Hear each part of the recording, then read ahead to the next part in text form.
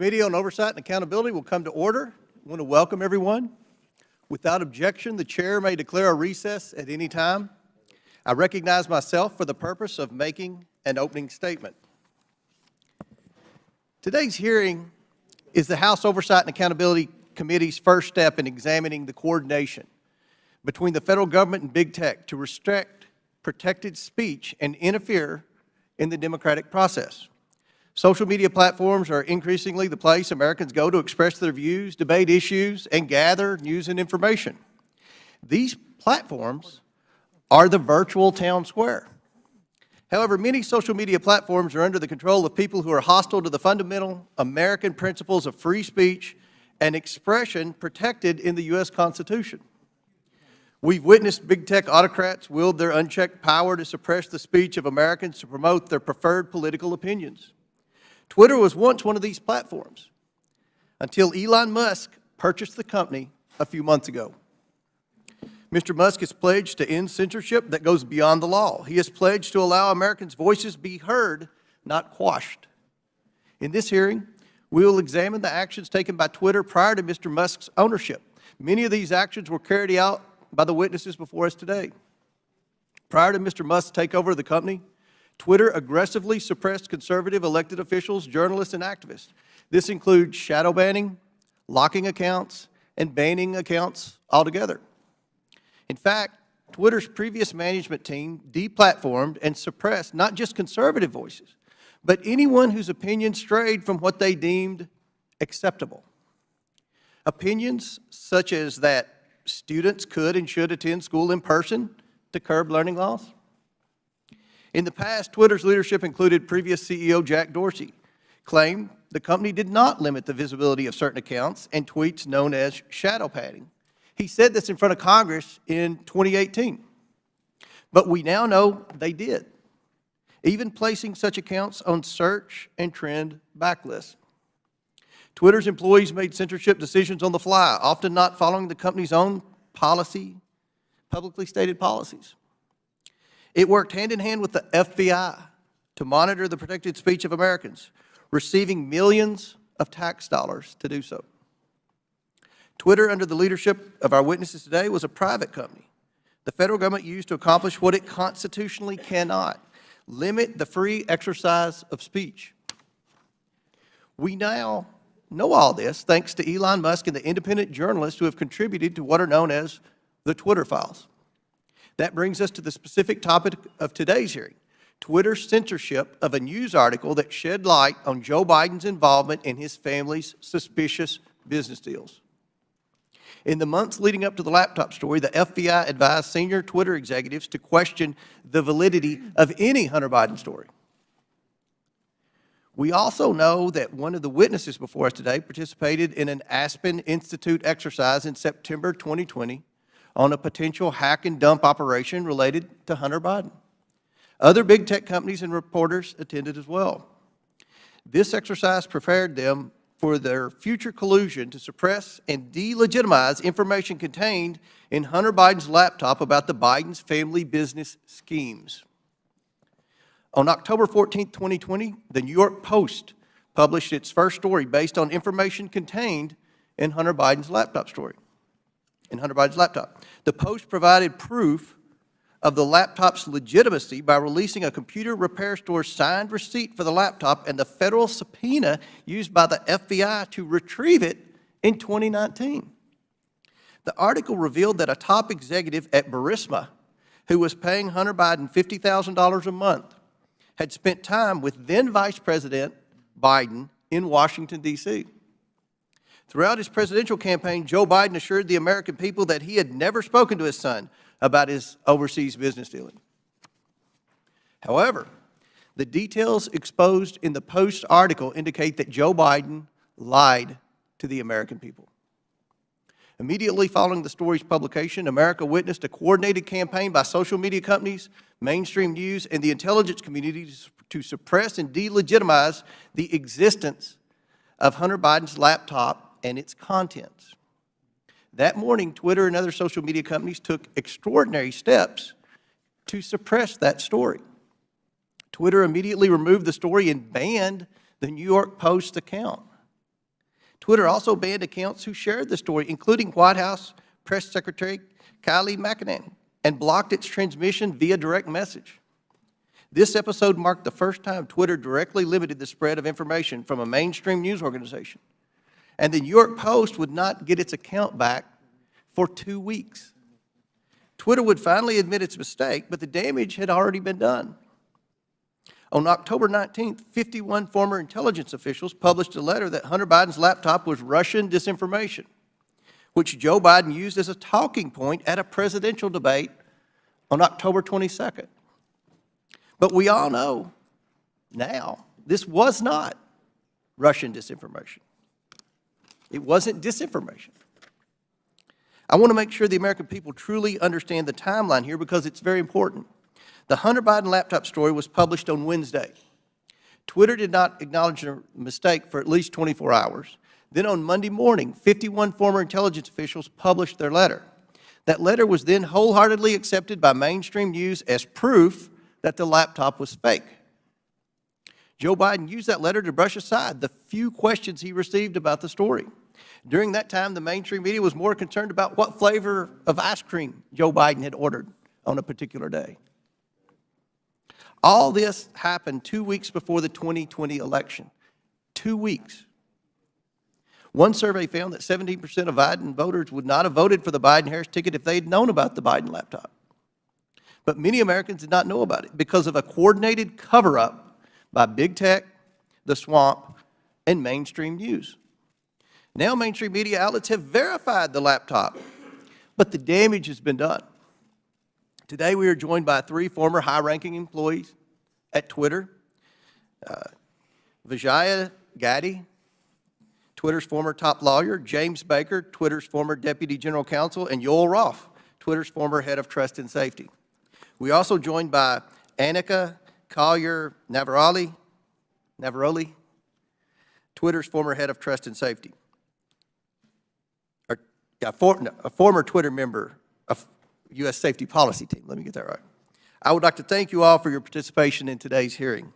We owe it to the American people to provide answers about this collusion to censor information about Joe Biden's involvement in his family's business schemes. With that, I yield to the ranking member for his opening statement. Thank you kindly, Mr. Chairman. Last night in his State of the Union address, over all the heckling, President Biden reviewed significant achievements his administration and congressional Democrats are delivering for the American people: the lowest unemployment rate in over 50 years, a manufacturing boom in clean energy, semiconductors, and infrastructure, expanding health care for veterans and lowering prescription drug costs for seniors and people with diabetes, beating the opioid epidemic and addressing our national mental health crisis, historic action on climate change. But this morning, we return not to focus on advancing this robust agenda of progress, but instead to take up an authentically trivial pursuit, all based on the obsessive victimology of right-wing politics in America.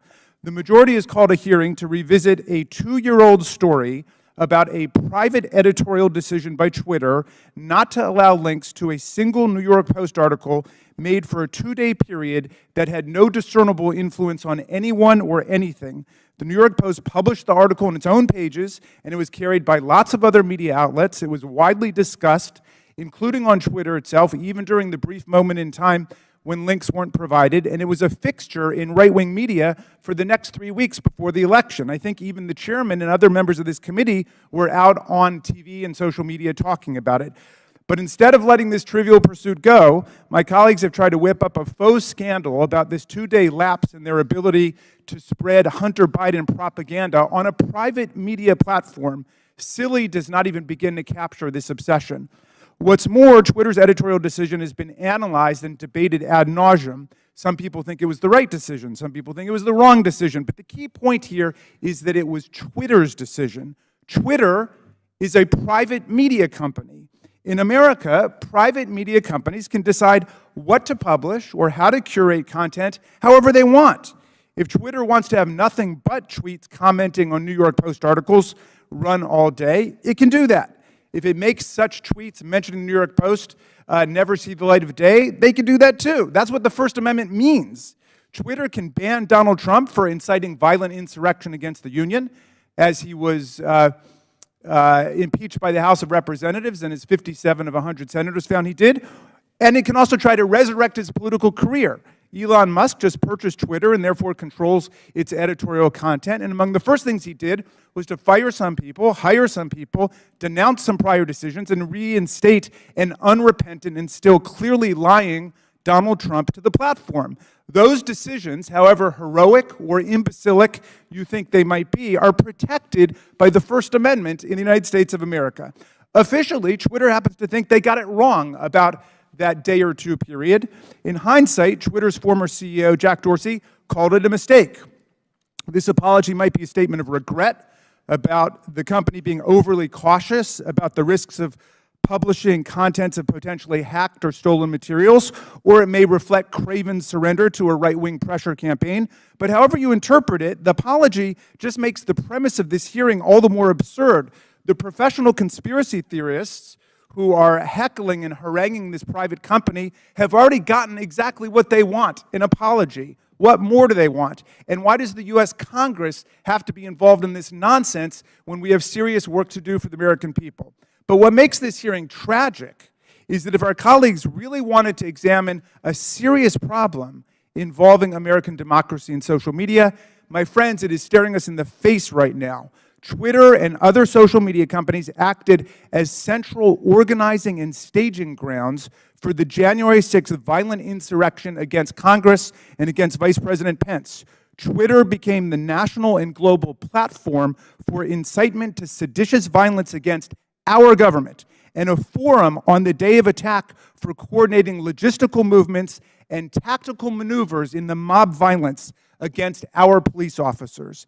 In the lead up to January 6th, Twitter decided to allow Donald Trump and countless MAGA extremists to use the platform to spread Trump's ridiculous big lie and disinformation about the election. And soon the internet was replete with incitement for civil war, race war, insurrection, revolution, and mob violence.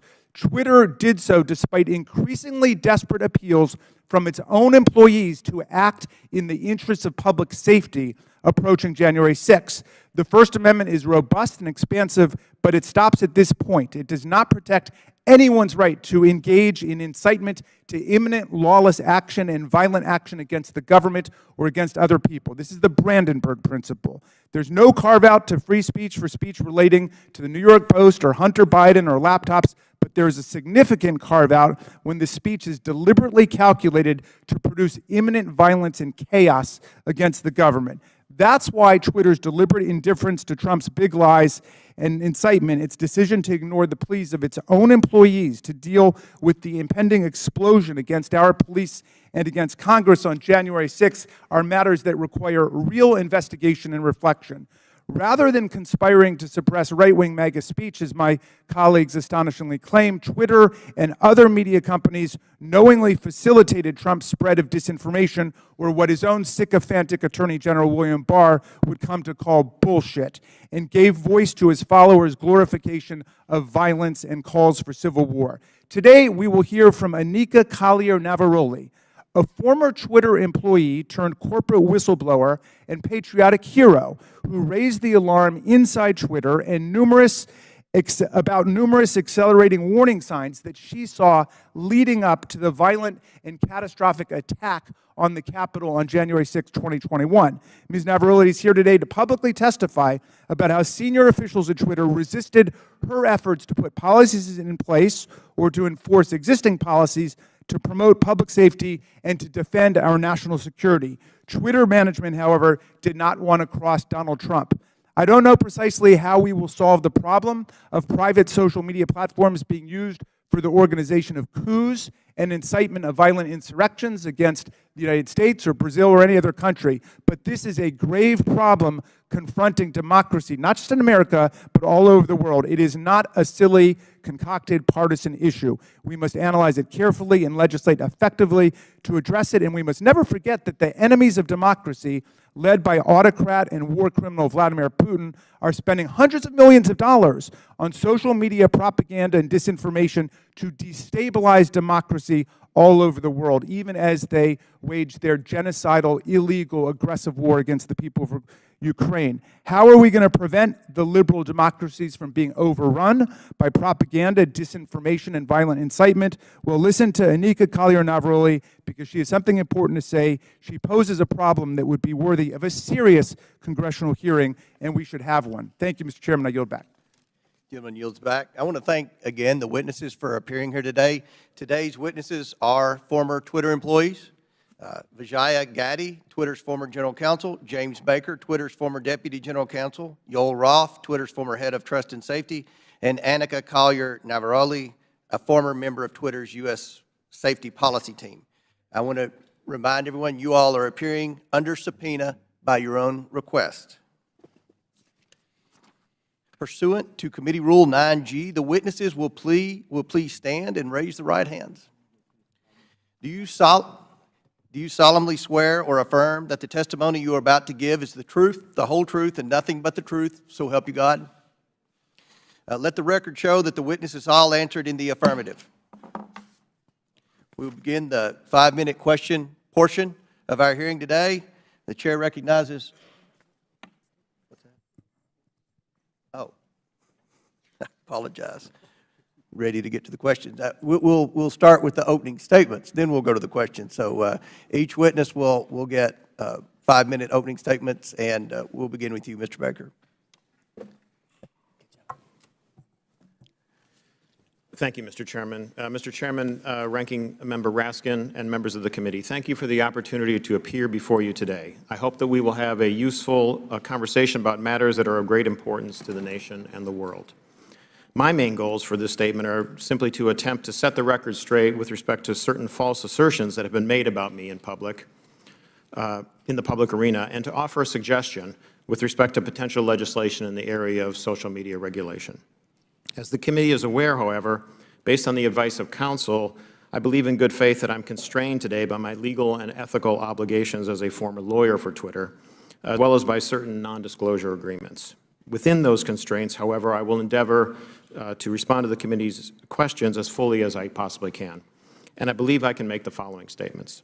First, I was not aware of, and certainly did not engage in, any conspiracy or other effort to do anything unethical, improper, or unlawful while I was at Twitter, period.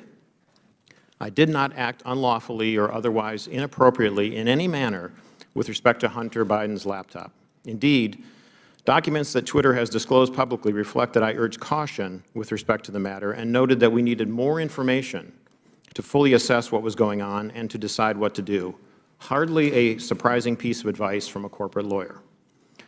Moreover, I'm aware of no unlawful collusion with or direction from any government agency or political campaign on how Twitter should have handled the Hunter Biden laptop situation. Even though many disagree with how Twitter handled the Hunter Biden matter, I believe that the public record reveals that my client acted in a manner that was fully consistent with the First Amendment. I think that the best reading of the law is that as a private entity, the First Amendment protects Twitter and its content moderation decisions. And I do not believe that the facts in the public record indicate that Twitter became a state actor as that concept is defined under existing precedent, such that the First Amendment would have constrained it. Second, I believe that at all times I executed my duties and responsibilities to my client, Twitter, lawfully and ethically. At no time was I an agent or operative of the government or any political actor when I worked at Twitter. To the contrary, I believe that I worked zealously and diligently within the bounds of the law in pursuit of my client's best interests. Third, I did not destroy or improperly suppress any documents at Twitter regarding information important to the public dialogue. At all times, I sought to help my client understand and comply with its legal obligations. It is worth noting that the public record indicates that after I left the company, attorneys or other unidentified third parties collected and or reviewed the contents of at least some of the Twitter files prior to their release. Fourth, Twitter disclosed publicly emails between me and Yoel Roth regarding one of Donald Trump's tweets about COVID. I do not have access to my Twitter emails, so I do not know if or how I responded to Mr. Roth. To the best of my recollection, I do not recall directing or urging him to take action with respect to Mr. Trump's tweet. Instead, what I recall is that I asked him a question so that I could better understand how he and others were implementing Twitter's COVID misinformation policy. Asking questions and learning more about what a client's activities are is what I think good lawyers should do, and again, hardly surprising. Fifth, the Twitter files reference prior investigations of me. It is true that the Department of Justice investigated certain aspects of my conduct while I was employed by the FBI related to the handling of certain information. Because I believe in the accountability for government officials, I cooperated with the department, including sitting for lengthy interviews. Eventually, the department closed the matter. No adverse action was taken with respect to me, and my security clearances while a government employee were never restricted because of the matter. In closing, Mr. Chairman, I want to return briefly to the general topic of government interaction with social media companies. The law permits the government to have complex, multifaceted, and long-term relationships with the private sector. Law enforcement agencies and companies can engage with each other regarding, for example, compulsory legal process served on companies, criminal activity that companies, the government, or the public identify, such as crimes against children, cybersecurity threats, and terrorism, and instances where companies themselves are victims of crime. When done properly, these interactions can be beneficial to both sides and in the interests of the public. As you, Mr. Chairman, Mr. Jordan, and others have proposed, a potential workable way to legislate in this area may be to focus on the actions of federal government agencies and officials with respect to their engagement with the private sector. Congress may be able to limit the nature and scope of those interactions in certain ways, require enhanced transparency and reporting by the executive branch about its engagements, and require higher-level approvals within the executive branch prior to such engagements on certain topics, so that you can hold Senate-confirmed officials, for example, accountable for those decisions. In any event, if you want to legislate, my recommendation is to focus first on reasonable and effective limitations on government actors. Thank you, Mr. Chairman. Thank you, Mr. Baker. Ms. Gaddy. Chairman Comer, Ranking Member Raskin, and members of the committee, thank you for this opportunity to provide this opening statement. After a decade as a corporate lawyer, I joined Twitter in 2011 as the first member of the corporate legal team. In 2013, I was promoted to general counsel. In 2018, I became the chief legal officer and continued in that role until October of 2022.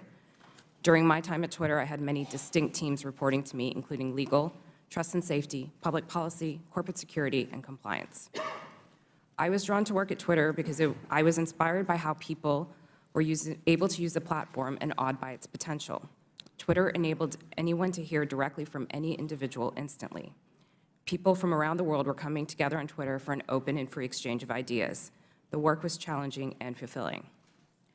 After Jack Dorsey returned as CEO in 2015, one of his top priorities became what we called the health of the public conversation.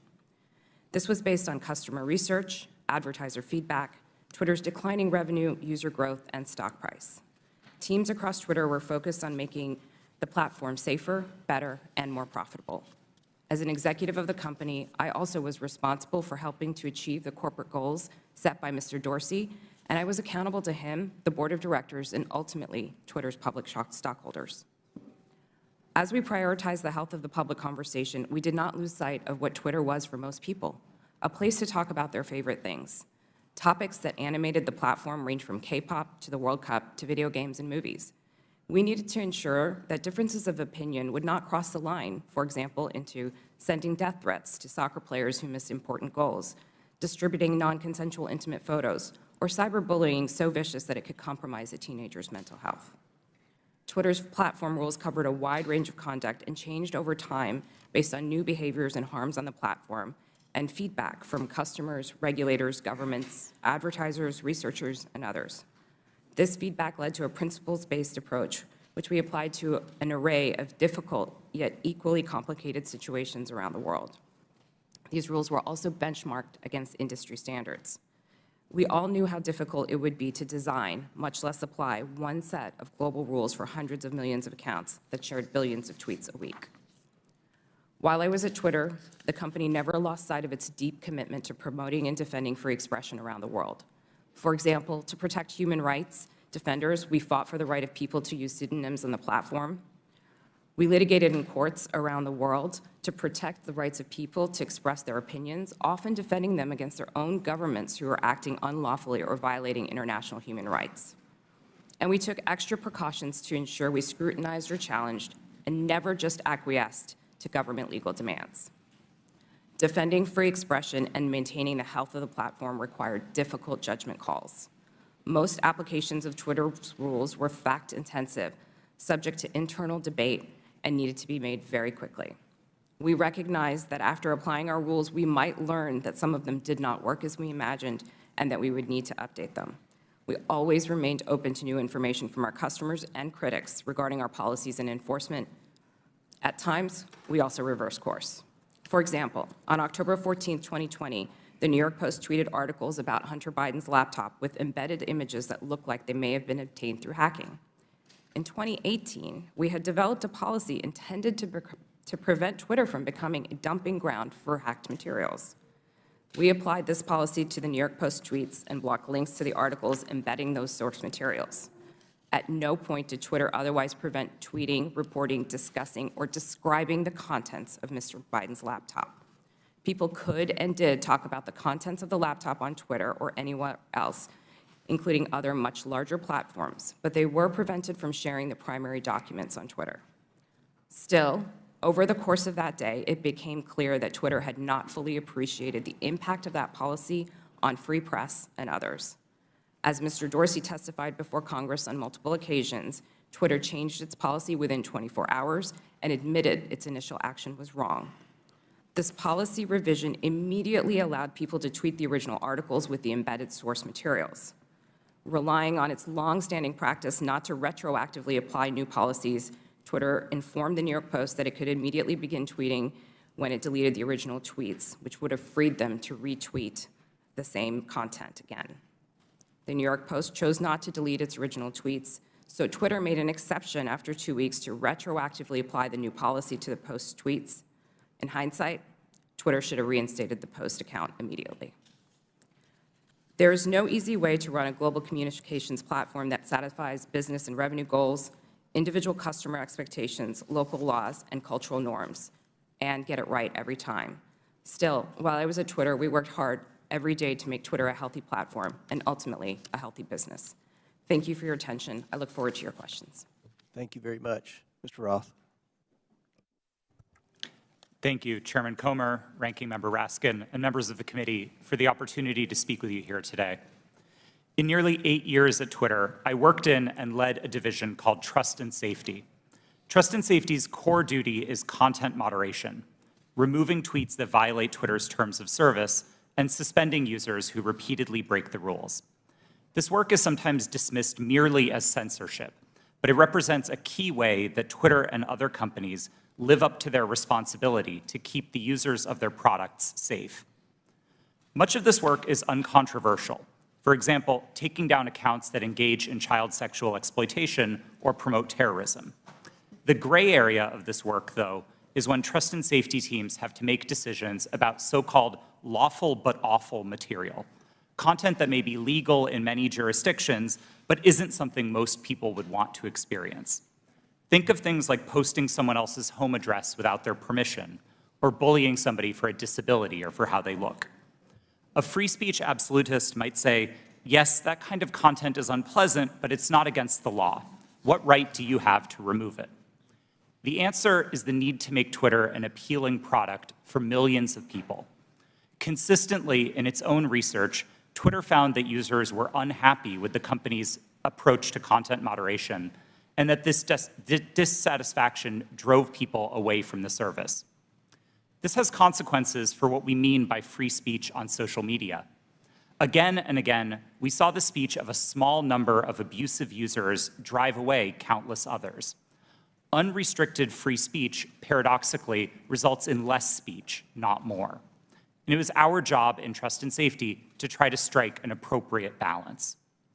But the importance of this work goes far beyond Twitter's business prospects and into the realm of national security.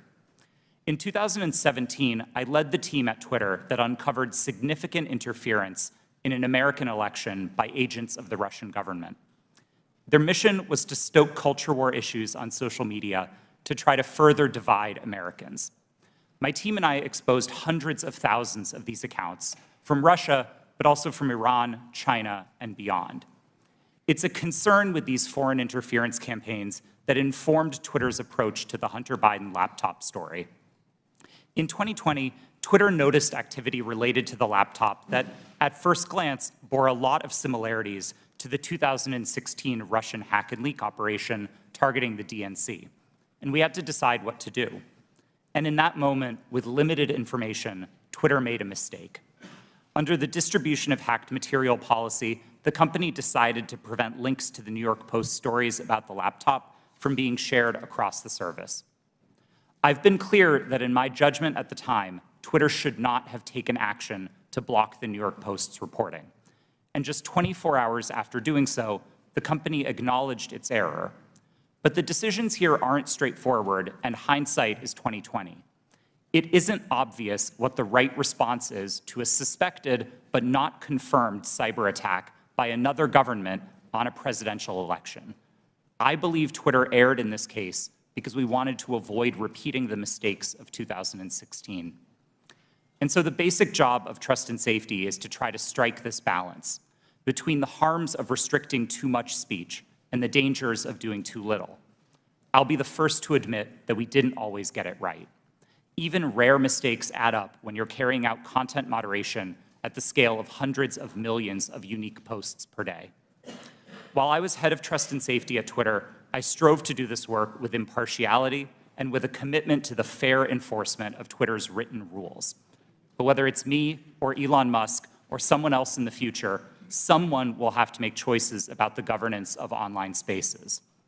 Those decisions should not be made behind closed doors or based on personal whims. I hope that we can work together to find ways to bring greater trust and transparency to social media, and I look forward to answering the committee's questions about any of these topics to the best of my ability. Thank you. Ms. Navaroli. Good morning, Chairman Comer, Ranking Member Raskin, and members of the committee. Thank you so much for the opportunity to speak with you all today. I'm here because there is an urgent need for us to understand the impact that social media companies are having on our democracy.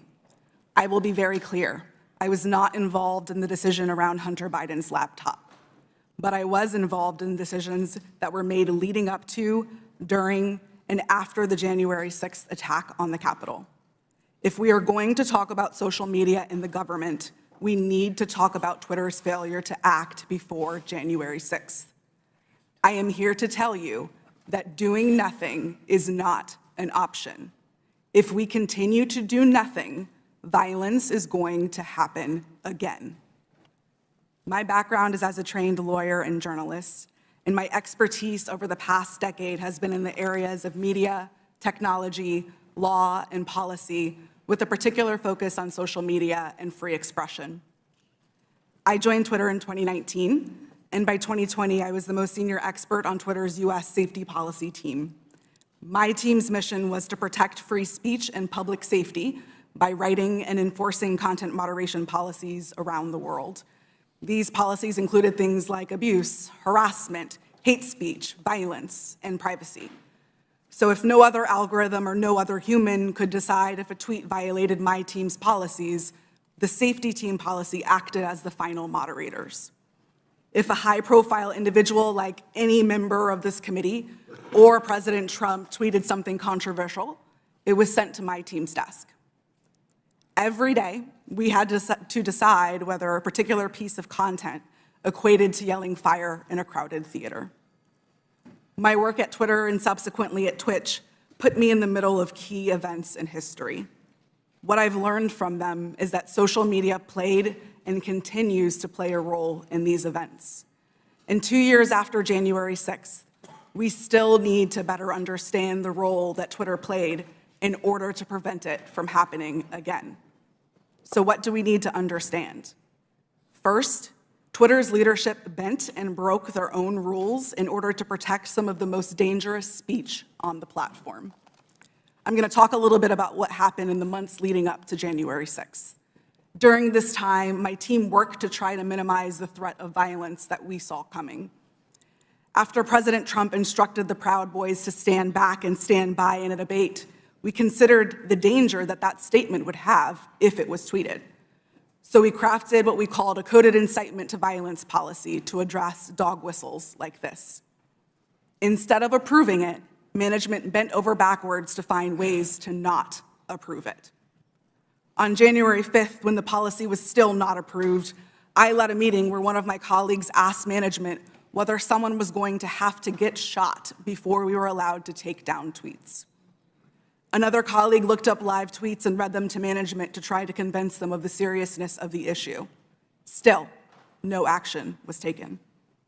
On the morning of January 6th, I sent Twitter lawyers a message warning them that our team was hamstrung by leadership. 2 days later, when it looked like it was going to happen all over again, I asked management whether they wanted more blood on their hands. Only then did they act. The second problem is that there is way too much power concentrated in the hands of too few. With January 6th and many other decisions, content moderators like me did the very best that we could. But far too often, there are far too few of us, and we are being asked to do the impossible. For example, in January 2020, after the US assassinated an Iranian general and the US president decided to justify it on Twitter, management literally instructed me and my team to make sure that World War III did not start on the platform. No person, people, or company should have that kind of unchecked power or that kind of responsibility. The modern-day public conversation should not be susceptible to the whims of any one individual or any one company. Fixing the systemic issues that lead to bad decisions is not going to be easy, but people like me who have been in the trenches can help lead the way. But I must say, coming forward and offering this information is risky and it is difficult. Doxing and harassment are real, and people are afraid to tell what they know. So we need to make sure that there are protections for those who speak the truth. We need to create space to hear from people on the front lines. We need to give them protection so they can share their experiences. Only then can we begin to understand the full scope of the problem and to find solutions. There is far too much at stake for us to do nothing. Thank you. Thank you all. Excellent opening statements. Now we'll begin with the question portion. We'll begin by recognizing Mr. Biggs for 5 minutes. Thank you, Mr. Chairman. Mr. Roth, within just mere minutes or hours after the New York Post published its story on the Hunter Biden laptop, at 8:51 a.m., you sent a message to a team, part of your team, I assume, and you said, "It isn't clearly violative of our hacked materials policy," referring to the story, "nor is it clearly in violation of anything else." Do you remember sending that message? Thank you for the question, Congressman. I don't recall that message specifically, but that does sound like my judgment on that day, yes. Okay, so that was early on in the day, and yet shortly thereafter, Kayleigh McEnany, White House press secretary's, her account was locked. So an inquiry was made the next day by a person named Carolyn Strom. You know Carolyn Strom? Yes, sir, I do. Yeah, Carolyn Strom asked what's going on here, and somebody named Elaine Ong Soto said the user was bounced by site integrity for violating our hacked materials policy. Do you remember that incident? Yes, sir, I do. And somebody named Trenton Kennedy said, "I'm struggling to understand the policy basis for marking this as unsafe." And I think the best explainability argument, now that may be a technical term for you, but for me it looks like we're trying to create a narrative here to cover our butt. The best explainability argument for this externally will be that we're waiting to understand if this story is the result of hacked materials. Do you remember Mr. Kennedy's communication? Yes, I do. Yeah, and so then we get into a whole series of things written by Mr. Baker going back and forth, and he says on that same day, now at 9:26, which is about a half an hour after your statement that you don't think that anything's been violated here, He says, I've seen some reliable cybersecurity folks question the authenticity of the emails in another way. And then you seem to later, but by the way, that's almost inconceivable. I mean, it just seems inconceivable that that would have happened so quickly that he would have that. And then you sent out something right after that that said, the key factor in forming our approach is consensus from experts monitoring election security and disinformation that this looks a lot like a hack and leak that learned from the 2016 WikiLeaks approach. I'm wondering if you can name for me today any of the experts that seem to have a consensus at 10:12 a.m. on the morning of October 14th that you put out saying that we're going to rely on some group of experts. Who were they? Thank you for the question.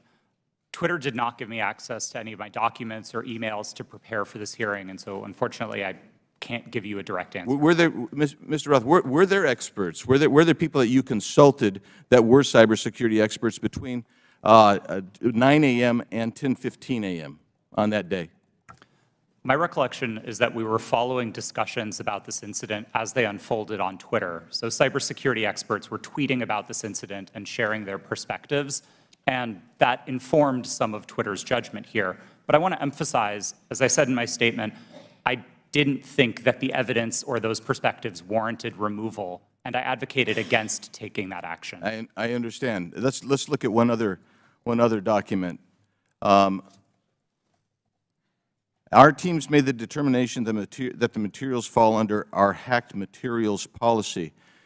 It's my understanding from reports and internal sources that normally a hacked material policy would require a government official or law enforcement determination that there had actually been a hacked account before that hacked policy were to be in place or imposed. Is that accurate? No, sir, it's not. So the policy did not require that there be any kind of official finding by the government, by a government source? No, there were a number of different types of evidence that we considered under the policy. Certainly government attribution would be a powerful one, but we also looked So you for weren't others. looking, that wasn't determinative is what we're saying? In that instance, we did not have any specific information from any government source, no. I'm going to read something that applies to this and several other things from the Twitter stack that you guys had. This might be an unpopular opinion, but one-off ad hoc decisions like this that don't appear rooted in policy are, in my humble opinion, a slippery slope and reflect an alternatively equally dictatorial problem. Quite frankly, that's what the essence of all four of your testimony. I realize you're trying to fight against it, but you exercised an amazing amount of clout and power over the entire American electorate by even holding them hostage for 24 hours, reversing your policy, and then they're like, well, we want to go back with the originals. That's 24 hours, or 2 weeks, that you imposed your will on the American electorate. I'll yield back, Mr. Chairman. Gentleman, time's expired. He went 30 seconds over. I'll give the ranking member an extra 30 seconds. You're very fair-minded, Mr. Chairman. Mr. Roth, let me start with you. Did I hear you correctly to say that there were thousands or even hundreds of thousands of counterfeit Twitter accounts set up by Russian propaganda and disinformation for Vladimir Putin to pump his poison into the bloodstream of American social media? Is that right? That's right, sir. And that's not just past tense. Those accounts are active on social media today. This is an ongoing campaign. Well, we should be having a hearing about that. I appreciate your alerting to us what's taken place. Ms. Navaroli, so you've testified that in the months leading up to the November 2020 election and then in the weeks before January 6th, you were growing increasingly anxious about the violent rhetoric and incitement that you saw posted on Twitter. Can you describe specifically what made you so concerned during that period? And did you raise your concerns with people at Twitter? Thank you for that question. As I said in my opening statement, after former President Trump in his debate said the statement, stand back, stand by to the Proud Boys, my team, in discussion with other teams at Twitter, realized that we had a gap in our policies and that could not be said on the platform because it would have gone too far. What we did see continue to happen was those statements, in addition to other coded incitement to violence or dog whistles began to spring up on the platform. And so what was once fringe ideology or fringe statements that were calling for the overthrow of the government became a loud roar. And so we heard individuals beginning to say that they were locked and loaded, that they were ready for Civil War Part 2, that they were ready for another revolution, that they were ready for the day of the rope in very clear English on Twitter. And on the January 6th committee, we have tens of thousands of statements like that being made on Twitter and other parts of social media. So we got a little taste of what you were experiencing on a daily basis. Now, there was this meeting on January 5th at Twitter. I don't think it was called specifically to look at what was going to happen the next day. That just happened to be a regular meeting. But at that meeting, you and other employees raised urgently the problem of what you saw coming on January 6th. How did Twitter management respond to the concerns that you raised? That's a great question. And yes, that meeting was a regularly scheduled meeting. Within the meeting, I believe I referred to it in my testimony to the January 6th committee as I was at my wit's end. I had argued, I had asked questions, I had asked for clarification. We had found dangerous tweets within the meeting, and yet the individual who is the most senior leader within the team in that meeting told us that we were not allowed to take that content down and that we were not allowed to use the coded incitement to violence policy. The reason that she gave us mirrored what we had been told by the former head of Trust and Safety, Del Harvey, that individuals might be saying things like locked and loaded or stand back and stand by in ways of self-protection. That was not what we were seeing on the platform. So when you were seeing things like locked and loaded and Civil War Part 2 and race war and so on, were you warning your superiors at Twitter that you thought there was going to be real violence, that this was not hyperbole that was being spoken at that point? Absolutely. I specifically told Del Harvey herself that someone was going to get shot, as I testified to to the January 6th committee. You stated that Donald Trump described his own tweets as little missiles. Why did that stick in your mind? Yes, the quote that you're referring to, I don't remember exactly what news article that it was in, but it was a news article that I had read in which the former president said that he liked to send out his tweets like little missiles. To me, that sounded exactly like weaponization of a platform in his own words, and yet Twitter was not concerned. All right. Well, again, this bears a complete hearing on its own. This is a real issue, unlike something that happened a couple of years ago for 24 hours that has already disappeared in the sands of time. But this is facing us today. As you say, those right-wing violent forces are still out there, and the social media can still be used as a channel for incitement to violent action against state legislatures, school boards, the Capitol of the United States, Congress, and so on. How do we prevent this from happening in the future, and do you think that Twitter is dealing with this problem effectively now? As I said in my opening statement, we have to do something. There is too much at stake for us to continue to do nothing. And this question of how do we prevent it is a big one. Unfortunately, I do not believe that we are at a place that we can come to solutions because we do not know how these companies work. We must continue to hear from individuals like myself. We must have a seat at the table to be able to share our experiences, because our experiences and the ways that we have succeeded, the ways that we have failed, hold the key to our futures and the key to our democracies. All right, thank you, Mr. Chairman. I would just say I was skeptical about revisiting the whole New York Post thing, where there have already been congressional hearings and they've already apologized for their little lapse, but this is a serious issue, and so I'm glad we at least have the opportunity to begin to talk about it in public. And I yield back to you. Thank you. Gentleman yields back. I'll recognize myself now for questioning. The Biden family investigation begins with the story of how big tech, the media, former intelligence agents, and the Bidens themselves suppressed the story of Hunter Biden's laptop weeks before the 2020 election. Today, we're hearing from Twitter executives who buried the New York Post laptop story, claiming it violated the platform's hacked materials policy. In reality, the Twitter executives were hostile towards conservatives and biased towards anyone who opposed their points of view. For example, Mr. Roth, did you write this tweet? I regret the language that I used in some of my former tweets, but yes, I did post that. And I'll read the tweet so it's in the record. yes, that person in the pink hat is clearly a bigger threat to your brand of feminism than actual Nazis in the White House. Mr. Roth, do you think all conservatives are Nazis? Certainly not, sir. What about the hundreds of people who worked in the Trump administration? Certainly not. Did Ms. Gaddy or any other lawyer at Twitter ever tell you to take down that tweet? No, Twitter did not have a practice of restricting employees sharing their personal viewpoints on the service.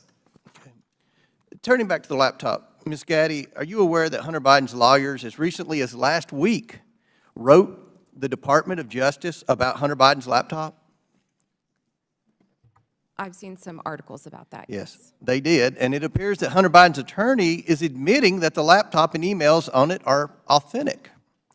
So, Ms. Gaddy, on October 14, 2020, did Hunter Biden report to Twitter that he was the victim of a hack? No, I don't believe he did. Ms. Gaddy, when the New York Post initially broke the story about the laptop, did you call Hunter Biden's lawyer to ask if it was authentic? No, I did not.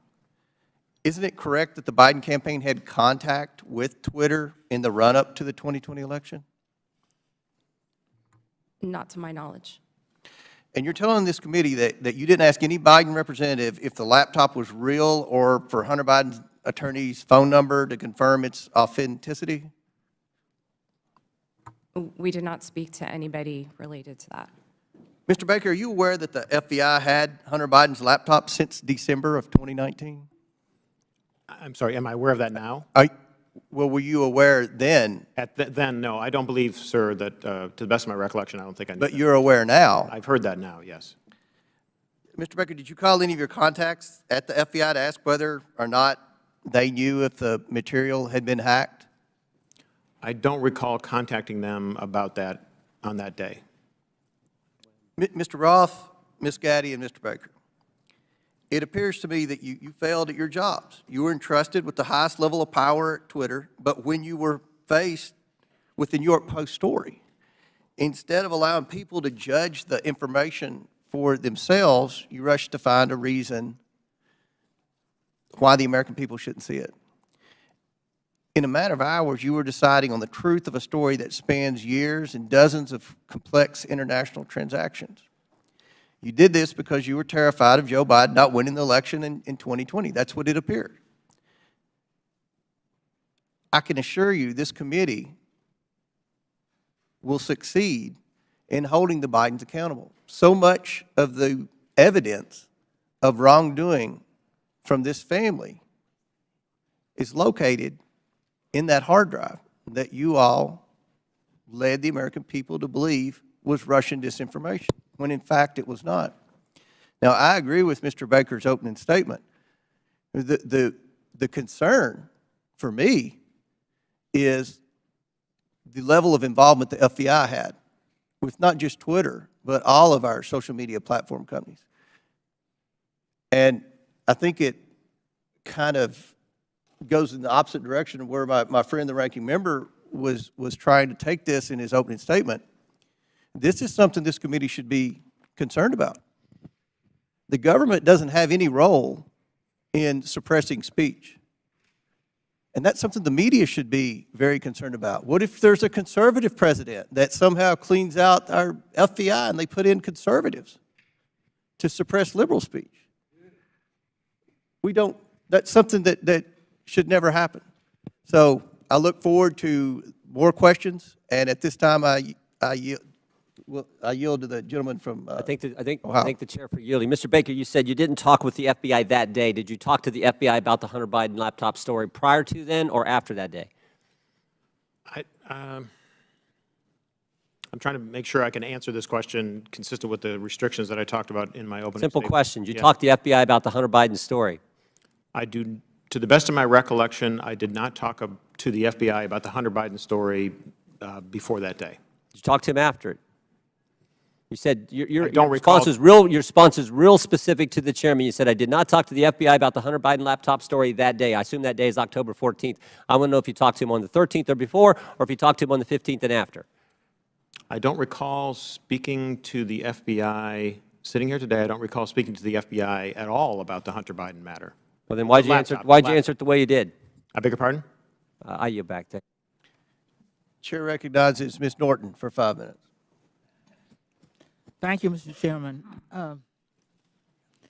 Like Benghazi before, Republicans are on a taxpayer-funded expedition to attack their political rivals, and they're feeding the flames of conspiracy in the process. With the release of the so-called Twitter files, Donald Trump has seized the moment to further his own conspiracies about the 2020 election, writing in December, and I quote, "Do not throw the presidential election results of 2020 out and declare," do you throw the presidential election results of 2020 out and declare the rightful winner, or do you have a new election? A massive fraud of this type and magnitude allows for the termination of all rules, regulations, and articles, and even those found in the Constitution, end quote.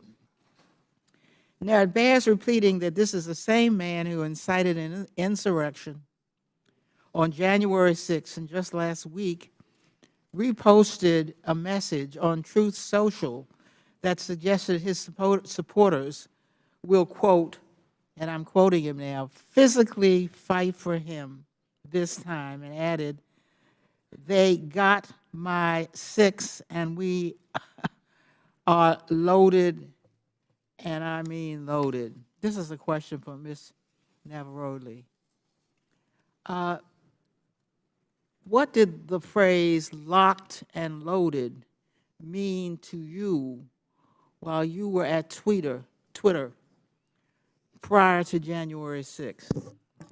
Yes, thank you for that question.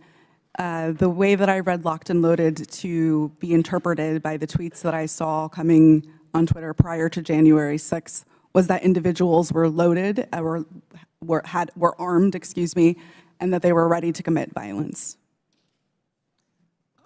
Are you concerned that the use of this language will continue to incite and legitimize political violence leading to the next election? Absolutely. We are sitting exactly 1 month in which the exact same playbook was played in Brazil when we saw almost deja vu happening again. As I said in my opening statement, unless we do something, this will continue to happen again. Thank you, Ms. Navaroli. Mr. Roth, you are no stranger to conspiracies and their real-world consequences. If you don't mind, can you please describe for the committee how the release of the so-called Twitter files has affected your personal safety? Thank you for the question, Congresswoman. The Twitter files, I would note first and foremost, didn't just affect me, but affected much more junior employees at Twitter. Employees as far away as Manila in the Philippines were doxxed, had their families threatened, and experienced harm equal to or greater than what I've experienced. But concurrent with the Twitter files, Elon Musk also made the decision to share a defamatory allegation that I support or condone pedophilia. And this lie led directly to a wave of homophobic and anti-Semitic threats and harassment against me, of which Twitter has removed vanishingly little. And following the Daily Mail's decision to publish where I live, ultimately I had to leave my home and sell it. Those are the consequences for this type of online harassment and speech. Well, I must say, those are very real consequences. By legitimizing unsubstantiated conspiracy theories about the deep state, big tech, and government censorship for political gain, committee Republicans are holding a match to a powder keg. We all saw the consequences of this kind of rhetoric on January 6th, and we continue to see it play out as political violence and hate crimes grip communities around the country. And I yield back, Mr. Chairman. That lady yields back. Chair recognizes Ms. Mace for 5 minutes. Thank you, Mr. Chairman. The Twitter files were not just about Hunter Biden's laptop. Twitter files make it apparent Twitter worked overtime to suppress accurate COVID information. Dr. Jay Bhattacharya is a professor of medicine at Stanford who once tweeted an article he wrote about natural immunity. Thanks to Elon Musk's release of the Twitter files, we learned some of his tweets were tagged with the label of Trends Blacklist. Apparently, the views of a Stanford doctor are disinformation to you people. I, along with many Americans, have long-term effects from COVID. Not only was I a long hauler, but I have effects from the vaccine. It wasn't the first shot, but it was the second shot that I now developed asthma that has never gone away since I had the second shot. I have tremors in my left hand, and I have the occasional heart pain that no doctor can explain, and I've had a battery of tests. I find it extremely alarming Twitter's unfettered censorship spread into medical fields and affected millions of Americans by suppressing expert opinions from doctors and censoring those who disagree with the CDC. I have great regrets about getting the shot because of the health issues that I now have that I don't think are ever going to go away. And I know that I'm not the only American who has those kinds of concerns. Another example of what Twitter has done to censor folks is from Dr. Martin Kulldorff, a Harvard-educated epidemiologist, who once tweeted, "COVID vaccines are important for high-risk people and their caretakers. Those with prior natural infection do not need it, nor children." The Twitter files reveal this tweet was deemed false information because it ran contrary to the CDC. So my first question this morning of Ms. Gaddy, may I ask of you, where did you go to medical school? I did not go to medical school. I'm sorry? I did not go to medical school. That's what I thought. Why do you think you or anyone else at Twitter had the medical expertise to censor a doctor's expert opinion? Our policies regarding COVID were designed to protect individuals. We were seeing You guys censored Harvard-educated doctors, Stanford-educated doctors, doctors that are educated in the best places in the world, and you silenced those voices. My next question is, did the U.S. government, I have another chart I want to show you, Ms. Gaddy.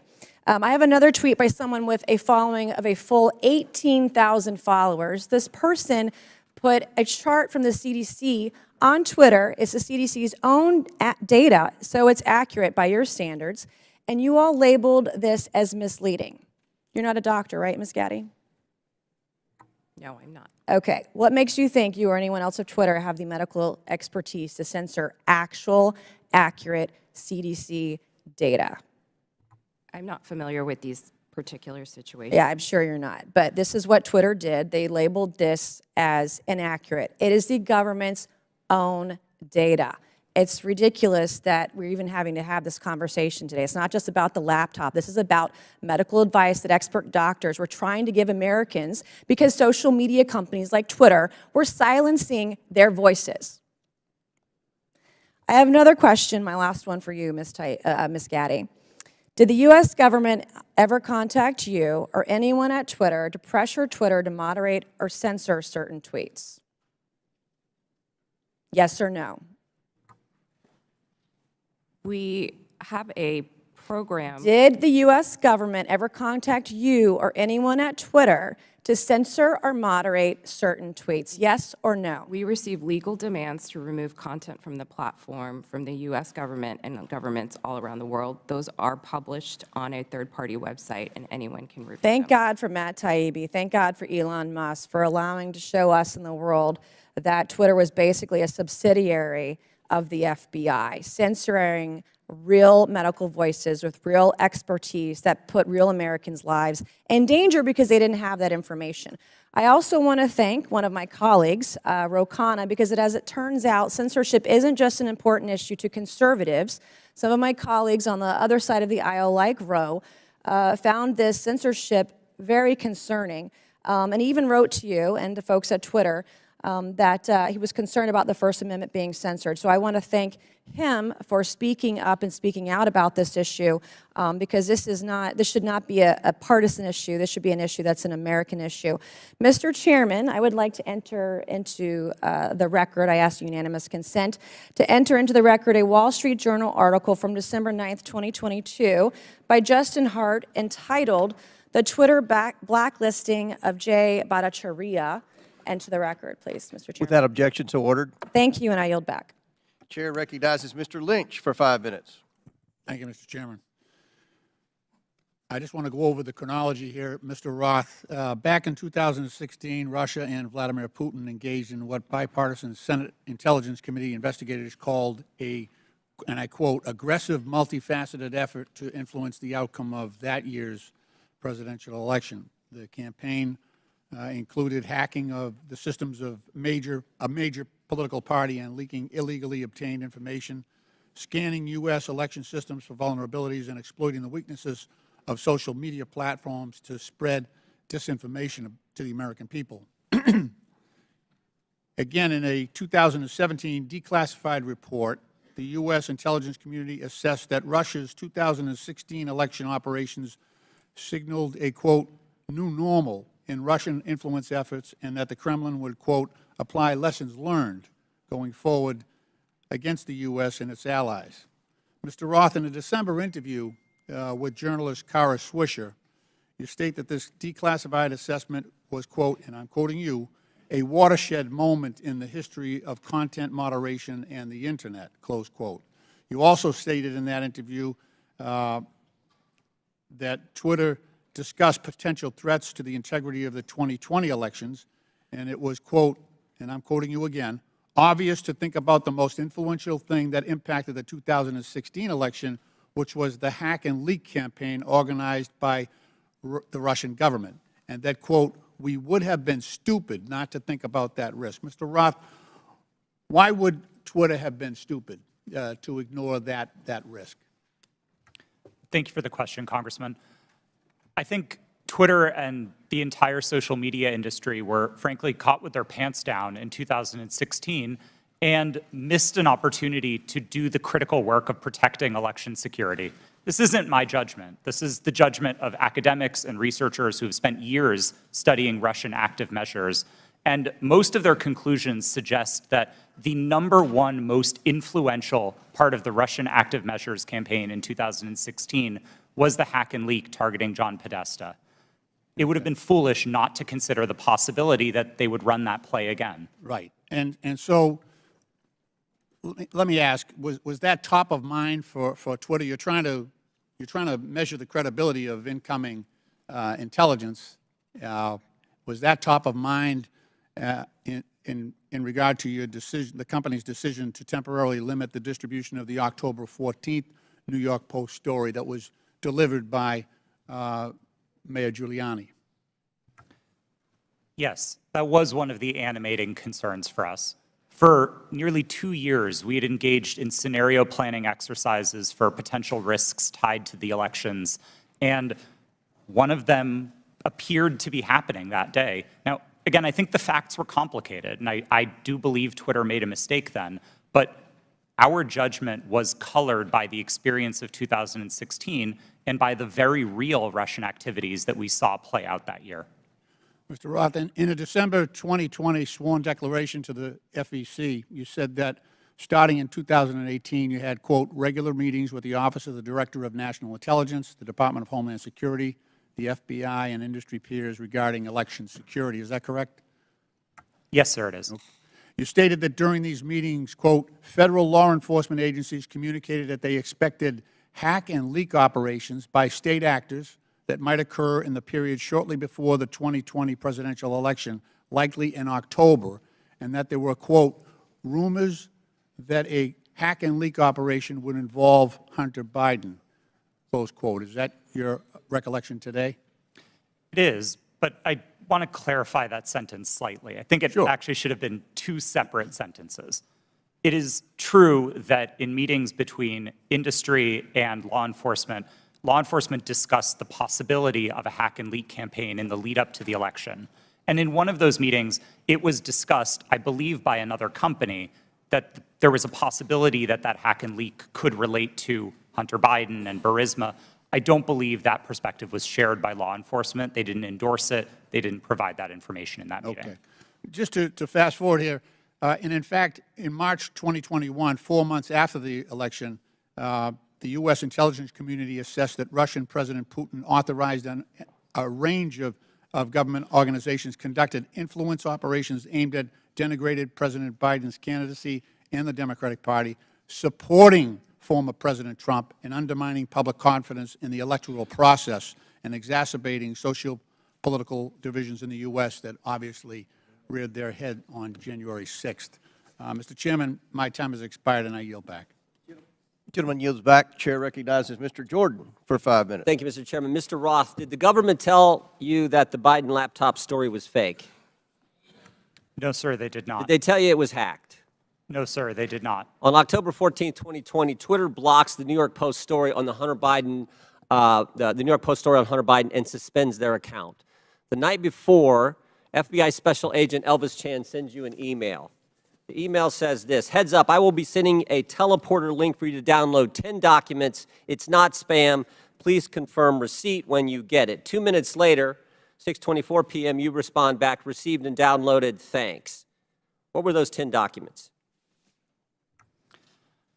Twitter didn't give me access to my laptop, but Special Agent Chan has said publicly, and the FBI has confirmed, that those documents did not relate to Hunter Biden, and that's my recollection of them. What did they relate to? My interactions with Agent Chan and with the FBI almost entirely focused on what the FBI called malign foreign interference, things like Russian troll farms and Iranian involvement in the elections, not on any type of domestic Any of the activity. information on there classified? No, sir, I do not hold a security clearance, and so I would not have received any classified information. Who does hold a security clearance? I'll just go to the second email here. I'm just curious about this. What I propose is that 30 days out from the election, this is another email to you from Mr. Chan. 30 days, we get temporary clearances. You pick who they are. Who were the people at Twitter who had a security clearance? To be honest, sir, I'm not sure, and we never ultimately followed through on this plan to get temporary clearances. Did anyone at Twitter have a security clearance? It's my understanding that at least some current or former employees did hold clearances, but I wasn't certain about Ms. that. Gaddy, do you know if anyone took up Mr. Chan's offer to hand out security clearances 30 days before the 2020 election? Not that I'm aware. So we don't know how many people had security clearances. Twitter, do we know? Mr. Baker, Mr. Gaddy, Ms. Gaddy, anyone know how many people at Twitter had a security clearance in the 30 days prior to the election? I don't know the answer to that question, Ms. sir. Gaddy? I do not know. Mr. Roth, you don't know? No, sir. Well, how about the last one? Ms. Navaroli, do you know? No. I mean, it seemed like the offer was to sort of just hand them out like candy. I just wondered who had them. No one knows? Okay. So the FBI didn't tell you that it was fake, didn't tell you that it was hacked. And Mr. Roth, did the story violate your policies?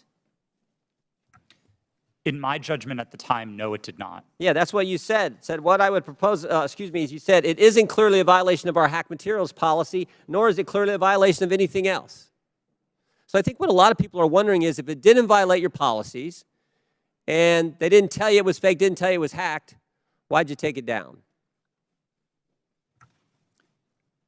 The company made a decision that found that it did violate the policy. It wasn't my personal judgment at the time that it did, but the decision was communicated to me by my direct supervisor, and ultimately, I didn't disagree with it enough to object to You know what I think happened, Mr. Roth? I think you guys got played. I think you guys wanted to take it deep down. We saw what the chairman put up where you said, everyone in the White House is a fascist. I think you guys wanted it to be taken down. I think you meet with these guys every week. We know that's been established in the Twitter files. You had weekly meetings with Mr. Chan in the run-up to the election. They send you all kinds of emails. They send you documents on the super secret James Bond teleporter. You get information on that. I think you guys wanted to take it down. I think you guys got played by the FBI. And that's the scary part. Because we had 50, this to me is the real takeaway. 51 former intelligence officials 5 days after you guys take down the Hunter Biden story and block the New York Post account. 5 days later, 51 former intel officials send a letter and they say, the Hunter Biden story has all the classic earmarks of a Russian information operation. The information operation was run on you guys, and then by extension run on the American people. And that's the concern. And to Mr. Raskin's point that you guys aren't bound by the First Amendment because you're a private company, okay, maybe so. But your terms of service don't have to comply with the First Amendment. Would that be right, Mr. Roth? They don't have to. You've said that as much in your testimony. My understanding of the First Amendment is that it protects people and businesses from government, not Understand informs how the... in your terms of service. So here's what I want to know. Is this a violation of the First Amendment when the government Mr. Chan again sending you an email saying, we think these accounts need to be looked at because they violate your terms of service. That's a different standard. So you got the government saying your terms of service, which don't have to comply with the First Amendment, but the government saying we don't think these accounts comply with your terms of service, please take them down. You see a problem there, Mr. Roth? Mr. Chairman, I'm seeing a flashing red light. I'm happy to answer the question. Do I think that that's a valuable use of the FBI's time? No, but I don't see in a request for review a problem under the First Amendment, no. I sure do. I thank the gentleman. I get back. Chair recognizes Mr. Conley for 5 minutes. Thank you, Mr. Chairman. Very good. My, what happens when you hold a hearing and you can't prove your point? We heard from the chairman in his opening statement that it's wrong for government to call Twitter and say, take down a tweet. Did I hear that correct, Mr. Roth? That was my understanding, yes. Yeah. So on May 27th, 2020, President Donald J. Trump, by the way, something that would come as news to you apparently, Mr. Roth, because you're still the subject of conservative harassment, we will strongly regulate, he went on to say, or close them down before we ever allow this to happen, unquote. Ms. Navaroli, doesn't that sound eerily like a government official telling Twitter that there's a threat, we'll shut you down if we don't like the content? I am not familiar with the tweet that you have referenced. Well, but if I just told you that quote without telling you who said it, might it have some ominous overtones from your point of view if you're still at Twitter? We'll shut you down. We'll regulate you. We will never allow this to happen. Those are pretty strong words. They are.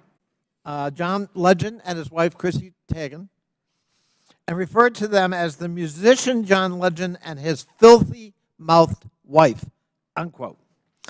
Ms. Teigen responded to that email at 12:17 a.m., and according to notes from a conversation with you, Ms. Navaroli's counsel, your counsel, the White House almost immediately thereafter contacted Twitter to demand the tweet be taken down. Is that accurate?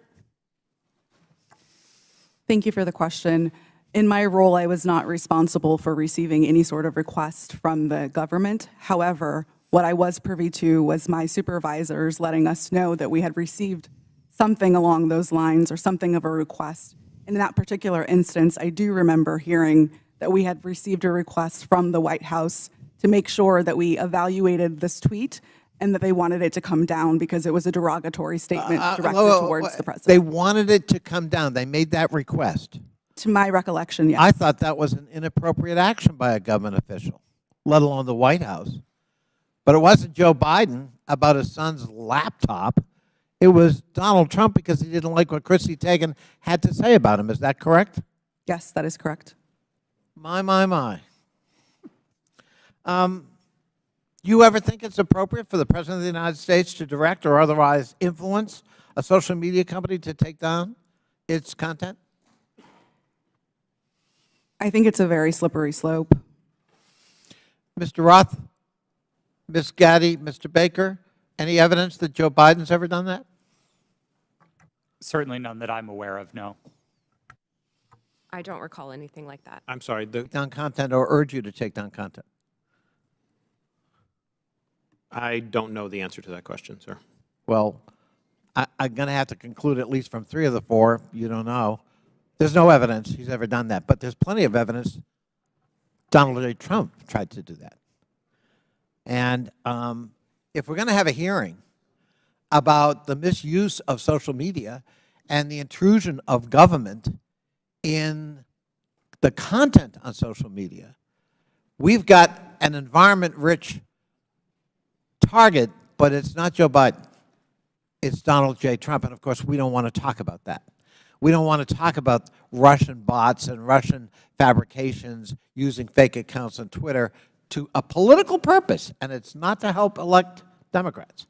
And we don't want to talk about 4 years of Donald Trump manipulating the truth and trying to manipulate social media and threaten it or directly to try to shape it by taking down content because it was critical of him personally.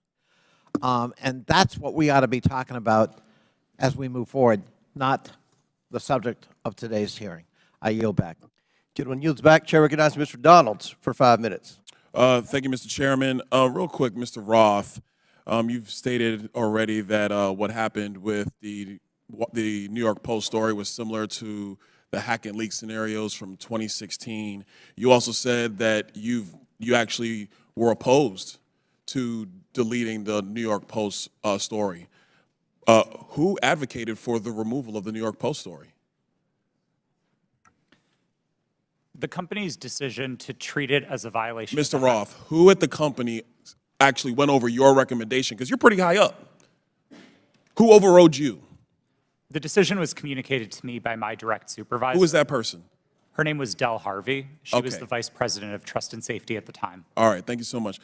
Ms. Gaddy, real quick, you said to the chairman earlier, and I want to paraphrase what I heard earlier, is that Twitter had no contact with anybody from the Biden team. Is that correct to your knowledge? Not to my knowledge. Put that up for me. This is Saturday, October 24th, 5:39 p.m., referencing 5 different tweets. This is with a Twitter email chain. Under the line, it's more to review from the Biden team. Does anybody have a comment on how much interaction was happening with the Biden team at Twitter with respect to tweets that they wanted Twitter to review? Ms. Gaddy, Mr. Roth? I'm not familiar with this email. So you're not familiar with this email, Mr. Roth? Are you familiar with this email? Only from what's been reported in the Twitter files. Did you ever have contact with anybody from the Biden team? No, sir, I did not. We explicitly separated the teams that would interact with campaigns from teams like mine that were responsible for content moderation. How big was the organization in Twitter that was actually working with campaigns?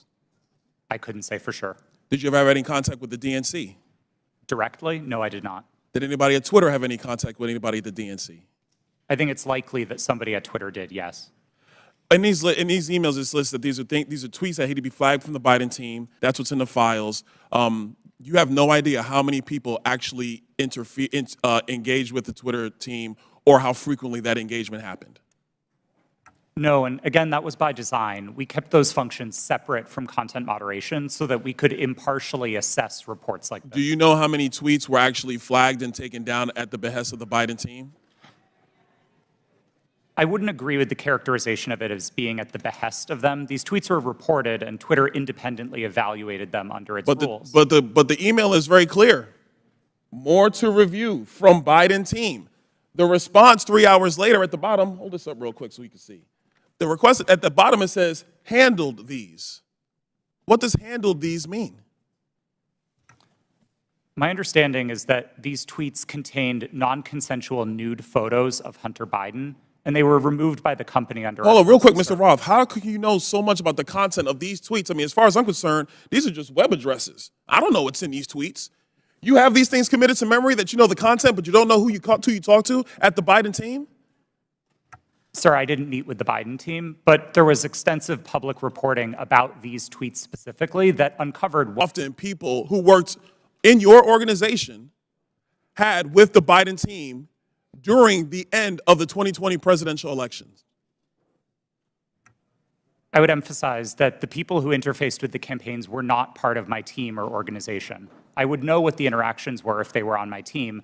It was a different part of the organization, not mine. Let me ask you a separate question, and I'll ask it of you too, Mr. Baker. Have you guys been able to quantify the amount of in-kind contributions associated with taking down the New York Post story? Because the New York Post story was down for 2 weeks, give or take. Do you have any understanding of how much that story was limited by Twitter and also by other social media companies? What the impact of an in-kind contribution that would be to the Joe Biden presidential election in 2020? I don't know the answer to that question, sir. Do you think it's big? I don't know the answer. Do you think it's more than a maximum contribution to a campaign? I wouldn't want to speculate. Would you call it 25,000? I don't know the answer to that question. 100,000? Sir, I don't know the answer to the question. $1 million? I don't know the answer to the question. Do you think Twitter will be in violation of federal election laws with the size of an in-kind contribution to take down a story, which is true, by the way? Chair recognizes Ms. Ocasio-Cortez. If she's here. It's your turn. You want to go? Okay.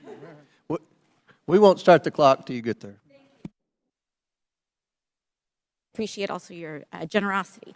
I just want to start off right here at the top here. This isn't even my line of questioning, but I'd like to submit to the record a Washington Post article now warning about Hunter Biden laptop disinformation, the guy who leaked it.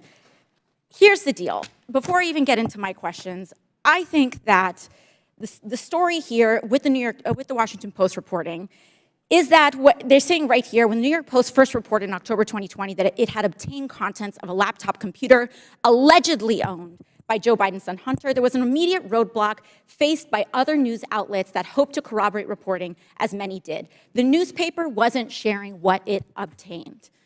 New York Post had this alleged information and was trying to publish it without any corroboration, without any backup information. They were trying to publish it to Twitter. Twitter did not let them, and now they were upset. I believe that political operatives who sought to inject explosive disinformation with the Washington Post couldn't get away with it. And now they're livid. And they want the ability to do that again. They want the ability to inject this again. So they've dragged a social media platform here in Congress. They're weaponizing the use of this committee so that they can do it again. A whole hearing about a 24-hour hiccup in a right-wing political operation. That is why we are here right now. And it's just an abuse of public resources, an abuse of public time. We could be talking about healthcare. We could be talking about bringing down the cost of prescription drugs. We could be talking about abortion rights, civil rights, voting rights. But instead, we're talking about Hunter Biden's half-fake laptop story. I mean, this is an embarrassment. But I'll go into it. Ms. Navarrete, let's talk about something real. I'd like to show you a tweet posted by former President Trump about my colleagues and I on July 14, 2019. It says in part, quote, "Why don't they go back and help fix the totally broken and crime-infested places from which they came? Then come back and show us how it's done. These places need your help badly. You can't leave fast enough. I'm sure that Nancy Pelosi would be very happy as quickly to work out free travel arrangements." A day or two after that, Donald Trump publicly incited, violence at a rally, targeting 4 congresswomen, including myself, saying, "Go back to where you came from." Ms. Navarrete, as I understand it, you were the most senior member of Twitter's content moderation team, or a senior member of Twitter's content moderation team when this was posted. As part of your responsibilities, did you review this tweet?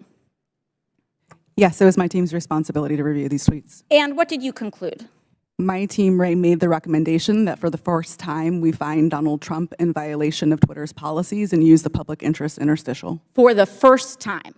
Yes.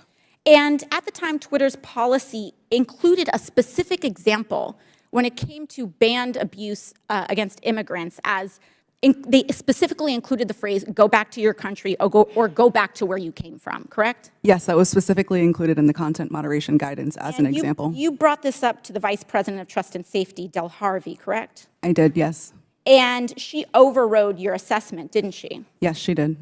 And something interesting happened after she overrode your assessment.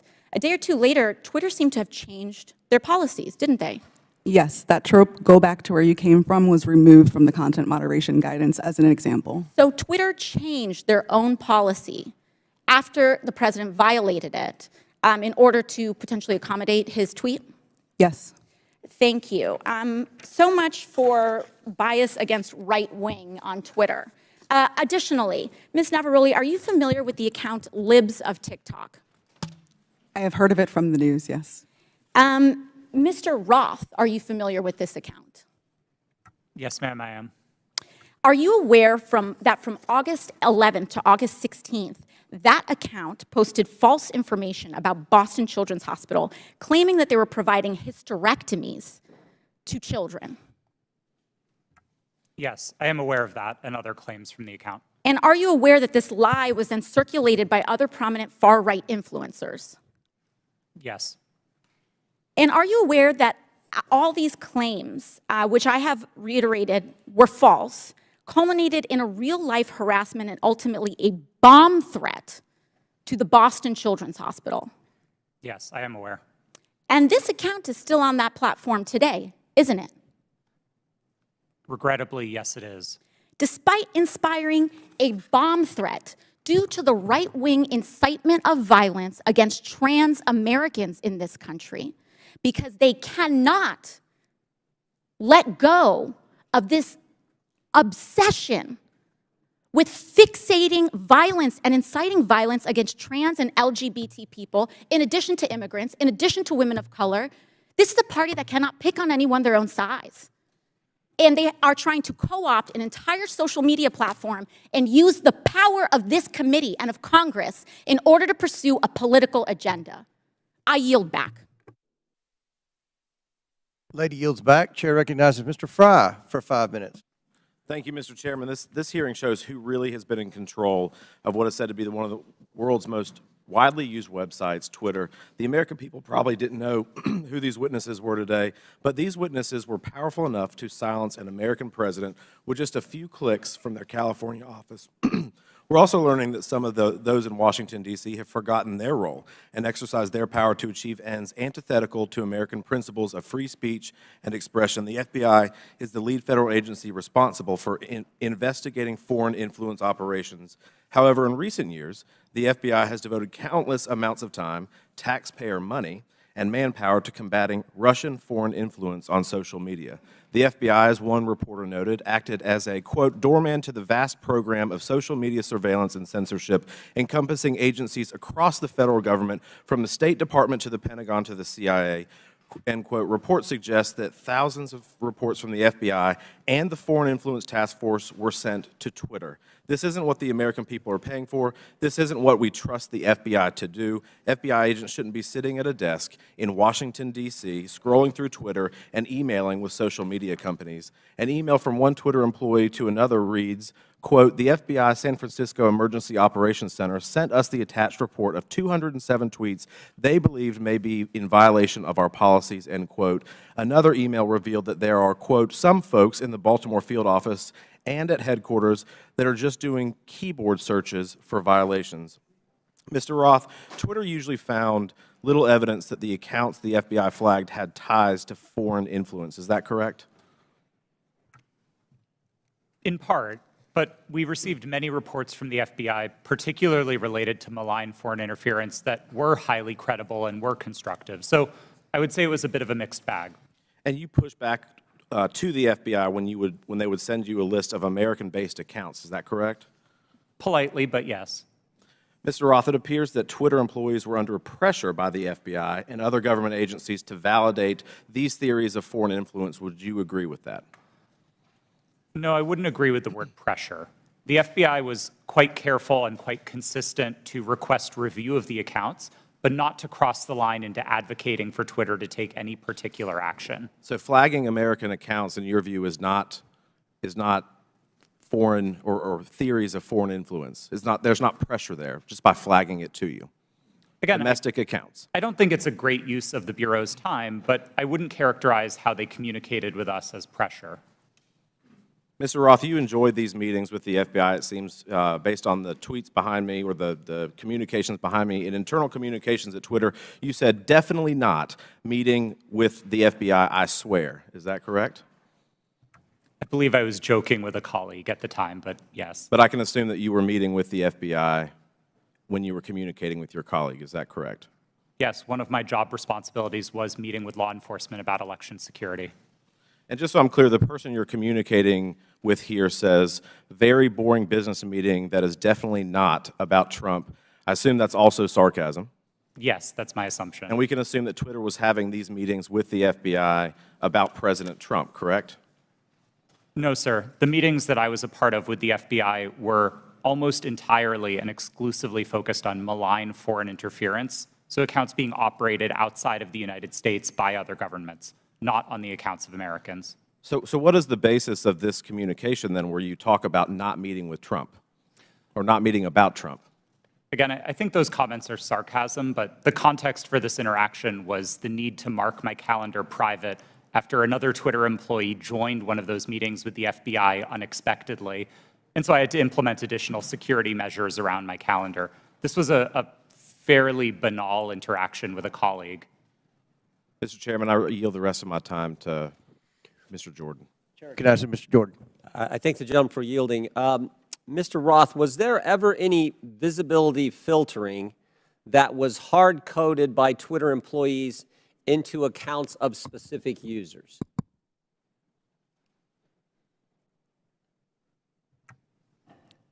Twitter employees were responsible for building the systems that performed visibility filtering, and then that filtering would have been applied either automatically. I'm asking a very specific question. I'm asking, was the code written in a way that for certain accounts, those accounts, unique in and of themselves, would be visibility filtering, to use your term, so that they wouldn't have as much reach or as much influence?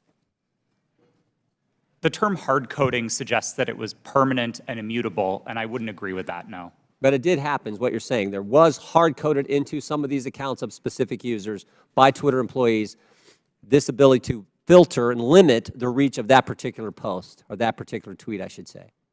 Again, I wouldn't say that they were hard-coded. Thank you. Chair recognizes Ms. Brown for 5 minutes. Thank you, Chairman Comer and Ranking Member Raskin, for holding this hearing today. Social media has been a revolutionary gift of the 21st century. From helping people across the world build meaningful connections to learning a new skill set, these platforms have played a significant role in creating an interconnected global world. When handled responsibly, social media serves as a useful resource with many positive outcomes. However, social media is not without its flaws, and the challenges are much larger than any specific incident or decision by one private company. Recently, social media has contributed to the rise and amplification of domestic extremist content and organizing. This is extremely concerning and, unfortunately, is contributing to the division of our society. According to an Anti-Defamation League survey, 66% of the LGBTQ+ respondents, that's a full 2/3, experienced harassment online. 37% of Jewish respondents and 34% of African Americans respondents said the same. This is truly disturbing. The power that social media has to inspire real-world action, both good and bad, is well known to all of us. And sadly, the hate online does not stay online. Social media has the power to influence not just here at home, but those who are watching us abroad. For example, an online disinformation campaign by a hostile foreign power can have the power to sway a close election. So, Mr. Roth, in a recent interview, you stated, and I quote, "Beginning in 2017, every platform, Twitter included, started to invest really heavily in building out an election integrity function." So I ask, were those investments driven in part by bipartisan concerns raised by Congress and the U.S. government after the Russian influence operation in the 2016 presidential election? Thank you for the question. Yes, those concerns were fundamentally bipartisan. The Senate's investigation of Russian active measures was a bipartisan effort. The report was bipartisan. And I think we all share concerns with what Russia is doing to meddle in our elections. Thank you so much. Did those investments include better information sharing mechanisms with the federal government? Yes. I think one of the key failures that we identified after 2016 was that there was very little information coming from the government and from intelligence services to the private sector. The private sector had the power to remove bots and to take down foreign disinformation campaigns, but we didn't always know where to look without leads supplied by the intelligence community. That was one of the failures highlighted in the Senate Intelligence Committee's report and in the Mueller investigation, and that was one of the things we set out to fix in 2017. Thank you for that. And Mr. Roth, were those communication channels useful to Twitter as it worked to combat foreign influence operations? Absolutely. I would say they were one of the most essential pieces of how Twitter prepared for future elections. Thank you so much. So clearly, we must come together as a committee to stand up and protect our country from foreign election interference and disinformation. I sincerely look forward to spending more time with this committee, working to understand how to fight back against our adversaries and strengthen our democracy. And with that, Mr. Chairman, I yield back. Thank you very much. Chair recognizes Ms. Green for 5 minutes. Thank you, Mr. Chairman. Mr. Baker, Ms. Gaddy, Mr. Roth, and Ms. Navaroli, you can consider your speech canceled during my time because you canceled mine. You see, you permanently banned my personal Twitter account, and it was my campaign account also. So let's talk about election interference, shall we? January 2nd, 2002, you permanently banned my Twitter account. This was the account that I would put my campaign ads on, raise money on, fight back when attacked with lies, and be able to talk to my voters in my district. But you banned it. And then let me explain. My account was not reinstated until November 21st, 2022. That was after my election on November 8th.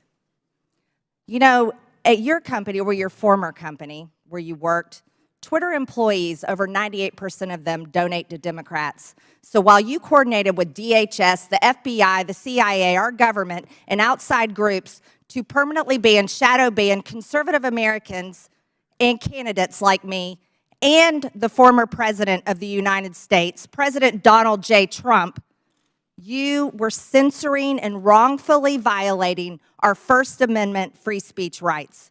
Guess what? None of you hold security clearances. None of you are elected, and none of you represent 750,000 people like I do. Let's explain. 52 United States Law 10101. No person shall intimidate, threaten, coerce, or attempt to stop any other person for the purpose of interfering with their rights to vote, or to vote as he may choose. You didn't shadow ban or permanently ban my Democrat opponent. No, you did that to me. And that was wrong, and it was against the law. You see, not only that, was it me that you violated my First Amendment rights? You violated countless conservative Americans. These were doctors that were trying to tell the truth about COVID, doctors that were having success treating people with ivermectin that you all would not allow to be talked about on your platform. These were parents complaining about their school boards, teaching gender lies in their schools, biological males entering their daughters' bathrooms and sports. These were also people questioning the 2020 election, and guess what? That's Americans' First Amendment right. These were people talking about voting machines. You know what? Democrats did that in 2019, before the 2020 election. On Twitter, people could question elections such as 2016, saying Hillary won, but in 2020, no one could question elections saying Trump won. You abused the power of a large corporation, big tech, to censor Americans. And you want to know something? Guess what? I'm so glad that you're censored down. I'm so glad you've lost your jobs. Thank God Elon Musk bought Twitter. And you know what? Let's talk about something a little bit further. It's amazing to me, Mr. Roth, as the head and trust of safety at Twitter, your ability, or should I say inability, to remove child porn. Now, here's something that disgusts me about you. In your doctoral dissertation entitled Gay Data, you argued that minors should have access to Grindr, an adult male gay hookup app. Minors? Really? You know, Elon Musk took over Twitter and he banned 44,000 accounts that were promoting child porn. You permanently banned my Twitter account, but you allowed child porn all over Twitter. Twitter had become a platform, you said, connecting queer young adults. You also wrote on Twitter in 2010, can high school students ever meaningfully consent to sex with their teachers? In 2021, while you were the director of trust and safety on Twitter, an underage boy and his mother announced a lawsuit against Twitter because Twitter was benefiting from and refused to remove a lewd video featuring this boy and another minor. That is repulsive. But you violated me. What were my tweets? Okay, let's talk about them. I was talking about the deaths being reported on VAERS. By the way, that's on the CDC website. I was also saying that I didn't think any entity should enforce a non-FDA approved vaccine or mask. Guess what? A lot of people agreed with me, but you called that COVID misinformation. By the way, I'm a member of Congress and you're not. I also said the controversial COVID-19 vaccines should not be forced on our military. You want to know something? Republicans stopped that in the NDAA. Ladies, time has expired. And your time has expired. I yield back. Thank you, Mr. Chairman. Chair recognizes Mr. Gomez. Thank you, Mr. Chairman. Mr. Roth, please explain to us why Ms. Marjorie Taylor Greene, or the representative from Georgia, was removed from Twitter. Thank you for the question, Congressman. My recollection is that her personal account was banned from Twitter after repeated written notices due to repeated violations of the Twitter rules. Can you add a little specificity to the violation of the Twitter rules? Yes. Again, I didn't have access to my Twitter email, documents, anything that would have let me prepare to answer that in more detail, but my recollection is that the Congresswoman repeatedly violated Twitter's policies about sharing misinformation about COVID-19. She received multiple written warnings about that conduct. She received multiple timeouts related to that conduct. And then ultimately, consistent with the written and published policy, those repeated violations resulted in her account being permanently suspended. Mr. Chairman, so in essence, I'd like to take a point of personal privilege. It's still my time. We'll stop. Still my clock. It's still my order, time. Mr. Chairman. Point of order by Mr. Raskin. Yeah, I don't believe that members of this committee have the right to interrupt someone's testimony because their Point name of was personal mentioned. privilege. And- You were mentioning my name, Mr. Raskin. You know, I understand, but that's not the rule, Ms. Green. I don't think a member. That is the rule in Congress. Well, then I'd like we can take a point I'd like of the personal parliamentarian to privilege. rule on whether any member of this committee has the right to interrupt a witness's testimony because they mentioned the name of a member of Congress. You mentioned my name, Mr. Raskin. Yeah, I'm not testifying. Chair recognizes Ms. Green. Thank you, Mr. For your Chairman. point of privilege, very briefly. Thank you. For Mr. Roth, who made you in charge of what is true and what's not true? We'll, Does she get to reopen her question? No, that we'll go back to Mr. Gomez, and Mr. Gomez, please remember the decorum of the committee. The clock, we'll restart the clock now. You didn't lose any time. Chair recognizes Mr. Gomez. Thank you so much. The gentle lady from Georgia was suspended from Twitter for knowingly and consistently spreading conspiracy theories about COVID-19 vaccine, right? Which is shameful, especially in a pandemic where a million people have lost their lives. With that, I yield my rest of my time to the gentleman from New York, Mr. Goldman. Thank you, Mr. Gomez. Let's talk about the so-called Twitter files, which my Republican colleagues seem to think are God's gift to journalism. In one about the Hunter Biden laptop, the author says that every single fact in the New York Post story was accurate. And Chairman Comer, I notice you blew up the cover of that New York Post story, which I appreciate you doing that because I'd like to dig into this article. The very first paragraph says Hunter Biden introduced his father to a top executive at a Ukrainian energy firm less than a year before the elder Biden pressured government officials in Ukraine into firing a prosecutor who was investigating the company. That is false. 100% false. Is the gentleman sure about that?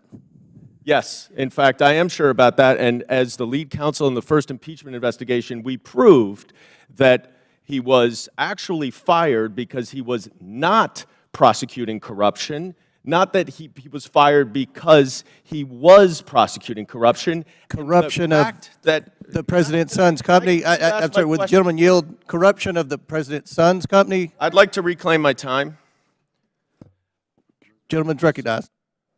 The fact that Joe Biden fired consistent with U.S. policy and every single European country, the prosecutor general in Ukraine, because he did not prosecute corruption, including at companies like Burisma, has been proven over and over and over. And if you want to know who actually prosecuted Burisma, Chairman Comer, you should talk to the British authorities, because they were the ones who were prosecuting Burisma, and they couldn't get any cooperation from the Ukrainian prosecutor general. So that's why he was fired. So right off the top, the very first paragraph of this so-called bombshell story is completely false. Now, what is the allegation that we are hearing from our Republican colleagues about the connection to Joe Biden and Burisma? It is an email from a Burisma employee thanking Hunter Biden for organizing a meeting with the Vice President Biden.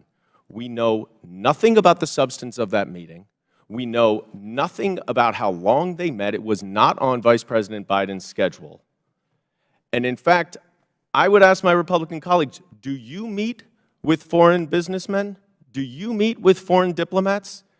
If we were to say to you every single time you met with somebody that you discussed something that you're voting on, how would you react? It's preposterous. And Chairman Comer, you have said in your opening statement that Joe Biden lied to the American people. That is a bold, bold accusation. And so far, we've seen no actual evidence of any lies or any support for Joe Biden being involved in anything having to do with Ukraine other than promoting U.S. foreign policy. And I hope that you are not abusing the power as chairman of this committee, and that you are not wasting taxpayer dollars on a fishing expedition into a civilian child of a president for political purposes. I yield back. The gentleman yield to a quick question. You don't have to. It's your choice. You yield. Yeah, please. So, I would love to discuss this. are you admitting that Joe Biden did get the prosecutor in Ukraine fired? I think it's very clear that Vice President Biden, along with all of our allies in Europe, pressured Ukraine to fire a corrupt prosecutor general who was not charging corruption cases that would have included potentially Burisma. Corruption with his son's company? Yes. In fact, if what he wanted was the prosecutor general to prosecute corruption, and the allegations that you are making and that the Russians are making, because this is all part of Russian propaganda, is that Burisma was corrupt and Joe Biden was trying to stop an investigation into Burisma. That is categorically false, and there is no evidence of it. Mr. Chairman, We're going to recognize one more speaker. We've been requested by the presenters for a brief bathroom break. If you'll allow us, we have one more questioner, and then we'll take that break. Chair recognizes Mr. Timmons for 5 minutes, and then we'll have a 5 to 10 minute break. Mr. Timmons. Thank you, Mr. Chairman.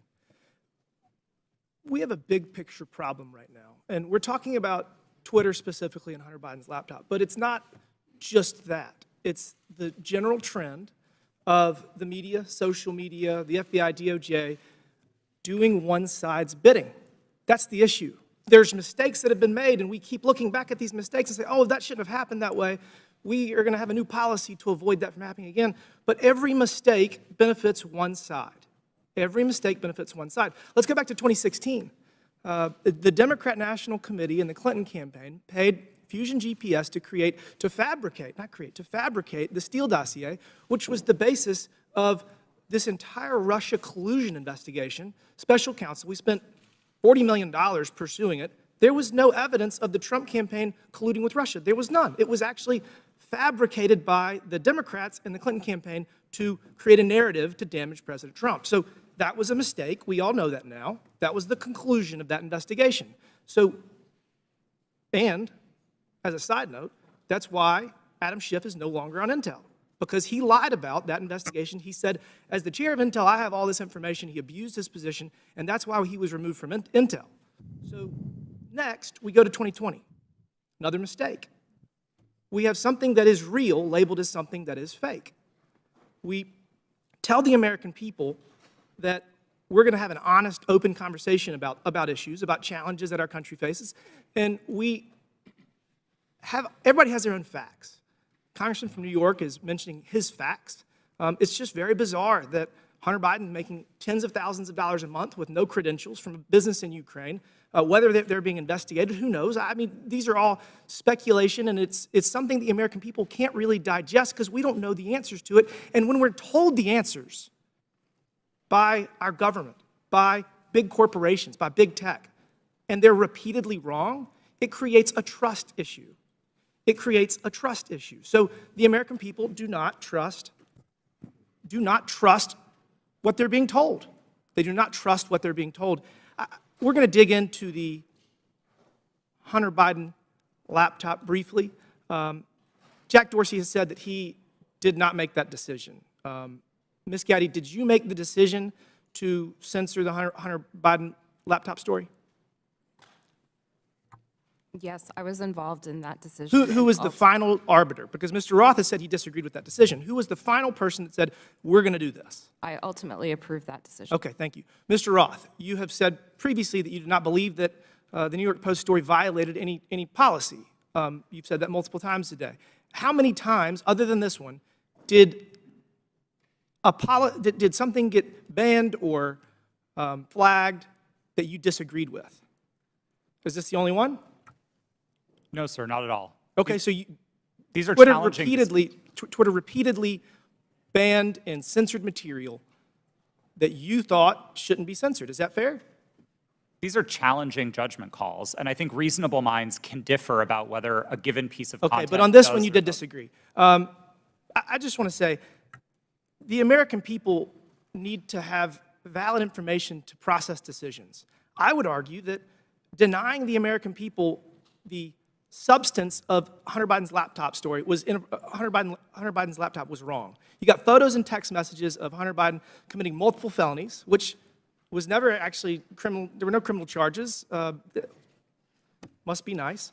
Hunter Biden and James Biden were negotiating deals with Chinese Communist Party agents, one of whom Hunter Biden classified as the spy chief of China. We have evidence, at least one of Hunter's deals with Chinese Communist Party-linked entities, Joe Biden was given a 10% equity stake in the joint venture. You have evidence that the Bidens were trying to sell America's natural resources to the Chinese, and this is my personal favorite. Evidence that the Bidens and a Chinese energy company owned by the Chinese Communist Party had leased office space no further than 3 miles from where we're sitting right now. And the man running for president had his own office in that office space, his own personal office. You think the American people deserve to know that? I do. I think that there's a lot of smoke surrounding the Biden's relationship with the Chinese Communist Party. There's a lot of smoke surrounding the Biden's relationship with Ukraine. And they deserve to have the facts to make a decision for themselves. Y'all got it wrong in 2016 with Russian collusion. You got it wrong with Hunter Biden's laptop in 2020. You got it wrong regarding COVID at every turn. The American people deserve better. Will the gentleman yield for a question? Gentleman yield. Will the gentleman yield for a question? Gentleman yield. Yes. Then Mr. Raskins. Mr. Baker, did you talk to any of the 51 former Intel officials who sent the now famous letter on October 19th, 2020, saying that the story in the New York Post had all the classic earmarks of a Russian information operation? Have you talked to any of those 51 prior to that letter being sent on the 19th or after? Sir, I can't remember who's on that group, but Clapper, Brennan, Morrill. I've talked to those people during the course of my career, yes. Have you talked to them in your time at Twitter? I can't remember who's on that list, so I'm afraid. No, how about the three I just mentioned, Clapper and Brennan? Okay. All right. Mr. Chairman, regular order. Last question, but feel free to answer. Then we'll recognize Mr. Raskins. Well, I was going to ask the gentleman before he left whether he's denying the Russian disinformation propaganda campaign that we've heard about from witnesses, where he's just denying Russian collusion, which was something that Mr. Mueller specifically did not address in his final report. He said collusion is not a legal concept. He was looking just at conspiracy, and he said there wasn't substantial enough evidence to charge conspiracy, but there were dozens of contacts between Donald Trump and the Russians that were documented in that report. That's all I wanted to say. Mr. Chairman, if I could- Chair recognizes Mr. Jordan, then we'll recess for. Just to restate the question that's on the table to Mr. Baker. Did he talk with Mr. Clapper, Mr. Brennan, or anyone else that he knows of on that who signed that? Point of order, letter? Mr. Chairman. Whose time is this? now? This going was on? The chairman's time. remaining 3 seconds of. He doesn't have remaining time. Okay. He's gone over by a minute. We're over. Mr. Baker, feel free to answer the question if you want, and then we'll take a recess. Mr. Jordan, I don't recall discussing that publication that they did about the Hunter Biden laptop with any of those people. We'll stand in recess for 5 minutes. When we return, Mr. Garcia will begin our questioning. We're in recess for 5 to 10 minutes.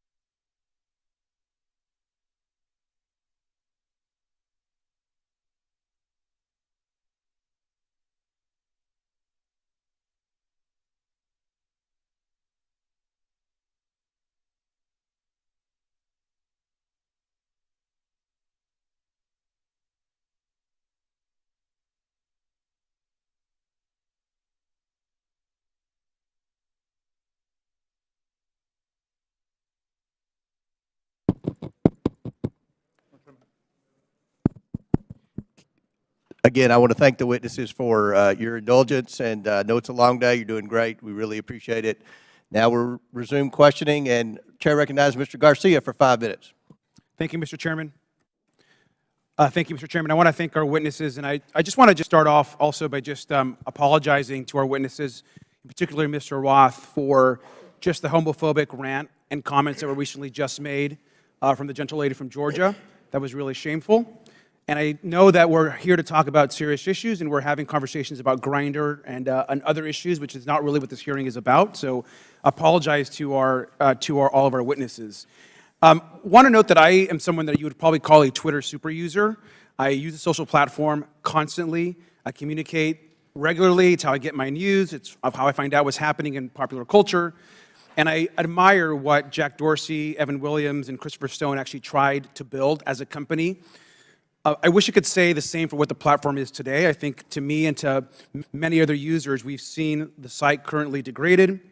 We've seen Mr. Musk more interested in attacking journalists and uplifting conspiracy theories and actually running a company.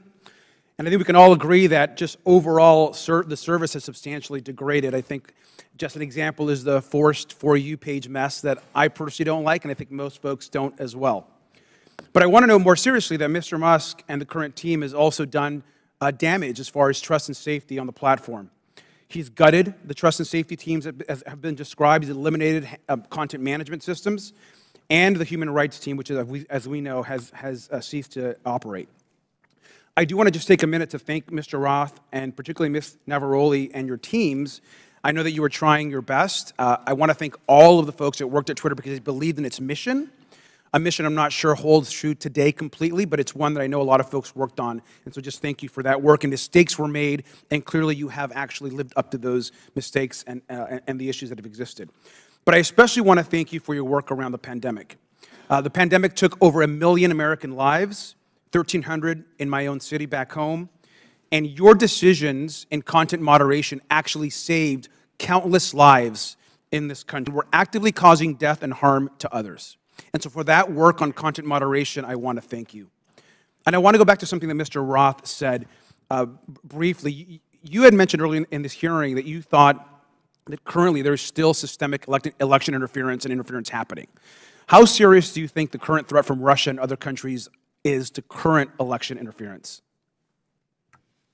I think we can look to the evidence from the midterms to know that these campaigns are ongoing and they are serious. And it's not just Russia, Iran, and China, though they are the big players. There's now a playbook for how election interference works. And it's unfortunately all too cheap and all too easy for countries to try to carry this out. Thank you. And I think it's pretty clear what we've learned today. One thing we've learned, which hasn't been much, by the way, is that there's current election interference happening today by Russia and other actors. And so that is something that's serious. That's which the focus of this hearing should actually be about, versus all of this kind of nonsense and lies and conspiracy theories that this committee is actually focused on today. I want to take the remaining balance of my time and yield to Ms. Ocasio-Cortez. I thank the gentleman from California. I'd like to raise and follow up on a point that the opposition and the other side of the aisle is making, which is trying to insinuate that there is something scandalous or unusual about federal agency outreach to social media platforms and other organizations such as Twitter. The insinuation here is that in the FBI and other agencies reaching out to Twitter, that there's something nefarious about this, that this was some sort of partisan weaponization or attempt to intimidate. But we actually have quite a documented history of representatives from the Trump administration hailing the progress that the government had made in working with companies like Twitter to counter foreign influence operations and other areas of concern.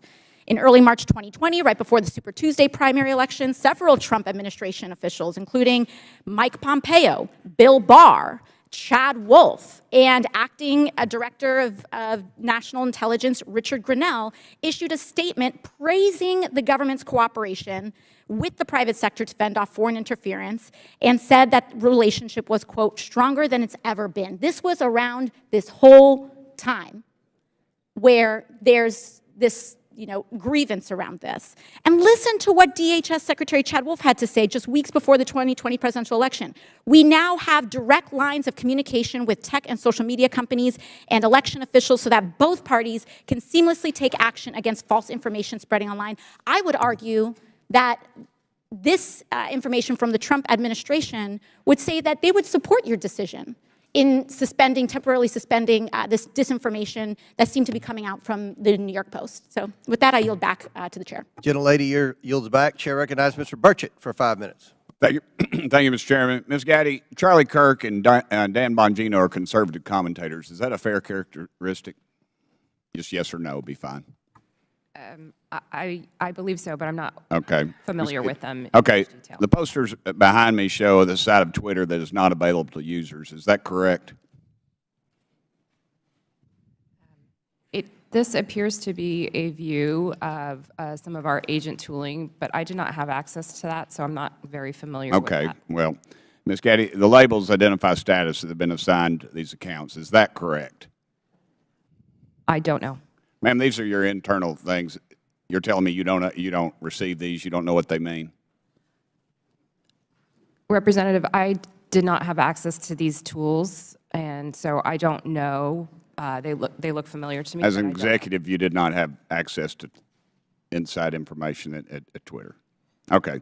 Ms. Gaddy, Mr. Bongino's account, there's a few words under the verified and active. Can you read the first two labels under verified and active? They're the yellow ones.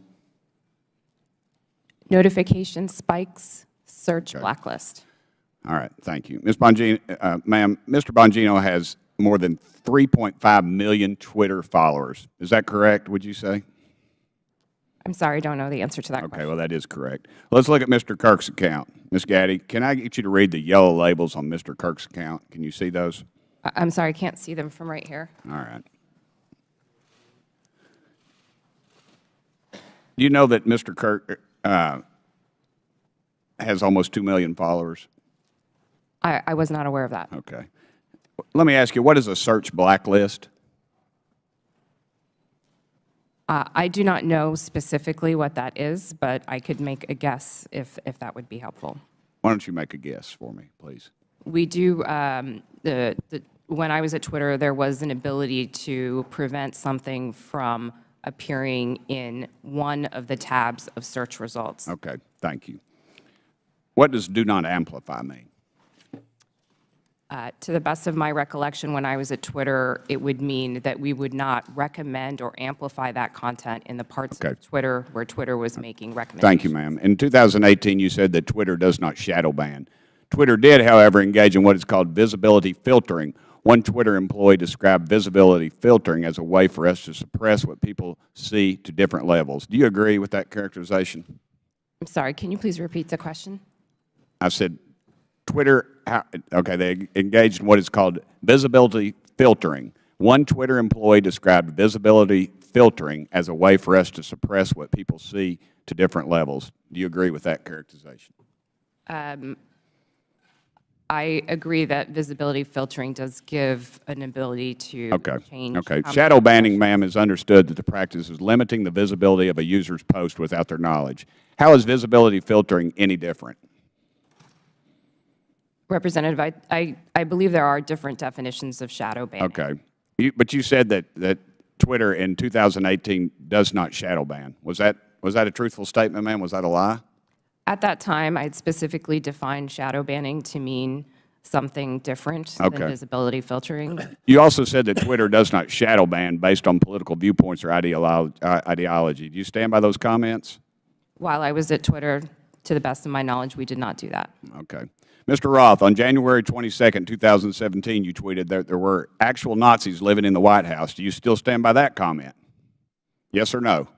Sir, I regret the language I used. No, I do not. Okay. Mr. Roth, earlier in your testimony, you said you regretted tweeting that, quote, actual Nazis are living in the White House. However, Iran's Ayatollah sent anti-Semitic tweets, one stating, quote, Israel is a malignant, cancerous tumor that has to be removed and eradicated. Yes or no, did Twitter ever ban the Ayatollah or remove this hateful anti-Semitic tweet? Yes or no? To the best of my knowledge, Twitter did not remove that tweet. The answer is no. Mr. Chairman, it's clear that conservative voices are being silenced on social media and in the mainstream. I appreciate this hearing. I might also suggest we look into holding one on DirecTV, Newsmax, and OAN. I give the rest of my time to Mr. Jordan. I thank the gentleman for yielding and for his good questions. So the user knows when their account's been suspended or blocked, but they don't know when they have some of these gold terms that were under Mr. Bongino and Mr. Kirk. Is that right, Mr. Roth? As of the time that I worked at Twitter, yes, that's correct. So they don't know if they're on the search blacklist. They don't know if they're on the do not amplify. They don't know that. That's correct. Twitter did not disclose that. So you did that to these two accounts. What I want to know did you know, Mr. Roth, if that was at the prompting of anyone from the government? Gentleman's time's expired, but please answer the question. No, sir, I'm not aware of any requests or orders or demands or anything from the government requesting that visibility filtering be applied to those accounts or any others. Chair recognizes Mr. Frost for 5 minutes. Thank you, Mr. Chairman. Look, I mean, I've been sitting here for over 2 hours, and I'm still not really seeing the point of this hearing. Is it to solve the problems of the American people, what people are struggling with? No. We get it. My Republican colleagues wish that the Hunter Biden story would have helped them win the 2020 election, and that didn't happen. And so they're angry about it, and that's the point of this hearing. You know, it was actually the foundation of the chairman's opening statement. It's why he brought up that poll on the 2020 election. That's what this is all about.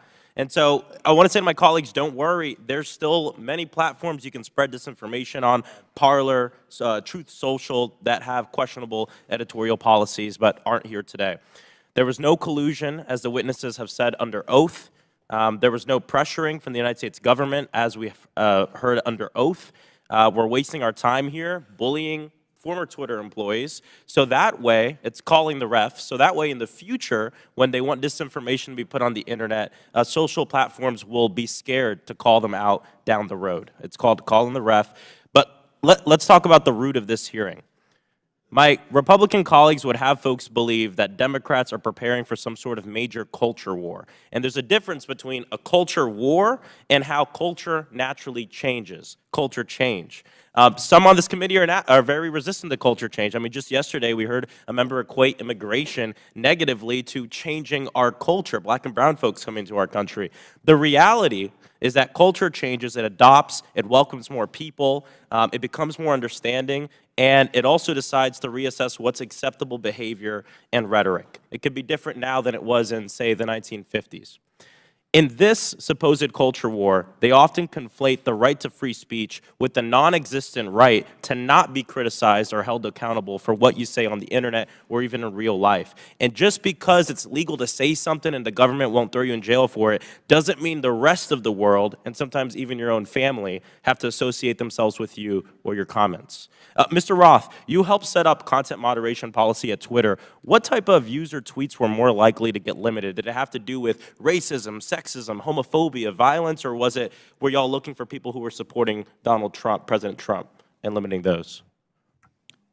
Our policies were built fundamentally to be viewpoint neutral. They were focused on harm reduction, looking to things like the Universal Declaration of Human Rights with a focus on protecting people's safety, people's right to free and fair elections, people's rights to free speech. And we built concern with those rights into our policies. So being a decent human being. That's certainly what we tried to do, gotcha. Yes. Ms. Naravoli, earlier you testified about a 2019 tweet that was about President Trump, and I think it was from Ms. Teagan. What was the tweet about? Would you like me to give the direct quote? Yeah. Please excuse my language, this is a direct quote, but Chrissy Teigen referred to Donald Trump as a pussy-ass bitch. Okay. Free speech. And what happened after Ms. Teagan posted her tweet? What did the White House do? What did the Trump White House do? From my understanding, the White House reached out to ask that this tweet be removed. It was my team's job. This fell underneath the policy for abusive behaviors, and we evaluated underneath our insults policy. At that time, up to 3 insults were allowed, and so it was our job to determine how many insults were included within that phrase. So the Trump White House reached out, not an agency, but the White House reached out and requested that you remove the tweet? From my understanding, yes. Okay. Mr. Roth, you mentioned a serious problem of foreign interference in our elections. Did you see that mass interference work more in support of right-wing candidates like President Trump in 2016 or President Biden in 2020? Thank you for the question. It's an important one, and I don't think there's a clear or easy answer to this. We saw Russian operatives playing both sides and often playing them against each other. One of the most enraging interactions that my team saw were accounts operated out of the same Russian troll farm arguing with each other. And they were manufacturing drama both on Democratic sides and on the Republican So it's still a huge issue. Absolutely. 100%. Well, there you have it. There's issues of big tech. There are serious issues we need to litigate.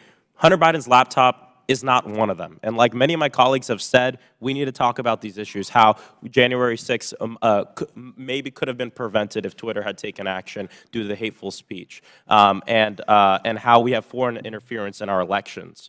Why are folks on this committee so obsessed with Twitter's editorial decision on Hunter Biden's laptop? Would they hold the same hearings of the editorial decisions of Fox News and Newsmax? Free speech is about the government limiting speech around about the public.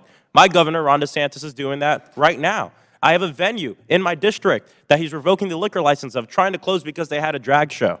We have teachers who are not able to teach the curriculum that they want because they disagree with Ron DeSantis and his view of the world. That is limiting free speech, and I'd love to see this committee bring in some of these governors who are abusing their power, like Governor DeSantis in my state of Florida, to limit the free speech of people. I yield back.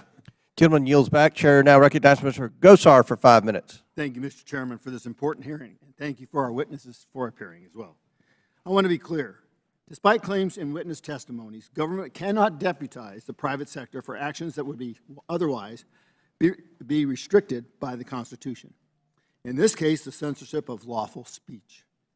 Now I want to direct you to a tweet over my shoulder sent by President Trump on October 5th, 2020, before Twitter banned him from the platform.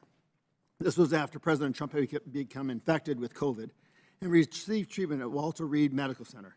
It says in part, "Don't be afraid of COVID. Don't let it dominate your life," end of quote. Do you see that, Mr. Roth?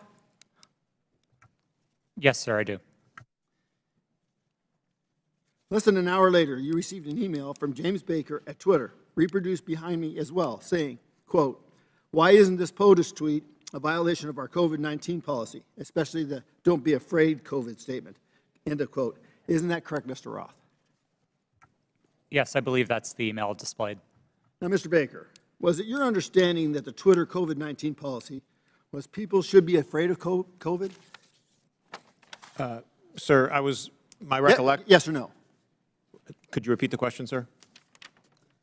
Was it your understanding that Twitter's COVID-19 policy was, quote, people should be afraid of COVID? Yeah. At that point in time, I did not fully understand what Twitter's COVID misinformation policy was, and so I was trying to understand. I'm recapturing my time. So maybe you thought that Twitter's policy was that it should dominate people's lives. Is that what you thought? I'm sorry, I'm having a hard time hearing you, sir. So is it the fact that Twitter, don't let it dominate people's lives? Is that the problem with the tweet? I didn't, at that point in time, I did not understand fully. I was relatively new at Twitter, and I was trying to understand what the policy was, and therefore I was. I'm just going to ask you, the other two were asked, where did you go to medical school? I beg your pardon? Where did you go to medical school? I did not go to medical school. Good. Now, I'd like to have a yes or no from each of the witnesses on these following questions. Did you or others at Twitter communicate with government officials by means of disappearing messaging systems like Signal, Snapchat, or Wicker? Mr. Baker, yes or no? Have I ever communicated with a government official using those? Yes or no? I don't recall. Ms. Gaddy? Not to the best of my recollection. Mr. Rao? Yes. Mr. Rowley? Not to my recollection, no. Once again, did you or others at Twitter receive requests from federal law enforcement to allow criminal activity or content whose distribution is criminal to proceed on Twitter? Mr. Baker? I'm sorry, I don't understand the question, sir. Ms. Gaddy? Can you please repeat the question, sir? Mr. Roth? If I understood the question correctly, it was whether we received requests to allow unlawful activity, and Yes. the answer is no. Okay, Ms. Navaroli? Not to my knowledge, no. Now, I'd like to submit for the record an article by the New York Post titled, quote, "Twitter refused to remove child porn because it didn't violate policies."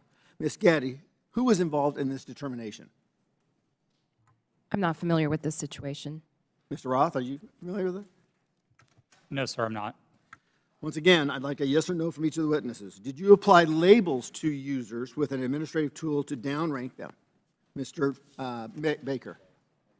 I'm sorry, sir. I'm having a very hard time hearing your questions. Ms. Gaddy. I'm having the same problem, sir. Can you please repeat the question? Mr. Roth. I'm not sure I understood the question, sir. Well, I'm asking you, did anybody use an administrative tool to downrank users? Yes, sir. That's a part of Twitter's content moderation capabilities. Mr. Baker? Well, I'll rely on Mr. Roth. Okay, Ms. Gaddy? Yes, we're very public about our recommendation systems Thank and how you. they work. Mr. Chairman, today's witnesses played a central, powerful, and disturbing role in limiting not only free speech, but even people's good faith inquiries and research regarding their own health. The Internet is increasingly where my constituents go to engage in civic discourse. Our liberties as Americans will be diminished if we do not recognize our speech is increasingly virtual and right now subject to hostility and threatened through bans and deplatforming. The suggestions by witnesses that all of the removal of, quote, lawful but awful speech, quote, was done in favor of users is bunk. You could just as easily provide content filter options to allow lawful speech, letting users decide what lawful materials they do or don't want to engage with. But you didn't. You censored and manipulated millions of people. Do not allow people like this sitting in front of us today to be the arbiters of truth. I urge my colleagues to support my Section 230 reform, Stop the Censorship Act, which empowers users with the editorial contract. Our private businesses, you always have a contract with your customers. Allow them to pick. I yield back my time. Gentleman yields back. Chair recognizes Ms. Baylett. Thank you, Mr. Chairman. And I want to say, as a former history teacher, I care a lot about the facts and the details, so let's dive in. On December 4th, then-ranking member Comer appeared on Fox News and alleged that what Elon Musk's Twitter files showed was, quote, evidence that the Biden campaign colluded with big tech to suppress a story that we now know is 100% true, unquote. That is simply not true. It is not true based on what we knew then. It is not true based on what we know now. Mr. Roth, in a declaration to the FEC in December 2020, you stated, quote, I did not receive any communications from or have had any communications with representatives of Biden for President, the Democratic National Committee, or any of their agents regarding the New York Post articles before Twitter implemented the enforcement actions on October 14th, 2020, unquote. Mr. Roth, do you stand by that statement? Yes, absolutely. It's also worth noting that your colleague, I believe, Lauren Culbertson, told the FEC the same thing. Ms. Gaddy, did anyone from the Biden campaign or the Democratic National Committee direct Twitter to remove or take action against the New York Post story? No. Mr. Baker, same question to you, please. Not to my knowledge, no. So, the evidence is clear. Neither the Biden campaign nor the DNC had anything to do with Twitter's decision-making about the New York Post story. My Republican colleagues are using what are otherwise innocuous emails to suggest that there was somehow collusion between Twitter and the Biden campaign. For example, in one email, and this is the same one mentioned in Mr. Donald's questioning earlier, in one email selectively used by Elon Musk, one Twitter executive sends another a series of hyperlinks on October 24th, 2020, with the comment, quote, more to review from the Biden team. For the record, this is tweet number 8 in the first installment of the so-called Twitter files. So, Ms. Gaddy, are you familiar with this email? No, I'm not. Okay. So, just to be clear, this email has nothing to do with the New York Post story. It is dated October 24th, 2020, after Twitter had both made and reversed its decisions about the New York Post story. Mr. Baker, do I have that right? Based on, I think, the exhibit that was shown earlier, that sounds correct, yes. So, Ms. Gaddy, can you clarify for the record, if you're able to, what's happening here? Can you please be more specific about? With this email? I don't believe I was a recipient of that email or reviewed it during my time at Twitter, so I'm sorry, I don't have familiarity with that situation. That's okay. Mr. Baker? To the best of my understanding, these were tweets that the campaign had concerns about. I don't know the details of those, and they were referred to Twitter as, well, I'm not sure exactly why, but I can't get inside their heads, but they were referred to Twitter, and Twitter reviewed them, and someone, again, going off the exhibit from earlier, said they were handled. I don't know what that means in terms of whether they took any action or didn't take any action, but at least they addressed the matter. So I believe that's what I construe from that email. Appreciate that. So, from my understanding of everything that we've heard today, it's really not uncommon for outside entities, including, as we've heard, Mr. Trump's campaign, to request that Twitter remove content that violates the company's terms of service. Is that correct, Ms. Gaddy? That is very common globally. Thank you. So, to the best of your ability to answer, Ms. Gaddy, were any decisions approved or acted upon based on the political party making the request? No, our teams were trained to enforce our rules consistently and fairly without regard to any sort of political ideology. Thank you. So I believe that what's happening here is my Republican colleagues know that the premise of this whole hearing is misleading.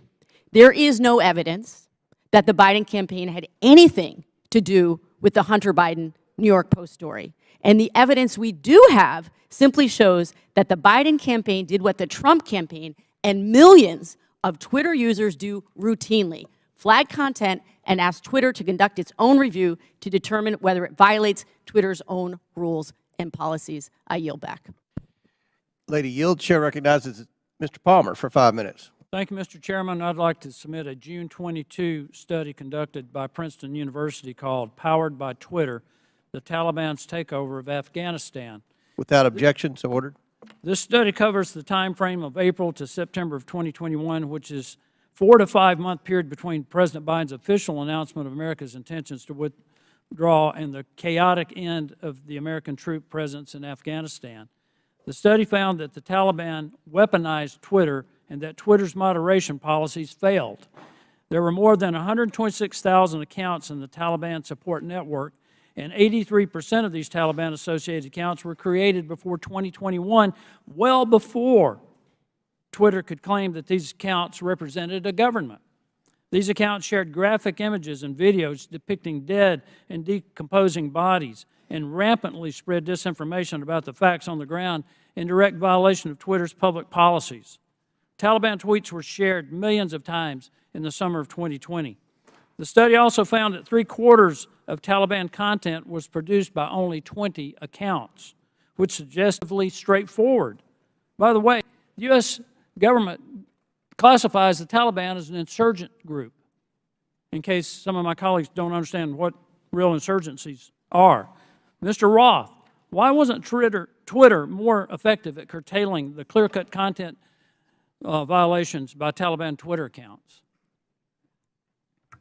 Thank you for the question, sir. At the time that you referenced, I wasn't responsible for Twitter's work on counterterrorism. Do you have any idea why Twitter would allow clear-cut violations by an insurgent group?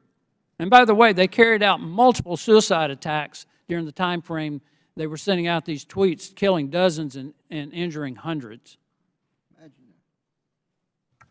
It's my understanding that Twitter's policies at the time distinguished between some of the more violent portions of the Taliban and some of the more political portions of it. I'm not rendering judgment on it. That stuff's still up on Twitter, and I just wonder how many content moderators were assigned, if any, to check on these accounts. Additionally, it appears that Twitter was profiting from Taliban's presence on the platform in the lead-up to the overthrow of the Afghan government. Twitter placed ads from U.S. companies, including Amazon, Disney, McDonald's, and on the Twitter accounts of the Taliban news organization and their spokespersons and their senior leaders. Ms. Gaddy, Did Twitter make money off placed ads on Taliban Twitter accounts on August 26, 2021, when 13 U.S. men and women died in a suicide bombing? I have no knowledge of this matter. You don't have any knowledge about whether or not these ads were up? I do not. According to Twitter, the decision to ban President Trump was after a close review of his tweets and the context around them, specifically how they are being received and interpreted on and off Twitter. On June 3rd, 2018, the Iranian Ayatollah Khomeini. Now, did Twitter do that?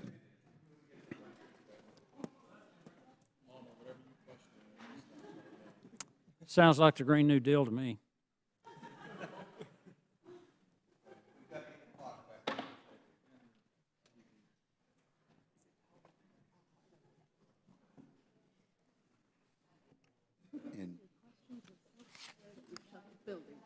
It's your fault, Coach.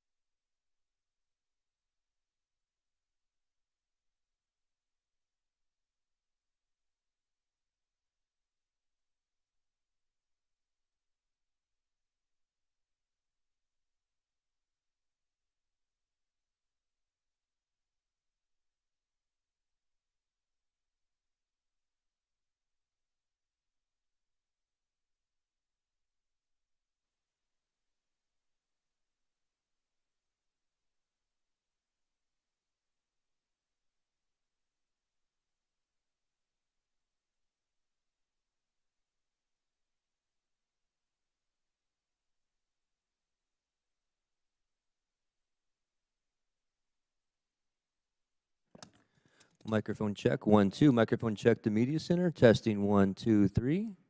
Testing, 1, 2, 3.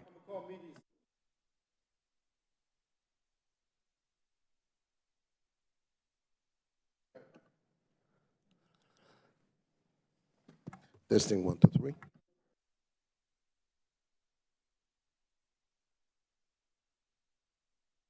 Audio video check. Chairman test, chairman test. Testing 1, 2, 3. Testing 1, 2, 3. Test. Okay, how about the video? Okay, thank you. Bye.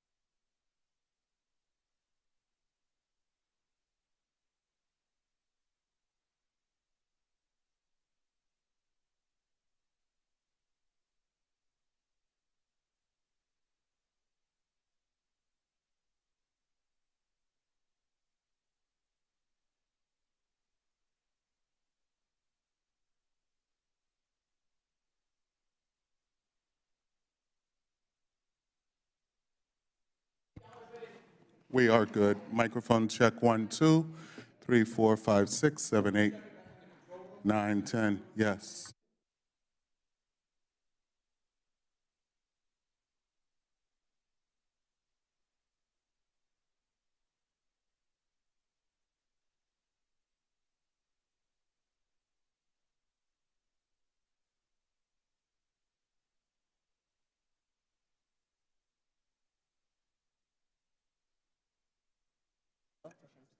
Ten nine 2154 Rayburn, the Oversight Committee, 1, 2, 3, 4.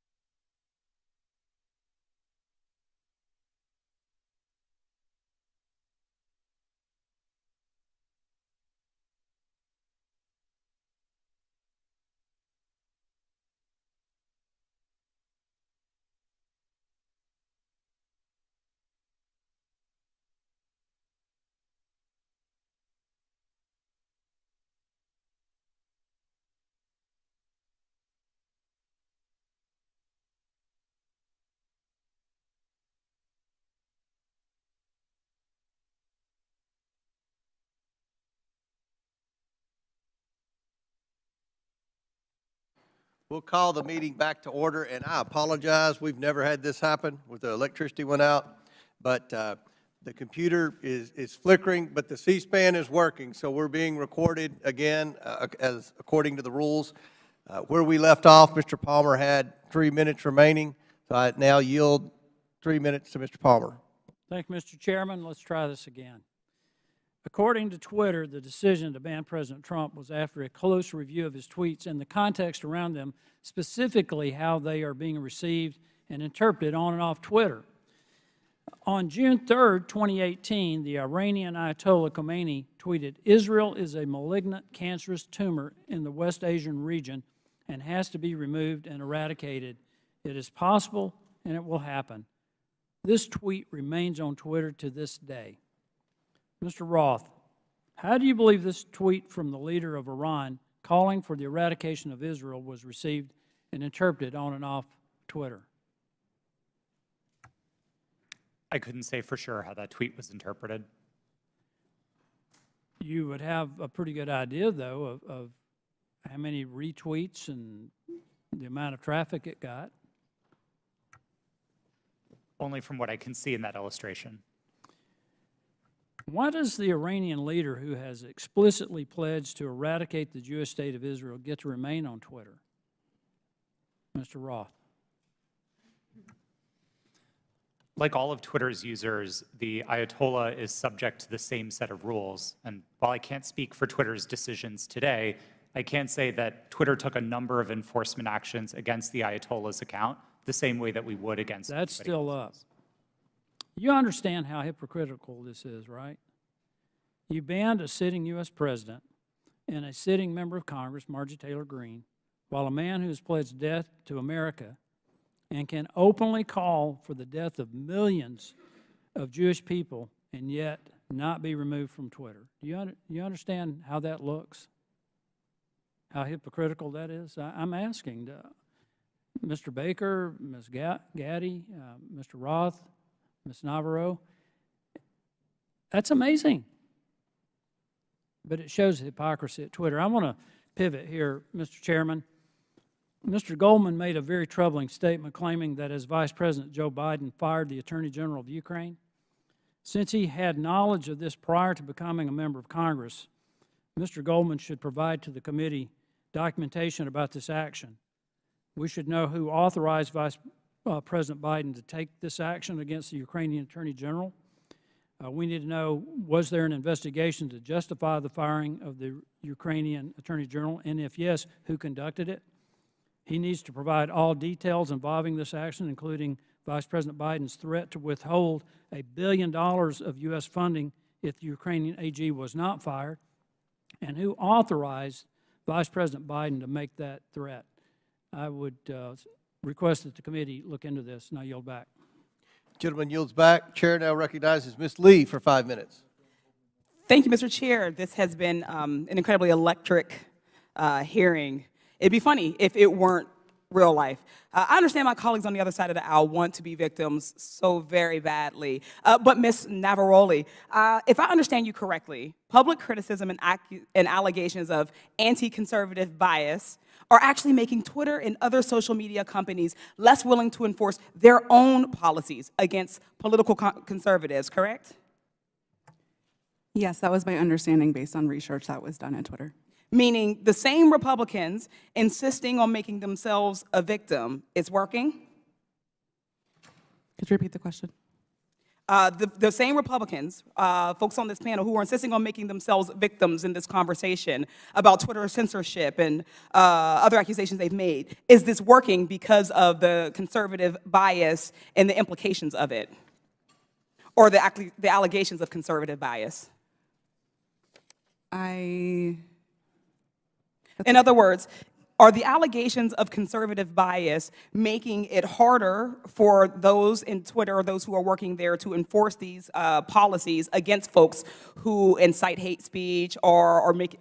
Thank you for rephrasing that question, and thank you for asking it. Yes, these allegations are very much having an impact on the leadership within every social media company, as they hope to not receive allegations of being biased or in any way being politically leaning.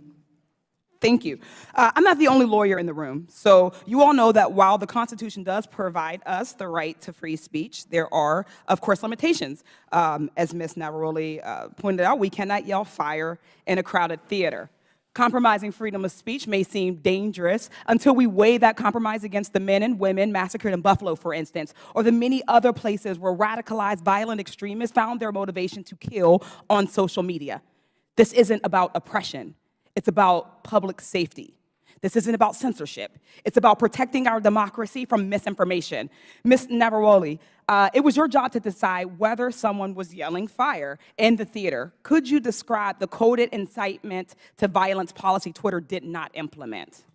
Yes, thank you for that question. The coded incitement to violence policy was an incredibly nuanced policy that was created in order to fill the gaps that were existing in the already existing policies around violence.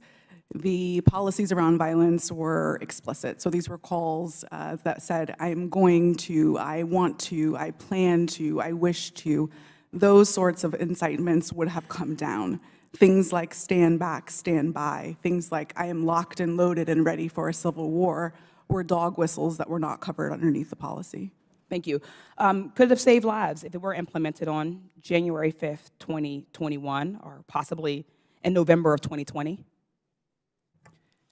I can't speculate as to what might have happened, and I do wish we would have acted. Thank you. Ms. Gaddy, the very same words that were plastered across Twitter were shouted at the January 6th insurrection. What threats do Americans face now that Elon Musk has removed all guardrails and welcomed back Donald Trump to the platform? Thank you for the question. I'm actually not really familiar with what the content moderation policies of Twitter are today. Okay, thank you. Social media platforms like Twitter must own up to their responsibility in spreading violence and chaos. I'd argue so too do members of this panel and institution. Thank you. I yield the balance of my time to Mr. Raskin. Thank you very much. Mr. Roth, I want to go back to the whole question of your finding hundreds of thousands of fake accounts set up by Vladimir Putin and the Russian Internet Research Agency, I think they called it, which was the propaganda arm in 2016, and I suppose to this day. Some have been suggesting on the other side of the aisle that it's illegitimate for the FBI or any representative of the federal government, presumably even Donald Trump, who did a lot of this, to contact private media entities in order to apprise them of anything, whether it might be the penetration of organized crime or child pornography or foreign malign influence. And I'm just wondering if you would give us a sense of how much work is actually being done, and I was going to check with you and Mr. Baker about that. How much work does Twitter and other social media entities do that relies on the FBI and other national security agencies? Thank you for the question. There is a considerable amount of work to address foreign disinformation at Twitter and also at other companies. And this work was reliant in part on intelligence shared with companies by law enforcement and by the intelligence community. I would regard that work as essential. At Twitter, we had dozens of people working just on these questions of election interference. Those teams no longer exist under Mr. Musk. And Mr. Baker, if you could. Thank you, sir. Just generally, I mean, it's a matter of public record that the FBI has worked with the public, including private entities, for decades. Indeed, they've had for some number of years now an office of, I think it's called Office of Public Sector Engagement. This is part of what they do in order to fulfill their responsibilities and to do their jobs to protect the country. Thank you. Yield back. Chair recognizes Mr. Armstrong for 5 minutes. Thank you, Mr. Roth. I'm going to continue down that line of questioning. So when you testified, you were just talking about working very hard to keep foreign troll farms from using Twitter and to engage in malign foreign interference. This sounds like a fairly robust undertaking. You said between 2016 and 2020, you had different teams stood up to do this. Constant vigilance? Yes, sir. That was the phrase that we used. Yeah. And these types of attempts are constantly evolving. They're trying to find new ways to penetrate your system, so you have to be engaging with it on a, and being willing to adapt on a constant basis. Yes, sir. That's right. And now we forward to 2020, and earlier you had testified that you were having regular interactions with national intelligence, Homeland Security, and the FBI? Yes, I did. And primarily to deal with foreign interference? Primarily, but I would also say almost misinformation and all of that. exclusively. But you had said earlier, like your contact with Agent Chang was primarily with foreign interference? Yes, that's right. All right. And these were emails, were there meetings? Yes, Twitter met quarterly with the FBI Foreign Interference Task Force, and we had those meetings running for a number of years to share information about malign foreign interference. Agents from Homeland Security or intelligence, or just primarily the FBI? Our primary contacts were with the FBI, and in those quarterly meetings, they were, I believe, exclusively with FBI personnel. And you had multiple former FBI agents on the payroll. I mean, Mr. Baker, you have 10 years experience with FBI, DOJ? I was, well, with DOJ, it's 2 decades roughly, but I was just, for the record, I was never an FBI agent. Okay. Yeah. And Twitter has such a close relationship with at least one FBI agent that that agent could start emails with, "Hey, Twitter folks," and could actually advise your company about violations of your own terms of service. Mr. Roth, I think it's safe to say that you had a consistent dialogue with the FBI for the weeks and months prior to the New York Post. Is that fair? I had ongoing conversations with the FBI for years, I would say, about election And security. in response to Mr. Fry earlier, you said you would not categorize the FBI communications as pressure. No, I would not.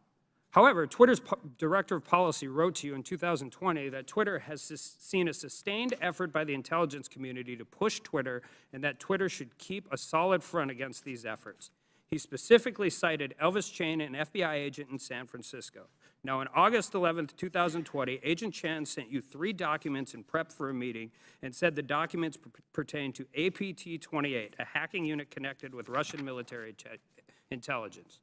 Agent Chan arranged for having security clearance for Mr. Baker and facilitated encrypted networks for the FBI to share information with Twitter employees. And on October 14th of 2020, you stated that this feels a lot like somewhat of a subtle leak operation. Earlier today, you testified that you were following national experts on Twitter, national security experts on Twitter, as a reason to take down the New York Post story on Hunter Biden's laptop. Yes, sir, I did. So, after 2016, you set up all these teams to deal with Russian interference, foreign interference. You're having regular meetings with the FBI. You have connections with all of these different government agencies, and you didn't reach out to them once? Is that question in reference to the day of the New York Post Yeah. article? That's right. We generally did not reach out to the FBI to consult on content moderation decisions, especially where they related to domestic activity. It's not that we wouldn't have liked that information. We certainly would have. It's that I don't believe it would have been appropriate for us to consult with the FBI. In December of 2020, you did a declaration to the Federal Election Commission that the intelligence community expected a leak and a hack operation involving Hunter Biden. Recently, Mark Zuckerberg confirmed that the FBI warned Meta that there was a high effort of Russian propaganda, including language specific enough to fit the Hunter laptop Biden security story. You're talking to these people for weeks and months, years prior to this leaking. They have specifically told you in October that there's going to be a leak potentially involving Hunter Biden's laptop. They legitimately and literally prophesized what happened. And you didn't contact any of them? No, sir, I did not. Did they reach out to you? On and around that day, to the best of my recollection, no, they did not. So after the story was taken down and you guys did it and you personally disagreed with it, Ms. Gaddy, you said you did. Did you contact them and say, hey, is this what you were talking about?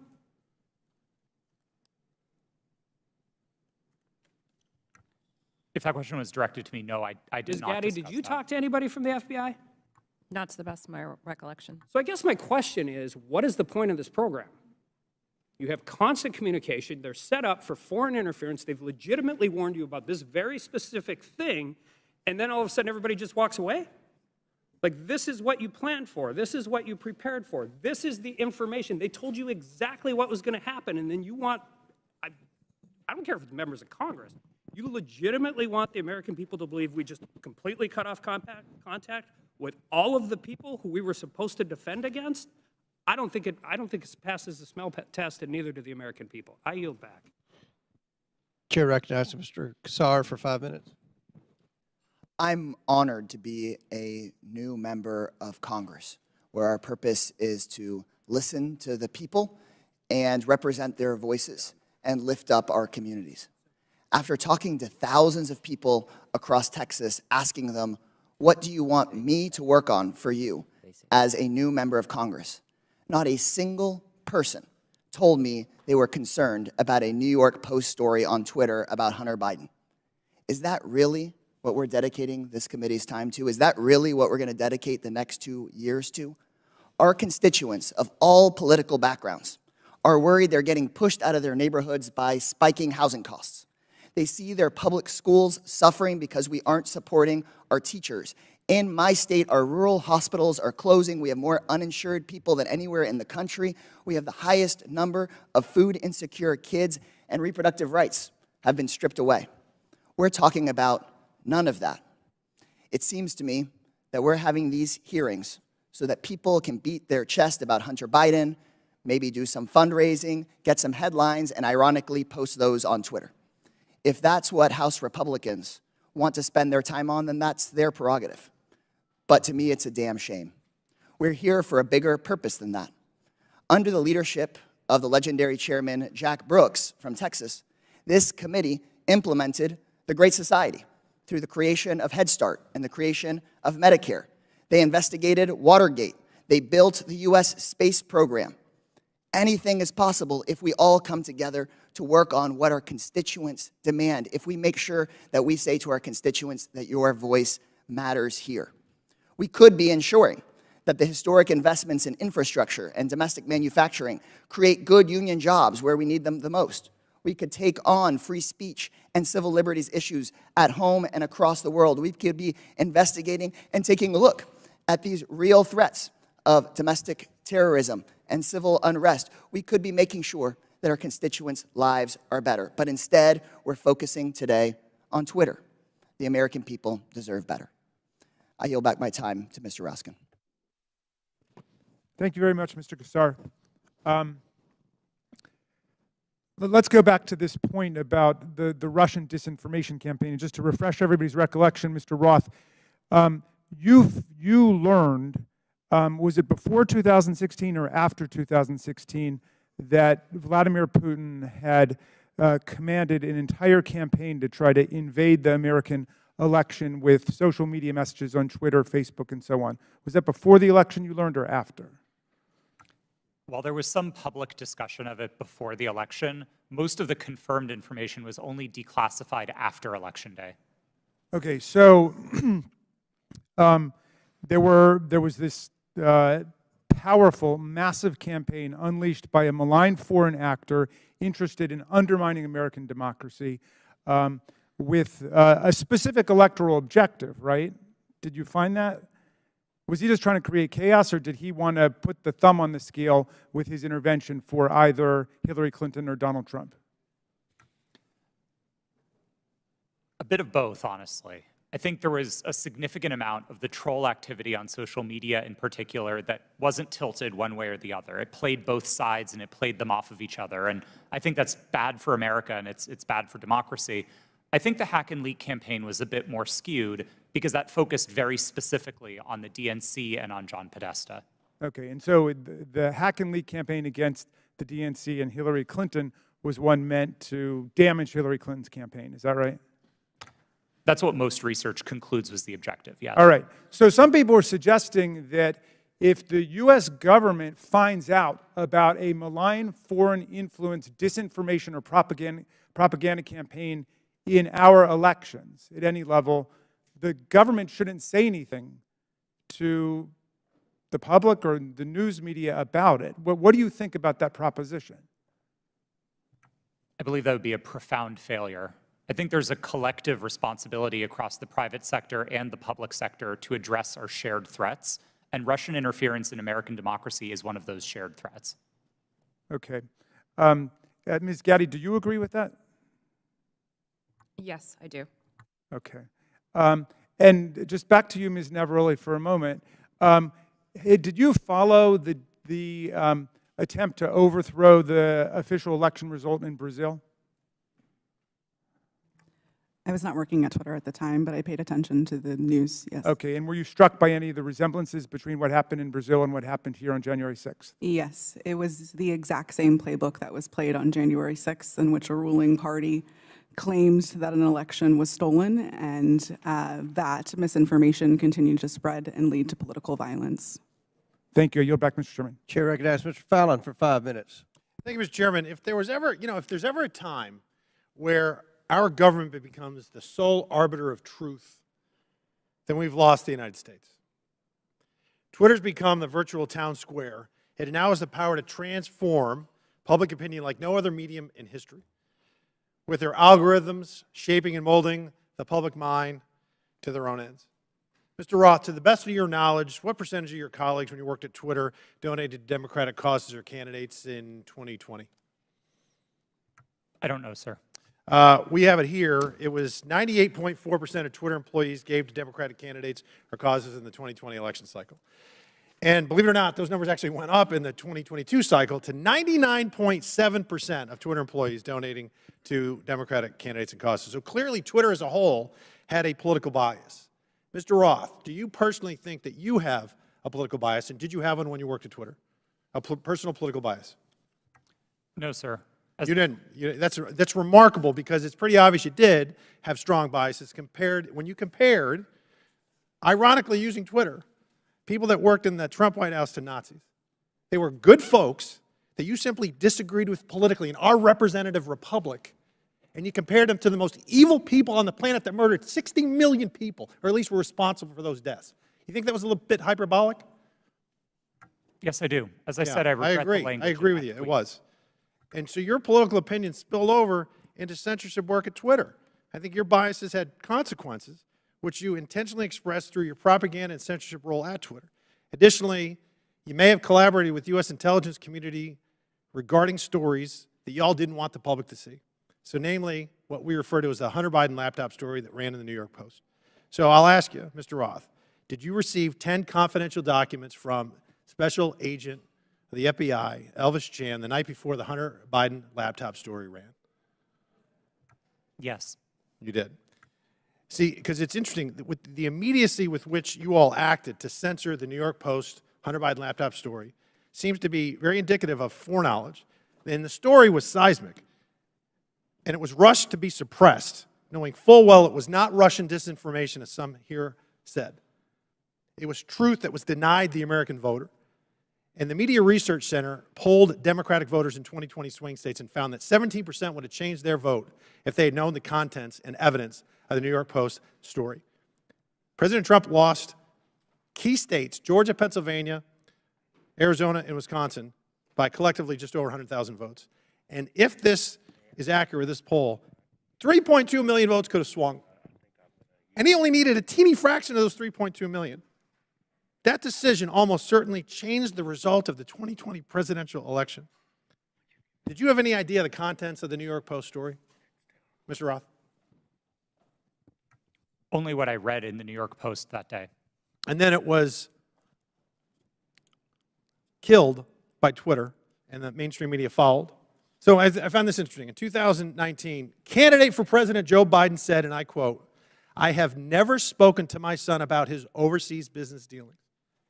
And yet, the evidence in that story and on that laptop revealed that two of Hunter's Mexican business associates, Miguel Magnotti and Miguel Velasco, visited the White House in February 2014, and he was later photographed. Joe Biden was photographed with him in the White House.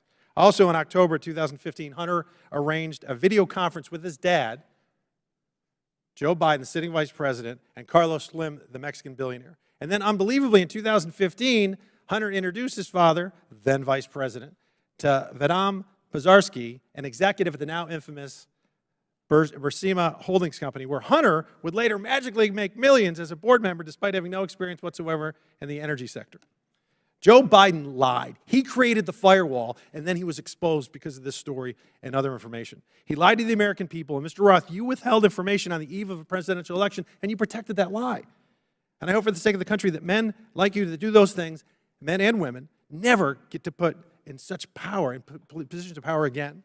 And Mr. Chairman, I'd also like to see if, I'd like to ask unanimous consent to enter into the record a tweet from Ranking Member Raskin. The tweet reads, "It's horrifying to see images of Border Patrol agents whipping Haitian refugees at the Texas border." Not exactly the feeling I get from the Statue of Liberty. Without objection, it's ordered. Thank you. Would you yield back? Would you yield? Yep. Oh, well, I just think that's misinformation, or at least it was a mistake, and Twitter left it up for a week, or not a week, a year, a full year. Gentleman yields. I yield. Mr. Baker, in top of page 2 in your written testimony, you said, I did not destroy or improperly suppress Whose time is this? any documents at Twitter regarding information important to the public dialogue. The way you worded that, it sounds like there is some Chairman, kind how of... much extra time is he going to get during this hearing? You finish He the had, question, he and had then you time, take a let him question repeat the order. question, and then his time will be expired, and please Expired answer. before he started. Clearly, it's up to the chairman, so why don't you let him answer? Mr. Baker, on top of page 2 of your written testimony, you said, I did not destroy or improperly suppress any documents at Twitter regarding information important to the public dialogue. The use of the term improperly suppressed suggests there was some kind of suppression done in a proper way. I just want to know what that was, and is this referring to your work at Twitter when the Twitter files were first released just a few months ago? Unfortunately, sir, I think I'm constrained from answering that question any more fully than in my testimony because of attorney-client privilege. So unfortunately, I'm just going to have to leave it at that. I thought that's been waived. Not the privilege, not the privilege. The non-disclosure agreement, my understanding, has been waived, but not the attorney-client privilege. Gentlemen, time's expired. I do not have anything in writing to indicate that the Twitter has waived privilege with respect to that matter. Chair recognizes Ms. Crockett. Thank you, Mr. Chair. MAGA Republicans can't let go. That should be the name of this hearing. I'm glad that seemingly we have now accepted that President Joe Biden won the election, even though now we are blaming President Trump's loss on Twitter. Can we finally let it go? This is why Democrats are reinforcing that in this hearing, we should be talking about the threats to our democracy. That's the real threat, not an old article that seemingly couldn't reach the viewership it sought through its own platform to disparage and attempt to skew the election in favor of a twice impeached former president who lost a secure and fair election. As a Texan who served in the House and fled the state as MAGA Republicans there pushed an agenda just as insidious as the foreign interference we experienced in the 2016 election, we should be talking about what they don't want to talk about as they continue to cut you off as you try to talk about things such as interfering with our democracy, and how there has been an inciting of political violence against individuals as well as our democracy as a whole.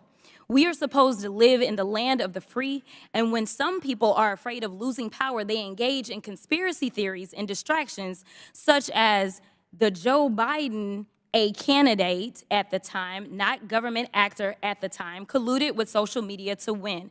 So let me say thank you for showing up for this political theater.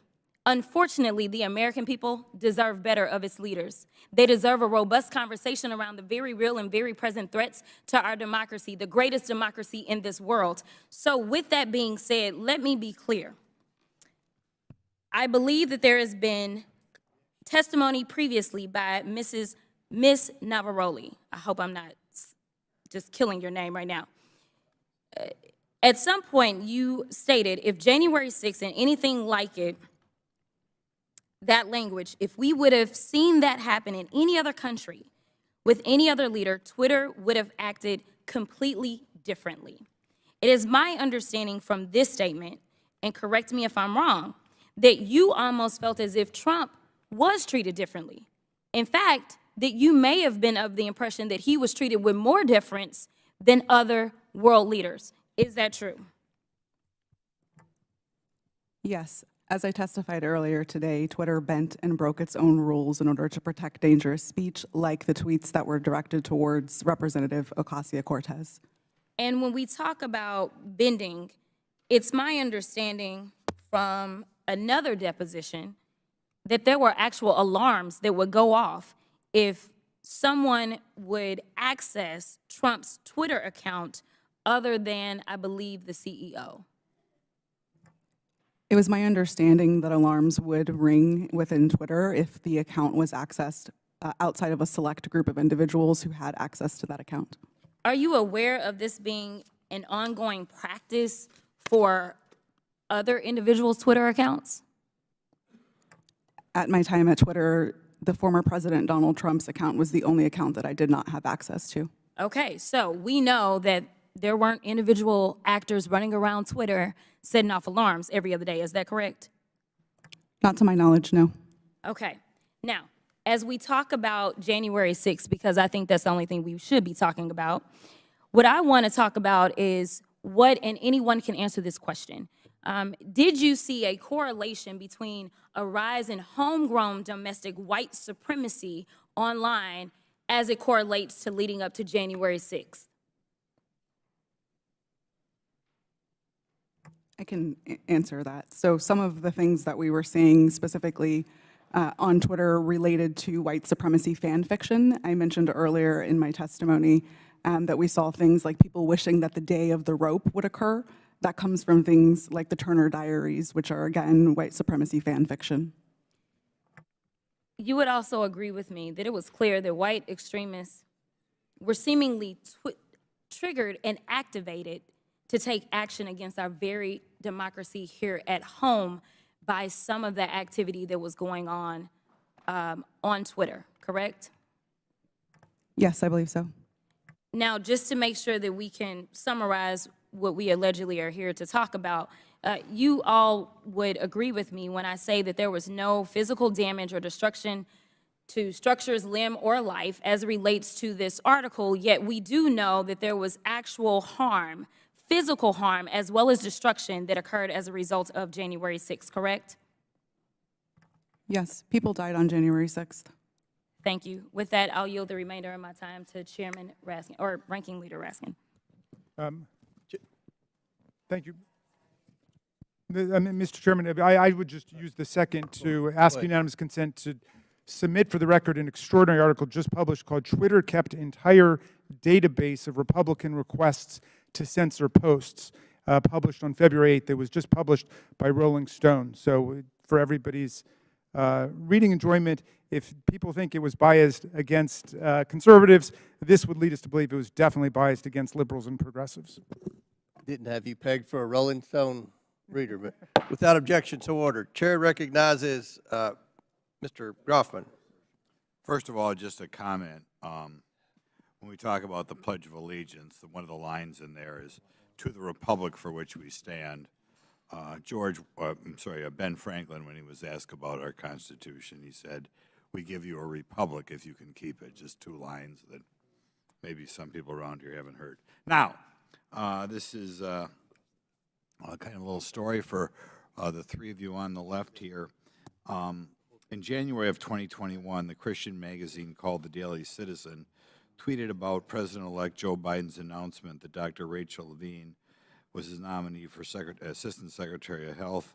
They commented that Dr. Levine is a transgender woman. This was banned from Twitter. Are you familiar with this story?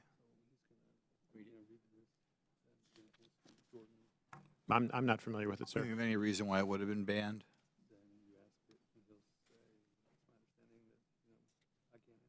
Okay. There are local talk radio hosts in my area, well-known media hosts out of the Madison, Milwaukee, Green Bay media market, widely listened to. They were shadow banned on Twitter. There's some very prominent doctors in the area that didn't agree, perhaps, with everything CDC or NIH said, that were banned on Twitter. I'd like you to comment on that because, normally I think when people make a major health decision, they always like to get two separate opinions. And some of these doctors who are wildly well-respected, probably two of the most prominent doctors in Wisconsin, thought outside the mainstream. And I think if we're thinking outside the mainstream, they were taken off your platform. Could you comment on why you would take somebody off a platform, or why a distinguished doctor would be considered something that the public as a whole couldn't hear their version of events?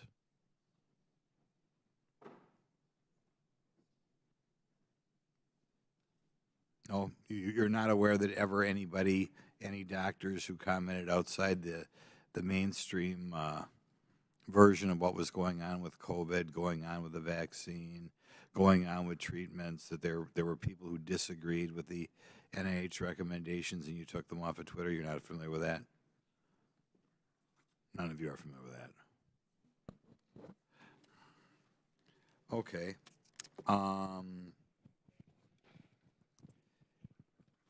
Well, I'll yield some time to Jim Jordan then. I thank the gentleman for yielding. Mr. Baker, Mr. Roth earlier said he thought it was a waste of time for the FBI to be sending you accounts that they thought violated Twitter's terms of services and Twitter's policy.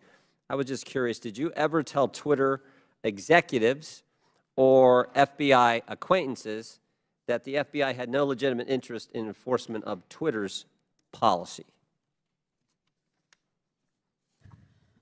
Sir, I'm going to give you the same answer I gave before. I think the advice that I was giving internally to folks would be covered by the attorney-client privilege, and as Let me Yes, stop.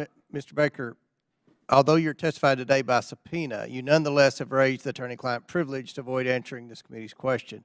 Congress does not recognize the common law attorney-client privilege. With that, I'm going to allow Mr. Jordan to ask the question again.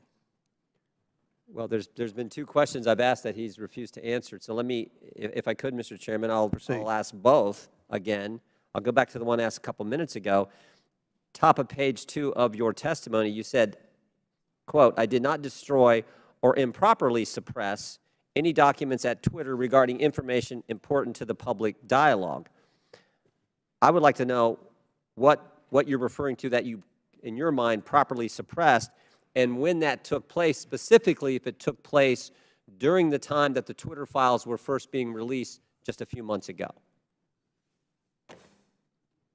Well, again, sir, as I think we've notified the committee and we've had these conversations with Twitter as well to try to resolve this issue prior to coming up here today, I don't have anything in writing that clears me in my ethical responsibilities to my former client with respect to answering questions that I think fall squarely within the attorney-client privilege. So unfortunately, I don't think I can go beyond what I've said there already, sir. Unfortunately, Mr. Baker, your assertion that the attorney-client privilege, it's overruled as to this particular question and answer. So will you please answer the question by Mr. Jordan? Point of order, Mr. Chairman. State your point. Well, as I understand it, because we just went through this in the January 6th committee where multiple witnesses asserted attorney-client privilege, including people who weren't covered by it at all. Ultimately, that's for a court to decide. So I don't think there's anything we can do within the committee at this point, unless I'm missing something. We'll give you one more chance to answer the question. If you don't answer it, then we'll have to deal with it after the committee hearing. Mr. Baker, could you answer the question, I please? apologize, but I believe I have ethical responsibilities to my former client, and I don't think I can go beyond what I've said already, unfortunately. Yeah, I just said that. I just said that. All right. I'm going to... Mr. Baker, you did suppress documents then that, in your language, was important to the public dialogue? I'm going to give you an extra minute, Mr. Goldman. Oh, You're thank next. you very much. I'm sorry, sir. Could you repeat the question? Again, going on what your written testimony. So you did suppress documents at Twitter regarding information that was important to the public dialogue. That's a yes or no.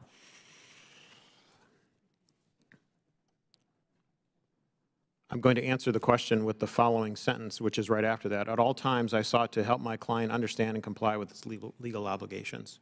Okay. Gentlemen's time's expired. I recognize Mr. Goldman for 6 minutes. Thank you, Mr. Chairman. I understand that Mr. Palmer was asking some questions about some of my assertions about the removal of the Ukrainian Prosecutor General. First, let's be clear, I did not say that Vice President Biden fired Mr. Shokin. It was official U.S. and European policy to encourage Ukraine to fire him, which they did. But he is right about one thing. What I say is not evidence, and neither is what any of our Republican colleagues say on the other side of the aisle. They may not like what these witnesses say, but the testimony of the witnesses is the evidence, not baseless statements without firsthand knowledge. But I urge Mr. Palmer, if he wants to understand what actually happened, to read the 300-page report that we published on the first impeachment investigation. There's a lot in there about Mr. Shokin. Luckily, though, he doesn't even have to do that. You can just read the New York Post story itself, because in that story, Shokin admitted that he never opened an investigation into Burisma. He claims to have had, quote, specific plans to do so. Yeah, sure. For 2 years, Rudy Giuliani had been peddling Victor Shokin's bogus story, including with agents of Russian intelligence. And Chairman Comer, if you question that, I urge you to look up Andrei Derkach. So who was the sole source of the hard drive to the New York Post? Rudy Giuliani. And for these reasons, many journalists were highly skeptical. One reporter at the New York Post itself refused to put his name on the story. Fox News' Brett Baer said, quote, "The whole thing is sketchy," unquote. And both Giuliani and the Post refused to give the laptop to other journalists to verify and analyze it. In fact, Giuliani told the New York Times that he hoped that it would be published before it could be verified. So what is the so-called authentication for this laptop? Well, Chairman Comer said in his opening statement that it's a subpoena to the computer repair shop owner, which happened over about a year before the New York Post story. But that is not the same hard drive that Rudy Giuliani received months later from that repair shop owner and passed along to the New York Post after he was in possession of it for several months. Now, Mr. Baker, based on your understanding of Russian malign influence campaigns, does Russian intelligence have the capacity to manipulate a hard drive? Yes. So it is possible that some of the materials on a hard drive could be authentic, and some could be altered, manipulated, or even added to the hard drive. Is that right? I believe so, yes. Mr. Roth, you have testified today that Twitter was keenly aware of the hacking efforts by Russia in connection with the 2016 election. Is that right? Yes, sir. And those efforts, I believe you said, and correct me if I'm wrong, by Russian intelligence to interfere in our electoral process continued up and through and including the 2020 election. Is that right? Russian efforts certainly continued through the 2020 election and even through the midterms. I couldn't say specifically if it was military intelligence, as was the case in 2016, but certainly the Russian government was involved. So let's run down what Twitter knew about this hard drive and this story when it was published. First, the sole source of the hard drive was Rudy Giuliani, who had been working closely with Russian intelligence agents throughout 2020. Second, Russian intelligence interfered in the 2016 election and was actively trying to do it again. And third, numerous journalists, including at the New York Post and Fox News, raised suspicions about the hard drive, and they refused to allow an independent analysis and verification of it. Now, Mr. Baker, based on your experience in law enforcement, wouldn't this give anyone concerned about Russian interference in our elections serious pause? Well, I think as reflected in the public record, at the time, I thought there were great concerns on that side of the equation, because in part with respect to all the things that had happened since 2016 with respect to the hack and leak or hack and dump issues, there were facts that indicated that the computer might have been abandoned and so on, but which made it a very difficult case, which is why we're sitting here today talking about it. Right, and there was a 24-hour delay in continuing to spread the publication of it, isn't that right? Yes. Okay. You know, that is exactly what 51 former intelligence officials, many from Republican administrations, even the Trump administration, said in that letter that is being distorted by Mr. Jordan and others at this hearing. Let me quote one paragraph of what they say. "We want to emphasize that we do not know if the emails provided to the New York Post by President Trump's personal attorney, Rudy Giuliani, are genuine or not, and that we do not have evidence of Russian involvement, just that our experience makes us deeply suspicious that the Russian government played a significant role in this case. And unless Twitter, like Special Counsel Mueller concluded about the Trump campaign in 2016, wanted to welcome Russian interference in an election, all of you sitting here today were entirely correct to be highly concerned about the legitimacy of this story. I yield back. Chair recognizes Mr. Higgins for 5. Thank you, Mr. Chairman. I'm going to be yielding some time to my colleague, Mr. Jordan, here momentarily. But for the record, Mr. Baker, Ms. Gotti, Mr. Roth, Mr. Navaroli, are you here under the advice of counsel, and do you have counsel present? Yes, sir. That was a yes? Yes, sir. Yes, sir. Yes, I do. Yes, I was subpoenaed That's to good appear. to know. I'm glad you all have counsel present. Mr. Chairman, for the for submission for the record, I'd like consent to submit the Twitter files dated December the 8th, posted by the New York Post regarding the suppression of conservative commentators. Like that submitted. Without objection, so ordered. Mr. Chairman, thank you.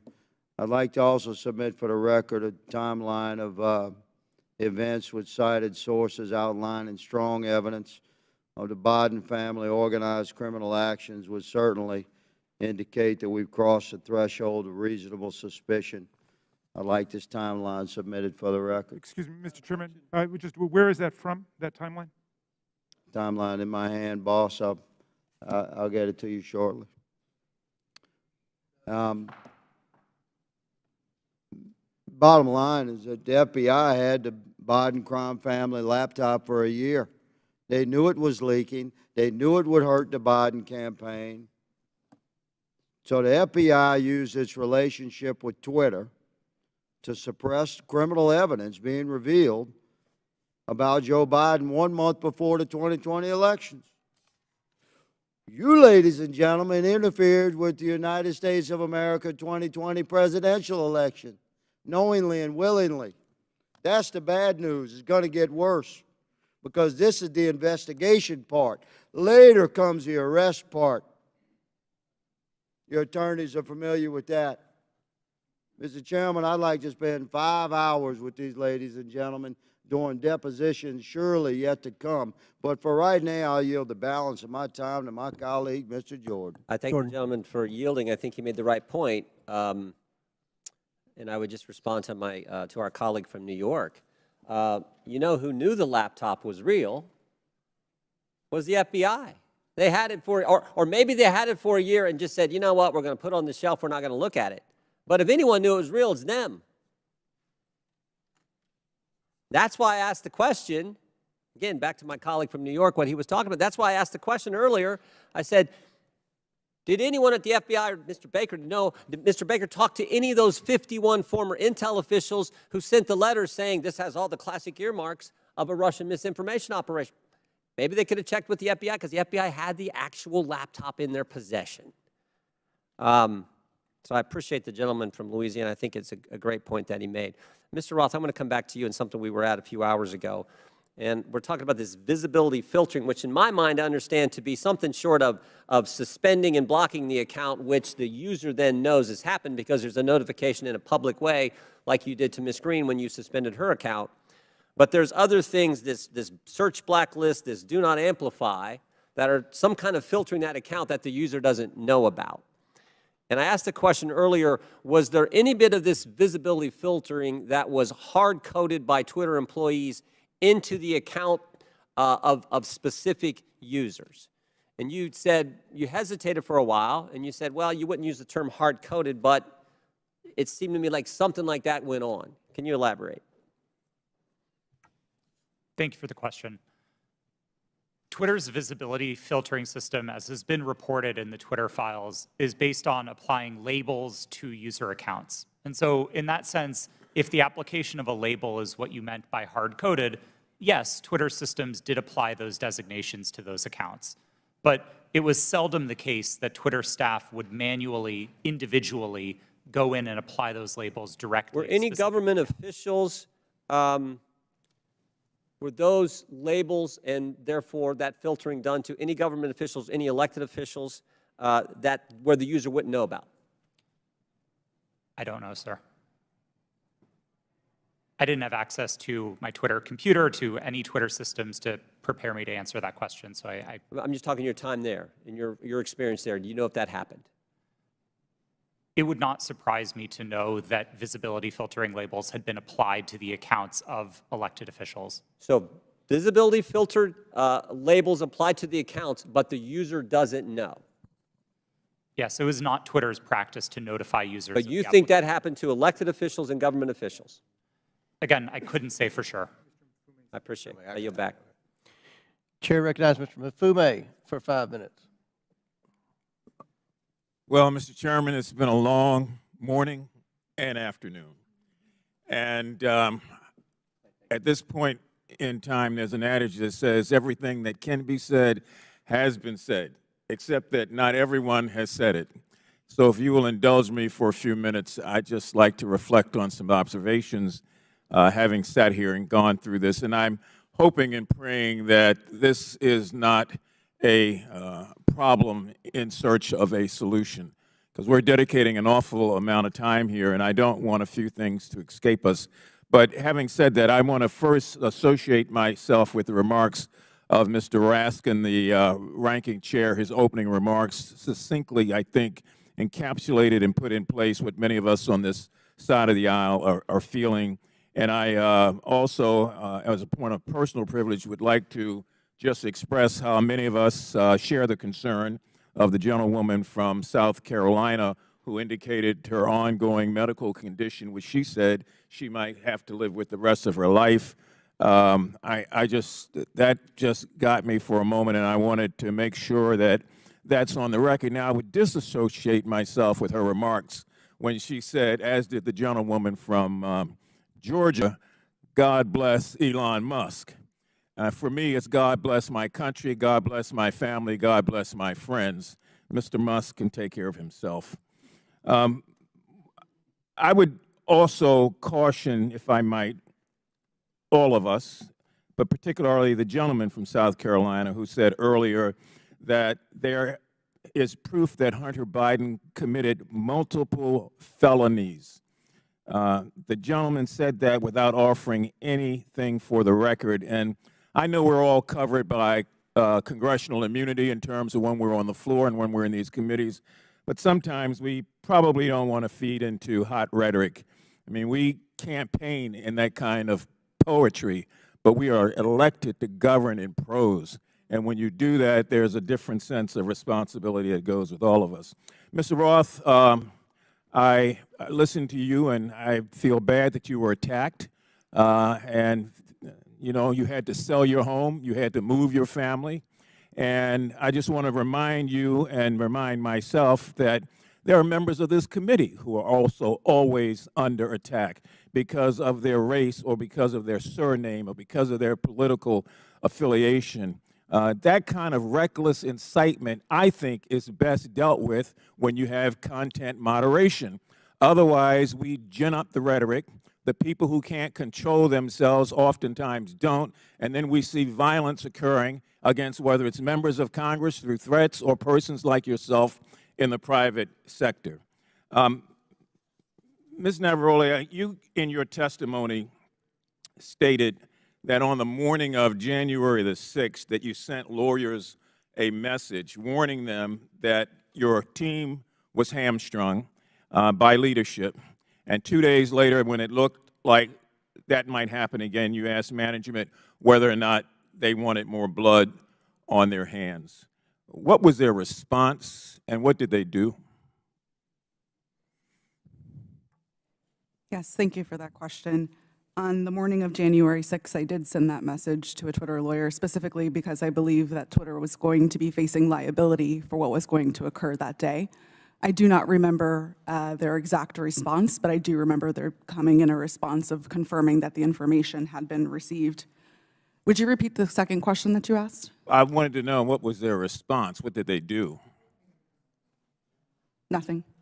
Okay, you went on to say that in January of 2020, after the United States assassinated an Iranian general that the president at that time, Mr. Trump, decided to justify it on Twitter, and management literally instructed you to make sure that we were not about to start World War III on that platform. Is that correct?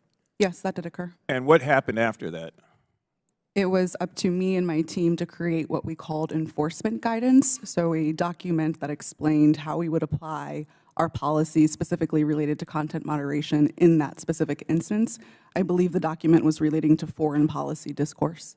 So my point here about content moderation on the front end prevents some of the crazy things we see on the back end. Mr. Chairman, I have from the Anti-Defamation League their latest report on murder and extremism in the United States, oftentimes fueled by the lack of content moderation, that I would ask unanimous consent be entered into the record. And I also have the National Threat Assessment done by the Secret Service of our country. This was just released, and it talks about how 25% of all of these acts are being conducted by people who are not moderated, but who in fact end up breaking the law and threatening the lives of people. And I would ask unanimous consent that also be. Without objection, so ordered. Thank you, sir. Chair recognizes Mr. Sessions for 5 minutes. Mr. Chairman, thank you very much. So I will say it, God bless Elon Musk, because I think I feel that way. It was Elon Musk that revealed data that uncovered a disturbing cabal. Let's be clear, we're here today because Twitter got caught, not because people wanted to admit mistakes got made, or perhaps because they got bought. If not for the Twitter files released by Mr. Elon Musk, this activity we're discussing today would still be going on. It's no secret that the political bias of Twitter and their previous leadership bled into politics and merged that with practices of the company. And that is a big concern. But a bigger concern is where our government, on a political basis by law enforcement, becomes engaged in things that a timeline would show were not truthful. That's the concern.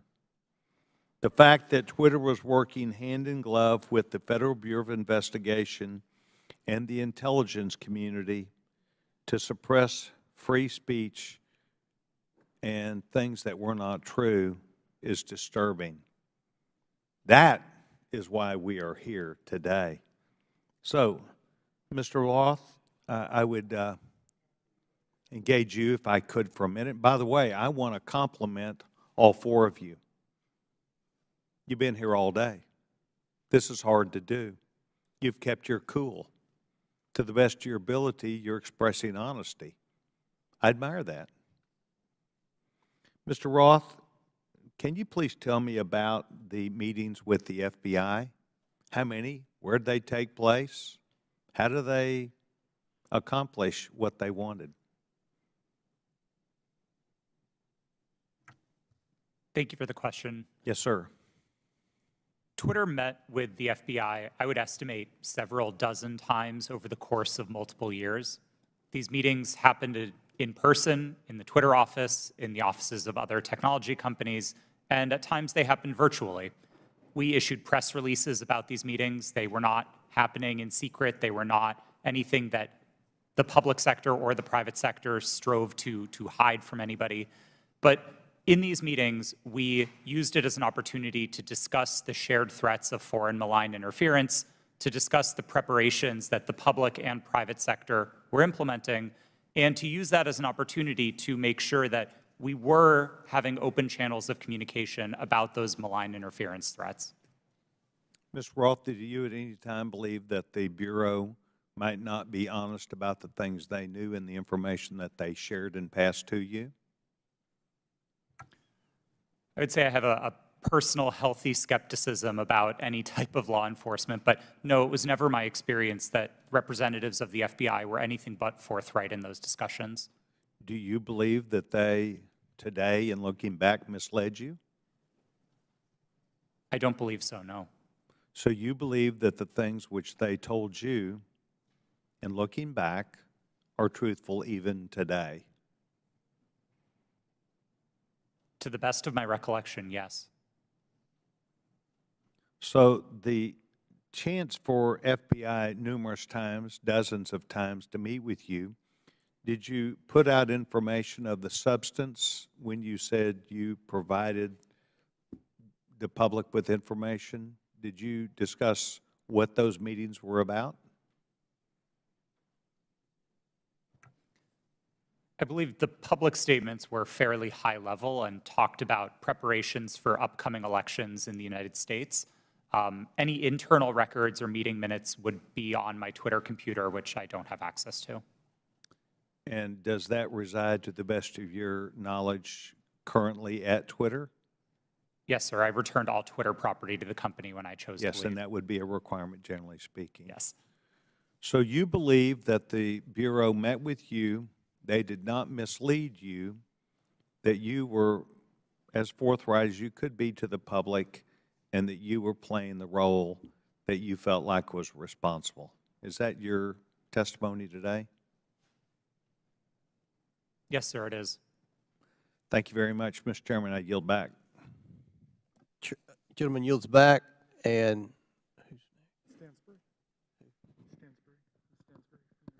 Stansbury. Yeah. Oh, yeah, yes, I'm sorry. Thank you, Mr. Chairman. You know, I'm beginning to feel like a little bad for the majority. Like I just feel guilty because you guys have come today to try to prove that the Biden administration in coordination with Twitter is impugning free speech.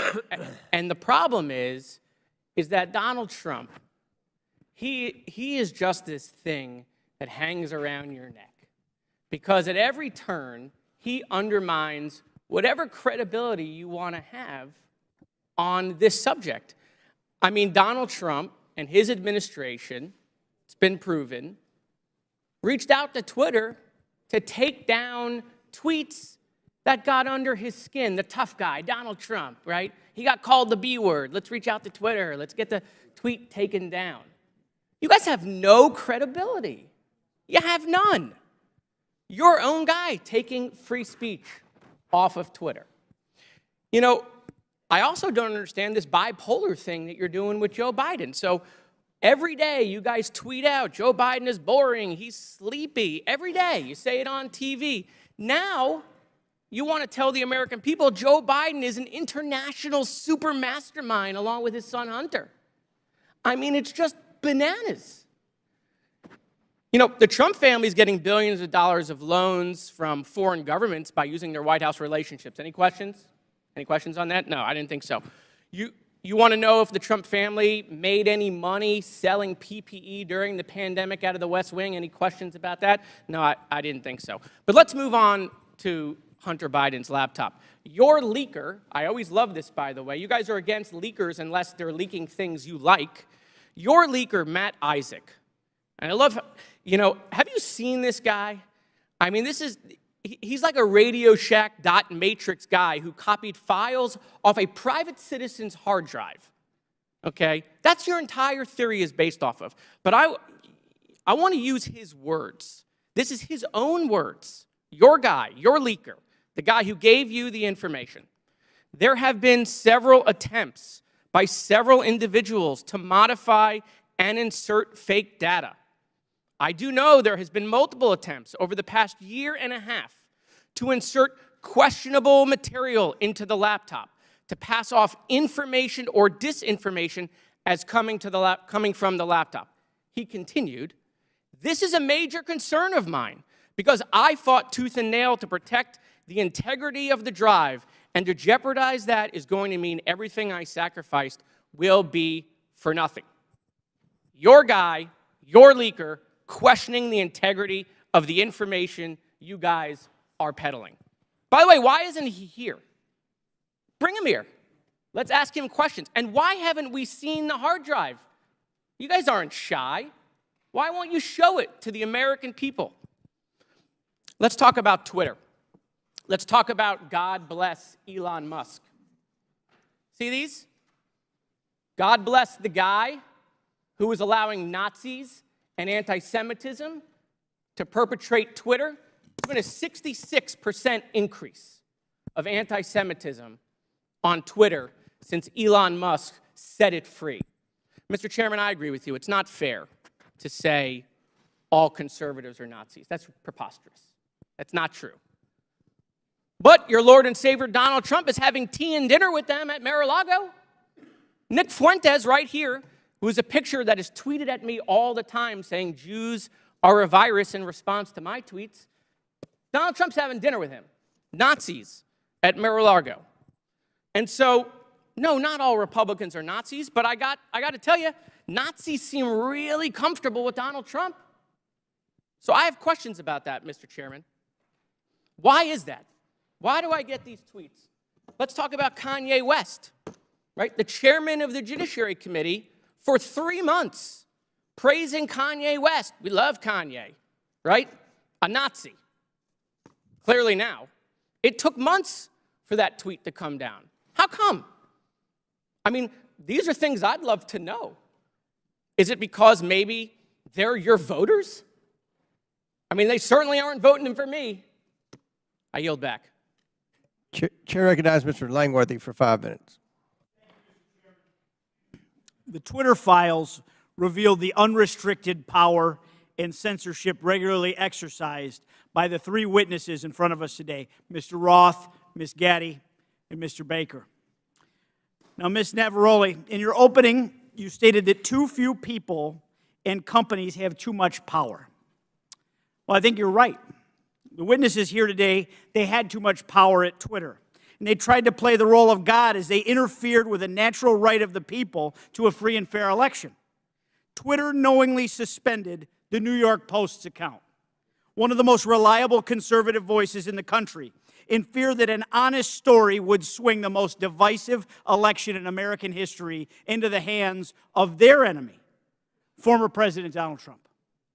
Now, Mr. Roth, you were part of the secretive SIP-PES censorship team at Twitter, correct? No, sir, I'm not sure what that refers to. Mr. Roth, the Twitter files revealed that you rarely adhered to company policy in making your censorship decisions.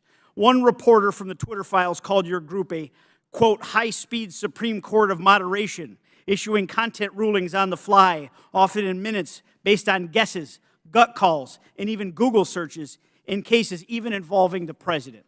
Do you recall making decisions in this manner? No, I do not. Can you explain the process for these quick decisions? Thank you for the question. I think the core of content moderation, whether it's fast or slow, begins with a written set of rules and policies, and that was the primary responsibility of my group at Twitter. It wasn't about making a one-off decision in the moment. It was about having a written and codified set of, well, laws for the platform that we followed in each instance. In the vast majority of cases, content moderation decisions were not made by me or by another executive or even by a member of my direct team. They were made by hundreds of content moderators enforcing those rules again and again and again. The situations in which decisions would be escalated to senior executives were few and far between and largely related to the really hard gray area calls. So, Mr. Roth, as part of the, quote, Supreme Court of Moderation at Twitter, did you have the final call over political censorship decisions? No, sir, I did not. Then who had the final call on these decisions? There was a team of people, some of whom represented on this panel today, others not, who were involved in trying to make these decisions. But a portrayal that any one person held sort of supreme or ultimate authority over these decisions would misrepresent what the process was. So your team labeled high-profile accounts as VITs, standing for very important tweeters. What was the threshold for being labeled as a VIT? That's an excellent question for which there is not a consistent answer. I don't think Twitter was particularly well put together on that definition. So was the New York Post labeled a VIT? I believe the New York Post's account is verified, and verification conferred some of that status of being a VIT. But again, the definitions here are a little squishy. Now, is it true that the Twitter comms director, Trenton Kennedy, said in regard to the Post story, I'm struggling to understand the policy basis for marking this unsafe? Yes, it's my understanding that Mr. Kennedy said that. Was the New York Post story regarding Hunter Biden's laptop marked unsafe regardless of uncertainty? It is true that Twitter marked links to that story as unsafe in a number of our systems, which resulted in restricting people's ability to tweet it. That was the decision that Twitter reversed 24 hours later. Well, it's clear from this panel that too few people had too much power. The New York Post Twitter account was suspended in an attempt by Democrats and big tech to go ahead and play God and interfere in a natural, free, and fair election and the free flow of information in this country. The censorship is unbounded.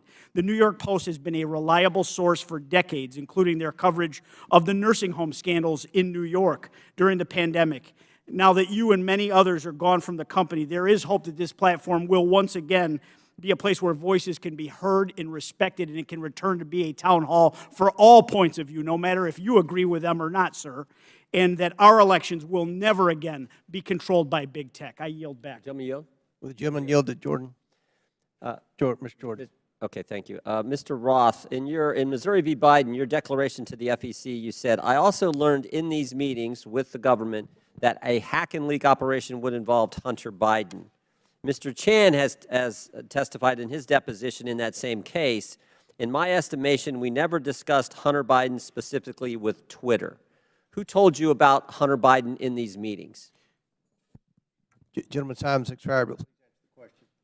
My recollection is that a representative of another tech company may have mentioned it, but those meetings were several years ago. I truly don't recall. Okay. Chair recognizes Ms. Stansberry for 5 minutes.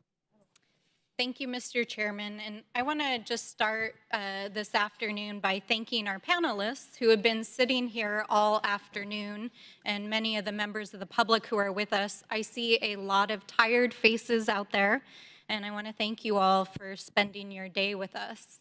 But I also want to start out by asking, what are we doing here in this committee today? Why are we here? Why is this committee devoting a day-long hearing to a political conspiracy theory that was planted in the media by Rudy Giuliani to support Donald Trump's re-election campaign? Of all the topics we could be focused on in this committee to support the American people, how people are going to put food on their table at the end of the day, how we're going to address the economy, how we're going to address critical issues that are on people's minds every day. We are devoting an entire day to this conspiracy theory involving Twitter. Now, the mission of this committee is to root out waste, fraud, and abuse, and to conduct oversight on behalf of the American people. And if you need any evidence of waste, fraud, and abuse, how about the use of this committee's precious time, space, and resources to commit to this hearing? You know, I don't even understand why we're here right now, but I do want to clarify some key facts about what we've heard today. So I'm going to get into it for just a few moments.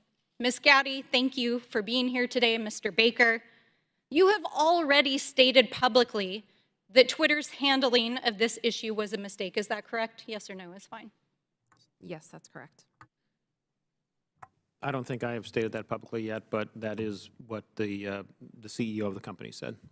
Yes, and at the time, only weeks before, one of the most consequential elections of our lifetime in 2020, Twitter made a decision based on policies put into place to protect the public from political disinformation and from foreign interference. Is that correct, Mr. Roth? Yes. In fact, the failure of Twitter and other social media companies to moderate political disinformation not only fueled its use in election tampering in 2018, but allowed for election denialism to run rampant in 2020, and that is exactly what led to the insurrection here on January 6th in the Capitol. So, Ms. Navaroli, I want to ask you, thank you for sitting here all day answering these questions. Do you believe that Twitter has put into place policies that would adequately protect free speech, but also protect the American people from another violent insurrection and the kind of hate speech that we are seeing run rampant right now on the platform? Thank you for that question. I cannot speak to Twitter's current policies because I have not worked there in quite some time, but I can say that my job at Twitter was to balance free expression and safety. And one of the things that I constantly pushed for was for us to include more analysis within that simple balancing act. And instead of asking just free expression versus safety, to say free expression for whom and safety for whom. So whose free expression are we protecting at the expense of whose safety? And whose safety are we willing to allow to go to the wind so that people can speak freely? Exactly, right? Because Twitter refused to sanction Donald Trump's account long before it was actually banned. When violent rhetoric and other rhetoric was already being used on the platform. And in fact, since the latest acquisition of Twitter by Elon Musk, the company's Trust and Safety Council, as represented here today, has been dissolved. And the accounts of individuals like Donald Trump, who incited violence in the Capitol, have been restored. And we are seeing anti-Semitism, hate speech, dangerous rhetoric, violence being put on Twitter every single day. Election tampering, disinformation, violence, the attack on our Capitol. Mr. Chairman, that is what we should be holding oversight hearings on in this committee. I have traveled to every corner of my district, and New Mexicans are depending on us to defend our democracy and to ensure that we are holding not only those who are committing waste, fraud, and abuse accountable, but ourselves. So let's not waste the precious taxpayers' time and dollars holding hearings about Four Seasons landscaping style conspiracy theories and actually get to work for the American people. Would the gentlelady yield to a question? Mr. Chairman, I yield back. All right, Chair recognizes Ms. Boebert for 5 minutes. Thank you, Mr. Chairman. Mr. Matt Taibbi, a respected reporter who published much of the Twitter files, said, quote, Twitter's contact with FBI was constant and pervasive, as if it were a subsidiary. Now, I want to better understand why he would suggest that. Mr. Roth, while at Twitter, how many meetings did you have with the FBI? I couldn't say for sure, but I would More say than 10? That's a More reasonable than 20? estimate. I couldn't say for sure. More than 50? That seems a bit high. Many meetings with the FBI. Well, we know how many FBI agents worked at Twitter while you were there? I don't believe any active FBI Former agents. FBI agents. How many worked there while you were there? I'm aware of perhaps 2. Well, we know of at least 9 because they started the BU group chat, BU for Bureau. Now, Mr. Roth, did the FBI ever ask you to share information like users' communication data without going through proper legal channels? No, they did not, and I would have refused if they had. That's correct. I see that you denied Agent Chan's request for access to Twitter's data feed. What's sick isn't that you would deny it, it's that the FBI would even ask you for the private data of American citizens without going through legal channels of the law. Now, I want to remind you, Mr. Roth, that you are under oath. Did the FBI ever ask you to do anything that was illegal or questionably legal? I'm not a lawyer, but certainly not to the best of my recollection or knowledge. Now, from the hearing that I've been a part of today, it's almost impossible to tell where the FBI ends and where Twitter begins. We have Mr. Baker here, a former FBI agent, and there seems to be a revolving door between the FBI and Twitter itself. Even Mr. Baker said that there was no collusion with the federal government and Twitter. But Mr. Baker, that's you. You are the collusion between the federal government and the FBI. And now with it, this is such a problem because we're seeing censorship all over. Mr. Roth, Ms. Gaddy, did either of you approve the shadow banning of my account at Lauren Boebert? Yes or no? No, I did not. Not to the best of my recollection. Well, let me refresh your memory, because on March 12th, 2021, and Mr. Roth, I know you looked at it because Fascist Twitter 1.0 had a public interest exceptions policy, which means for members of Congress to be shadow banned, it had to go before you, Mr. Roth. So I'll ask again, did you shadow ban my account? Yes or no? Again, not to the best of my recollection. So the answer is, Mr. Roth, yes, you did. I found out last night from Twitter staff that you suppressed my account for this tweet. It's a freaking joke about Hillary Clinton being angry that she couldn't rig her election. It's a joke, but in response, being the sinister overlords that you all are, you placed a 90-day account filter so I could not be found. And now we see here that Twitter staff said the visibility filter on my account excluded me from top searches, prevented notifications for non-followers, and much more. This is considered an aggressive visibility filter. You silenced members of Congress from communicating with their constituents. You silenced me from communicating with the American people over a freaking joke. Now, who the hell do you think that you are? Election interference? Yeah, I would say that that was taking place because of you four sitting here. The Hunter Biden laptop story was suppressed. A sitting member of Congress was suppressed. A sitting president was banned from Twitter. You know, I bet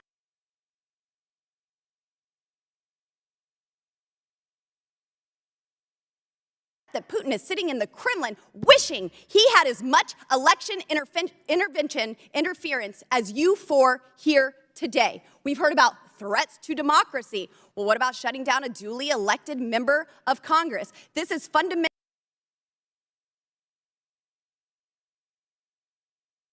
to our nation's governance, and you all attacked that very foundation. 230 protections? Well, those are for publishers, not for editors. And it's clear you were not acting as publishers, you were acting as editors. And Mr. Chairman, I think it's far past time that we remove 230 protections for big tech platforms who are abusing this protection. And let me just say, I'm not angry for myself. I'm not angry because I was silenced. I can reach out to Elon and to his staff, and I can see what's happened. And I can sit here today and hold you all in account. I am angry for the millions of Americans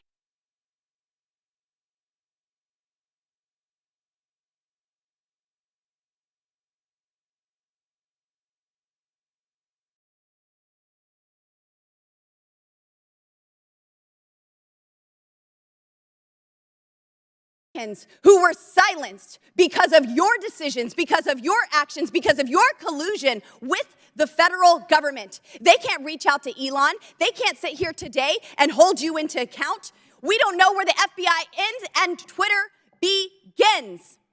But I do want to thank Mr. Elon Chairman, we're Musk over for 17 firing seconds now. you four and saving free speech and even Twitter. Mr. Chairman, I yield. The lady yields, went over 24 seconds. I'll give Ms. Porter 24 extra seconds. Well, I appreciate your indulgence, Chairman Comer, but I won't need it. So today's hearing gavelled in at 10 a.m. For nearly 6 hours. Power outage. We have been going back and forth about this supposed suppression of a single news story from a single outlet for a single day. This hearing has been, in its length, nearly 1/4 of the amount of time that Twitter users could not share the link. We are spending almost as much time screaming about this as this was ever a problem. Look, criminal activity is always a concern, but if there is criminal wrongdoing on Hunter Biden's laptop, that is a matter for the FBI and our law enforcement agencies. Today's hearing is merely an exercise in misinformation and disinformation, a free-for-all hellscape. That's what now CEO Elon Musk said Twitter would become if the platform became a place where anyone could say anything with no consequences. It is unbelievable to me that I am quoting Elon Musk, but that is how ridiculous this hearing has become.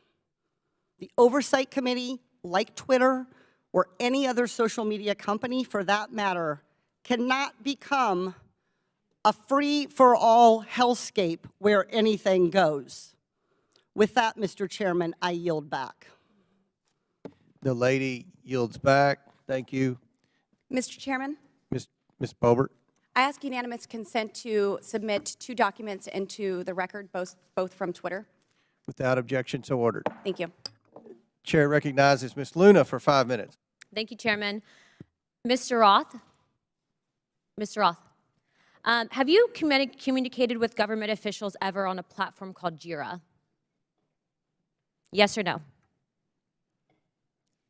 Real quick answer. We're on the clock. Not yes to or the no? best of my recollection. Not to your no. recollection? Great. If you did, in the event, communicate, who would have had access to this platform? That's the nature of my confusion. Okay. Jira is Did you ever speak to government officials on Jira regarding taking down social media posts? Again, not to the best of my recollection. Can you explain to me why the federal government would ever have interest in communicating through Jira, mind you, a private cloud server, with social media companies without oversight to censor American voices? I want to let you know that this is a violation of the First Amendment, and the federal government is colluding with social media companies to censor Americans. Mr. Chairman, I ask for unanimous consent to submit these graphics into record. And Mr. Roth, I'm going to refresh your memory for you. This flow chart Without behind objection, me. so ordered. Thank you, Chair. This flow chart shows the following federal agencies, social media companies, Twitter, leftist nonprofits, and organizations communicating regarding their version of misinformation using Jira, a private cloud server. On this chart, I want to annotate that the Department of Homeland Security, which has the following branches: Cybersecurity and Infrastructure Security Agency, also known as CISA, Countering Foreign Intelligence Task Force, now known as the Misinfo, Disinfo, and Malinformation, MDM.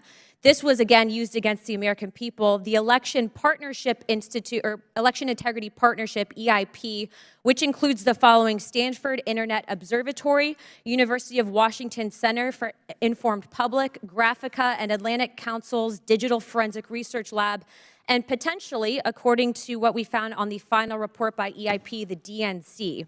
The Center for Internet Security, CIS, a nonprofit funded by DHS, the National Association of Secretaries of State, also known as NASS, and the National Association of State Election Directors, NASED, and in this case, because there are other social media companies involved, Twitter.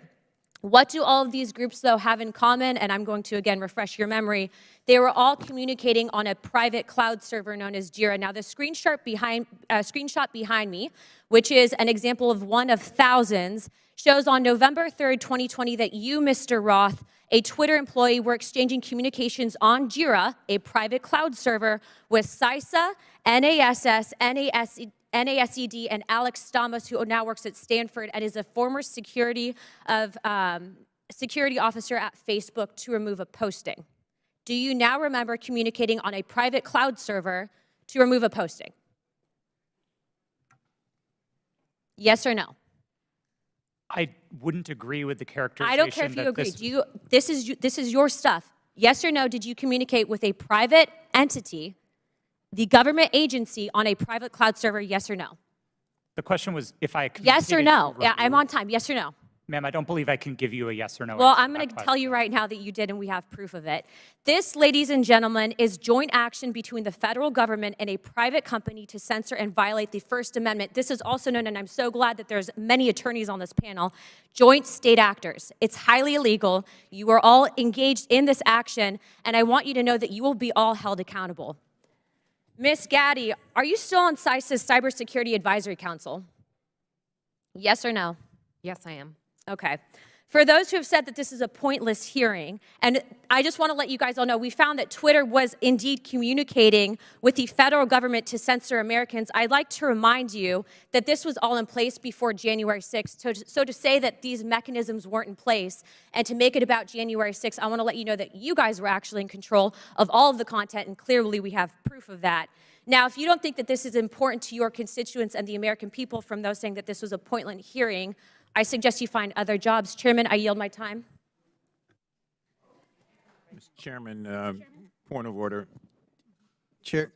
Yeah, I just want to call to the attention of the chair and members yes, that you're we're getting awfully close to witness intimidation, and I would ask the chair to intervene. I'm sorry, I didn't hear what you said, Mr. Mafui.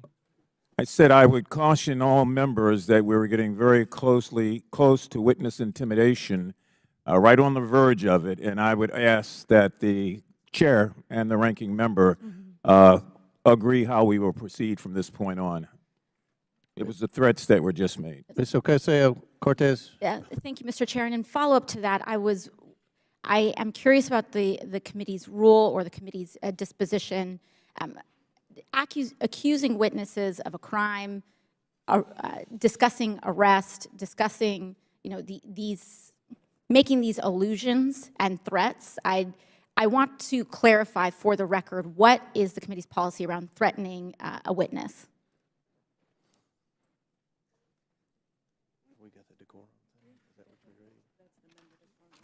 We have the member decorum. Do we have a witness decorum? And around the rules of decorum, can we agree that threatening a witness comes close to broaching general decorum? It does broach general decorum of the committee? With all due respect, Ms. Ocasio-Cortez, we don't agree that there was any witness threatening. In threatening, when we discuss arrest, when we discuss a potential arrest of a witness and alluding to a witness or suggestion of a witness committing a crime without evidence and without documents being supported to the record. Can you be more specific? When we talk about arresting a witness, or when we talk about a witness, insinuating that a witness is lying without documentation, I fear that this constitutes threatening a witness, and that will broach the rules of decorum of this committee.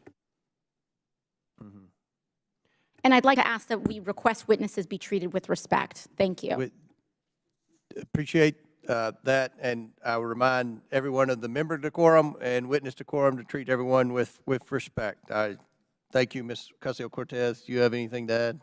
No, thank you. I agree with you, Mr. Chairman.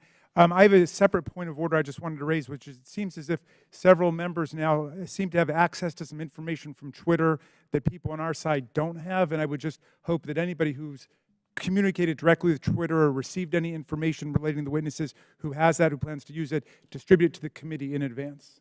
If that's okay. I think that most of the evidence is coming from, I think a lot of the quotes and emails are on the laptop. Well, I think that at least one member indicated the Twitter files that Elon Musk has. Well, one member had indicated that she had received information directly from Twitter. Okay. Chair recognizes Mr. Edwards for 5 minutes. Thank you, Mr. Chair, and to our witnesses, thank you for being with us today. I know it has been a long one. Just so that we're clear, and to stage my next line of questioning, in December 2019, we've established that the FBI subpoenaed Hunter Biden's laptop from a computer store owner. And then we've established that nearly a year later, in October 2020, the Hunter Biden laptop story is published by the New York Post. Within hours, Twitter and other social media companies began limiting the distribution of the Hunter Biden story. My question is for Mr. Roth.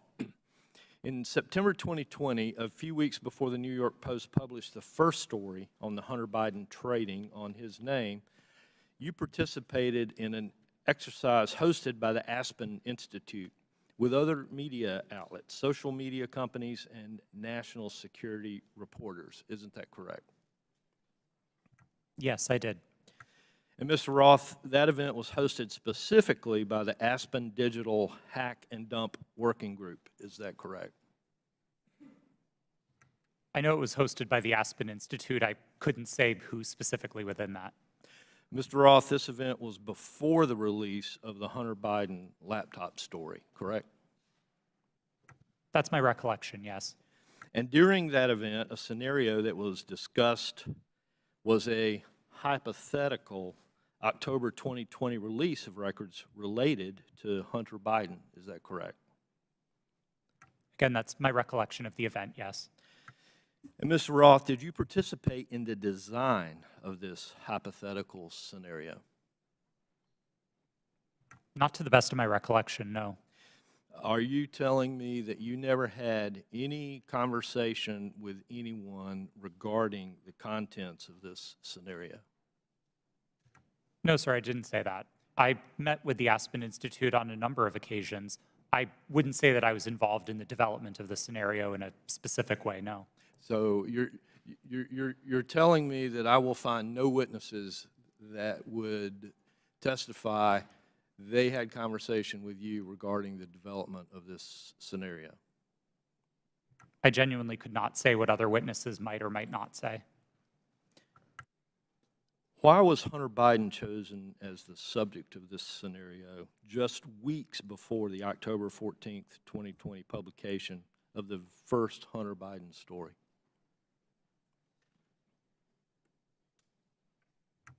I don't know. But you participated in the conversation. I was invited to and joined an event hosted by the Aspen Institute, yes. And so surely there had to be some level of conversation as to why Hunter Biden was the topic in that scenario. Not that I can specifically recall. Mr. Roth, representatives from Facebook attended this event also, correct? To the best of my recollection, yes. And Mr. Roth, the FBI had Hunter Biden's laptop nearly a year before it was uncovered by the New York Post and before the Aspen Institute event. Did members of the U.S. intelligence community participate in the September 2020 Hunter Biden hack and dump exercise? I don't recall. Mr. Roth, I'd like to point you to a sworn statement that you previously made. I believe this was to the FEC. You've given a sworn declaration stating that federal law enforcement agencies communicated that they expected hack and leak operations by state actors might occur in the period shortly before the 2020 presidential election, likely in October. Is this your statement? Yes, it was.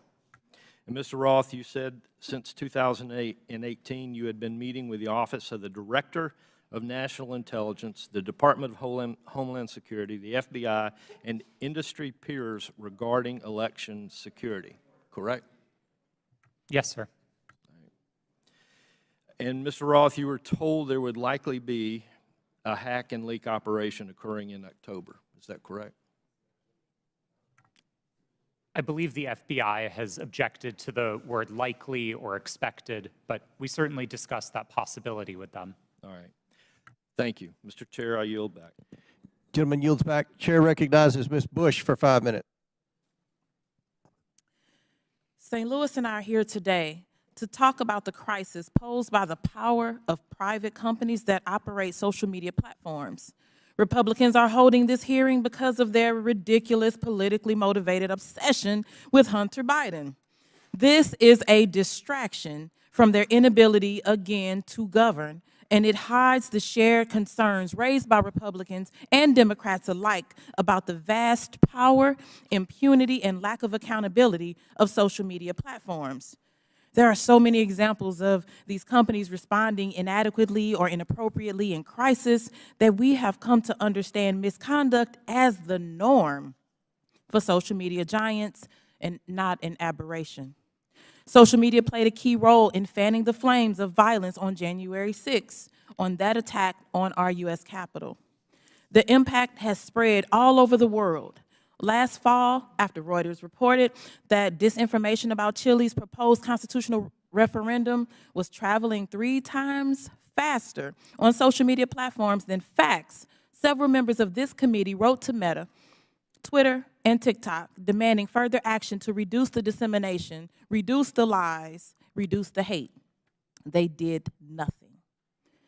Ms. Gaddy, you were at Twitter on January 6th and asked repeatedly for a retrospective meeting to discuss what happened in the lead up to that day. Management told you, quote, it wasn't a priority for the company. Why was it not a priority for Twitter to learn lessons from January 6th? I don't believe you're referring to me. Apologies. I'm the chief legal officer. I did not make that statement.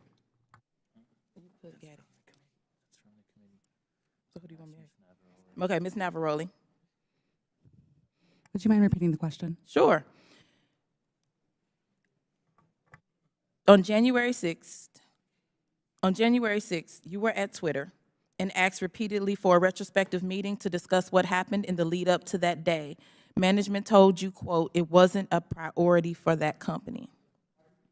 Why was it not a priority for Twitter to learn the lessons from January 6th?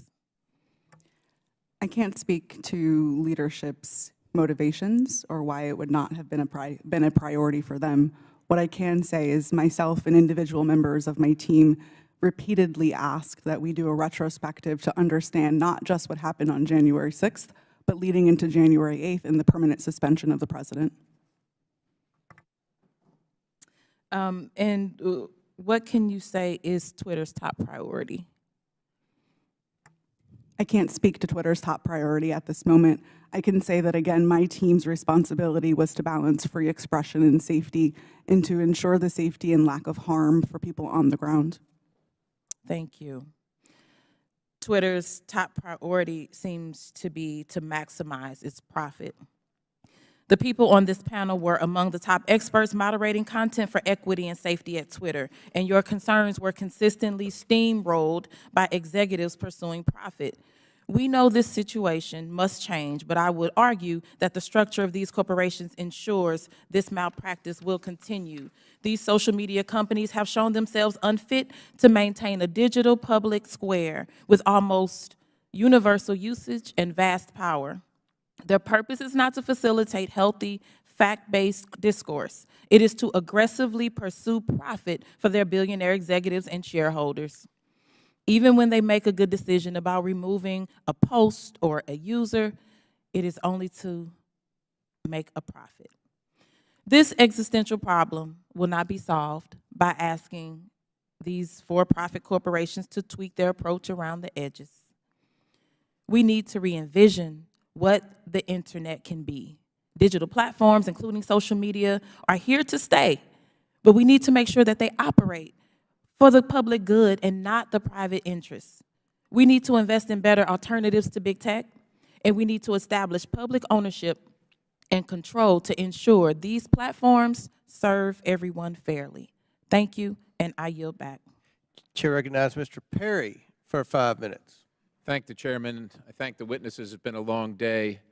Mr. Roth, going back to your statement Mr. Edwards talked about, I want to just kind of revisit that a little bit, where it was communicated to you, at least per your statement, by the FBI that there was expected hack and dump or hack and leak operations, and that they would occur before the election, and that these, at the bottom here, the meetings that were rumored, in those meetings were rumored that the hack and leak operation would involve Hunter Biden. Subsequent to that, well, first of all, who told you that? Was that, did you get that? Can you tell us where you got that information, if you know? The subject of a possible hack and leak was raised by a number of representatives of the FBI. Was one of them Mr. Chan? Elvis Chan? Yes, Mr. Chan was a part of it. So are you familiar with the fact that in his testimony in November of 2022 that he says we did not see any similar competing intrusions to what happened in 2016? And of course, you had been talking to intelligence agencies and law enforcement agencies for some time, and they were referring to the 2016 hack and dump operation. Are you familiar that he said that subsequent to you saying this? That they didn't have any evidence? I was not aware of Okay, Mr. that's fair. Chan's deposition. That's fair. No. Did they ever give you any evidence of the hack and dump operation that happened in 2016? And what I think I'm referring to is the allegation that the Clinton campaign, the DNC server was hacked, and that information was spread about through WikiLeaks or other information channels. Did they ever give you any evidence of that occurrence during these discussions? That information was made public by the intelligence community in the Mueller report and by the Senate Intelligence. Yeah, evidence. Did they ever give you evidence? Because as far as we know, CrowdStrike looked at the servers. Did the FBI ever look at the servers from the DNC, to your knowledge? I think that would be a question better directed at the Fair FBI. enough, but the point is you never saw any evidence, right? You're just taking it on, and I'm not blaming you, because a lot of people want to believe the FBI. I've always wanted to believe the FBI. The question is, did they ever give you any evidence to believe that? Because they're making the case. They're making the case that there's a hack and leak operation coming, and it's going to be about Hunter Biden right before the election. Did they ever give you any evidence? It didn't come up. There was Okay, yeah, I didn't figure it did. And then you all set up a secret channel between Twitter and the FBI. Who did that from the FBI? Was that Roth? Or you're Roth. Was that Elvis? I'm sorry. Mr. Chan was a part of that work, yes. Yes, he was part of that. And so you set up, and you actually set up a war room as well, right? I believe the FBI operated a war Okay, room. fair enough. I didn't And you join it. participated in that? No, sir, I did not. You did not. Did Twitter participate in it? I believe Twitter may have sent a representative. Okay, fair enough. And then you did this table talk exercise about Hunter Biden and about a leak about Hunter Biden that would come out right before the election, essentially 10 days, and that happened in September, right before the election. And you participated in that, right? Yes, I did. Who facilitated that exercise? I know the Aspen Institute, but who facilitated the exercise proper? Was anybody from a government agency facilitating any part of that? Were they involved in the discussions during the exercise? No, I don't believe so, no. So they were just spectators? I wasn't aware that they were spectators either, but I don't recall exactly who was there. I know you don't recall who was there. Then who facilitated it? Do you recall that? My recollection is that the event was facilitated by Garrett Graff, who was a member of the Aspen Institute and Aspen Digital. All right. Do you find it odd now, after the fact, and I know you've already testified here, that you don't see, to Mr. Sessions, that you didn't see that you were misled or potentially duped? It sure seems highly coincidental. Would you agree? It at least seems highly coincidental. Knowing that the FBI had the laptop, that the FBI set up the war room and the channel and told you, per your statement, that this was going to happen, do you find it highly coincidental that it actually happened and it was Hunter Biden at all? I want to be clear that my statement to the FEC does not suggest that the FBI told me it would involve Hunter Biden. That's a popular reading of that declaration, but it was not my intent. I think there is a coincidence there, and I really can't speak as to how that came about. Yeah, it's really coincidental. One last question. Did the CIA or the other governmental agency ever ask Twitter to look at something that violated Twitter's policy? I don't recall specific outreach by the CIA specifically. Other government agency is what it was called in the Twitter files.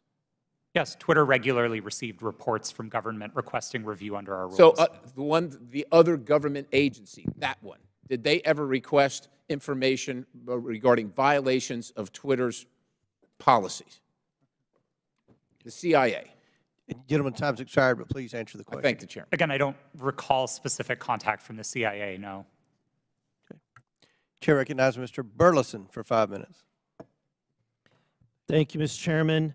I've sat here listening. I'm glad to be last in rank. I get to listen to all the testimony. And what's become clear to me, there are a few things, and that is that the censorship efforts of the big tech, the intelligence community, and the media were all working in concert to affect the 2020 election. I find it unbelievably ironic, and I hope others do too, see the irony that people who were so concerned and hell-bent and worried about the interference of outside groups on the 2016 election became willing participants to interfere in the following presidential election.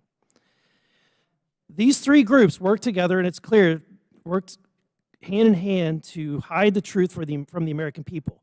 The fact that the FBI had the Hunter Biden laptop, heck, it was in their possession for a year before the election, is appalling. But that didn't stop them from spreading a lie and a bogus claim about it being Russian interference again. And you know, it's clear to me why they reached out to you, because they knew you would buy the lie. They knew that an organization with 99% of its employees donating to Democratic candidates and efforts would absolutely not look at any information with a jaundiced eye. You would take it as the gospel truth. And so they knew that, because it was clear from your tweets before that you have an opinion about the president, you have an opinion about the Republican Party. And so when all of that leading up to the October 14, 2020, when the New York Post published its story, everything was already in place. So, Mr. Roth, my question to you is, when 51 intelligence officials told us that the Hunter Biden laptop was Russian disinformation, the Democrats, the mainstream media, the president, all repeated this lie. Now that you know what you know years later, do you still believe that the Hunter Biden laptop is not real? Or do you believe it's real? Sir, I never held that belief. Do you believe that the story is Russian disinformation? No, sir. I didn't then, and I don't now. Okay. I have a question for Mr. Baker. You started your role as Twitter's deputy general counsel in June of 2020, correct? Yes, sir. Who hired you for that role? Who specifically hired me? My boss was a person named Sean Edgett, who was the general counsel. Sean Edgen? Edgett, Edgett. E-G-E-T-T. And that's who you interviewed with? I interviewed with numerous people, but Sean was my boss. Anyone that comes to mind outside of Sean? Ms. Gotti I interviewed with. You're saying other people that I interviewed with at Twitter? But ultimately, the hiring agent was Sean Edgen. I'm not sure exactly who made the decision, to be frank with you, but Sean was my boss. Okay. My next question is, when you were fired from Twitter in December of 2022, after the release of the first installment of the Twitter files, did you destroy any internal communications related to that first batch of the Twitter files? As I said in my testimony, I didn't destroy any documents, period. What reason were you fired? You'll have to ask Mr. Musk about that. That was not given. You were not given any information. He made a public statement about it in a tweet, but I think you would have to ask him for the precise reason. Okay, thank you. Back to Mr. Roth. Is it true that Twitter whitelisted accounts for the Department of Defense to spread propaganda about its efforts in the Middle East? Did they give you a list of accounts that were fake accounts and asked you to whitelist those accounts? That request was made of Twitter. To be clear, when I found out about that activity, I was appalled by it. I undid the action, and my team exposed activity originating from the Department of Defense's campaign publicly. We've shared that data with the world, and research about it has been published. Was that only in efforts against foreign entities, or were there any efforts against citizens of the United States? I think the nature of public social media activity means that anybody might have seen it, but my understanding was the activity was predominantly focused outside of the United States. Okay, thank you. And Mr. Chairman, I want to just say thank you for this hearing. I would hope that we would be asking for documents. Correct? Yes. Wonderful. How did you determine what disinformation and misinformation was? What's your criteria for making that decision? Twitter had established policies covering each of those areas, and I'll take them in turn. We used the term we actually generally didn't use the term disinformation, but we focused on platform manipulation. So behaviors like running inauthentic accounts out of a Russian troll farm, we would address as the behaviors that they are, and we would look for technical signs of that type of manipulation, and we would remove those accounts. So technical, it was all technical? On that side of things, yes. Okay. When it comes to misinformation, which broadly is a question of the content of tweets, Twitter would establish written policies. Which was? I'm sorry? Which was? Which policies did Twitter maintain? Yeah, I mean, I think what the problem with America is we have one set of rules for this team and another set of rules for this team. So we're trying to look at what is the equal playing field. I'm under the assumption that when we use disinformation and we use criteria, the criteria is the same for both sides. So I'm trying to figure out what is the criteria that you had in place to determine which information was misinformation, and did you apply that equally, equitably, inclusively, so to speak, to all sides? So what is the criteria? Thank you for the question. We used a three-part test across all of our misinformation policies. Okay. The first is whether the tweet advances a claim of fact stated definitively. Not an opinion, not a viewpoint, but a claim of fact stated definitively. Okay. The second part of that test is whether the claim of fact is provably false. Not iffy, not maybe, not gray area, definitely provably by multiple expert sources false. And then finally, and this is a really important part, we looked for evidence that those claims of fact could cause harm. So if a tweet met all three parts of that test, that it's a claim of fact, that it's provably false, and that it's dangerous, Twitter might intervene under its policies. No part of that test is viewpoint-based. And in your opinion, was that applied to all tweets? No. Thank you. Mr. Roth, you're familiar with the reports that the Biden administration was considering establishing a disinformation governance board under the Department of Homeland Security. I am aware of public reporting about that, yes. Thank you. And that board was never established, correct? That's my understanding. That is correct. It seems to me that the federal government had far more powerful disinformation governance board in its relationship with Twitter. Again, Mr. Roth, question, how often were you meeting with people from the federal government while you were at Twitter? Weekly, daily, monthly? I would estimate somewhere between weekly and monthly. Okay. And were you aware that Mr. Baker was also taking these meetings with the federal government as well? I was not aware of Mr. Baker's calendar, no. So you had no idea that he was meeting, there was no you just worked in silos? I mean, Mr. Baker and I were in some of the same meetings together, but no, I did not know the ins and outs of what he was doing. Okay. What did you understand Mr. Baker's role to be at Twitter besides offering general legal advice? Mr. Baker supervised the primary legal team that advised the trust and safety team. He was the supervisor of the attorneys who advised my team. Okay. And how about Ms. Gaddy's role at Twitter besides offering general legal advice? For the final, I believe, year and a half of my tenure at Twitter, Ms. Gaddy was my direct supervisor. Oh, okay. What was her role? Just to supervise you, to make sure you followed those three claims?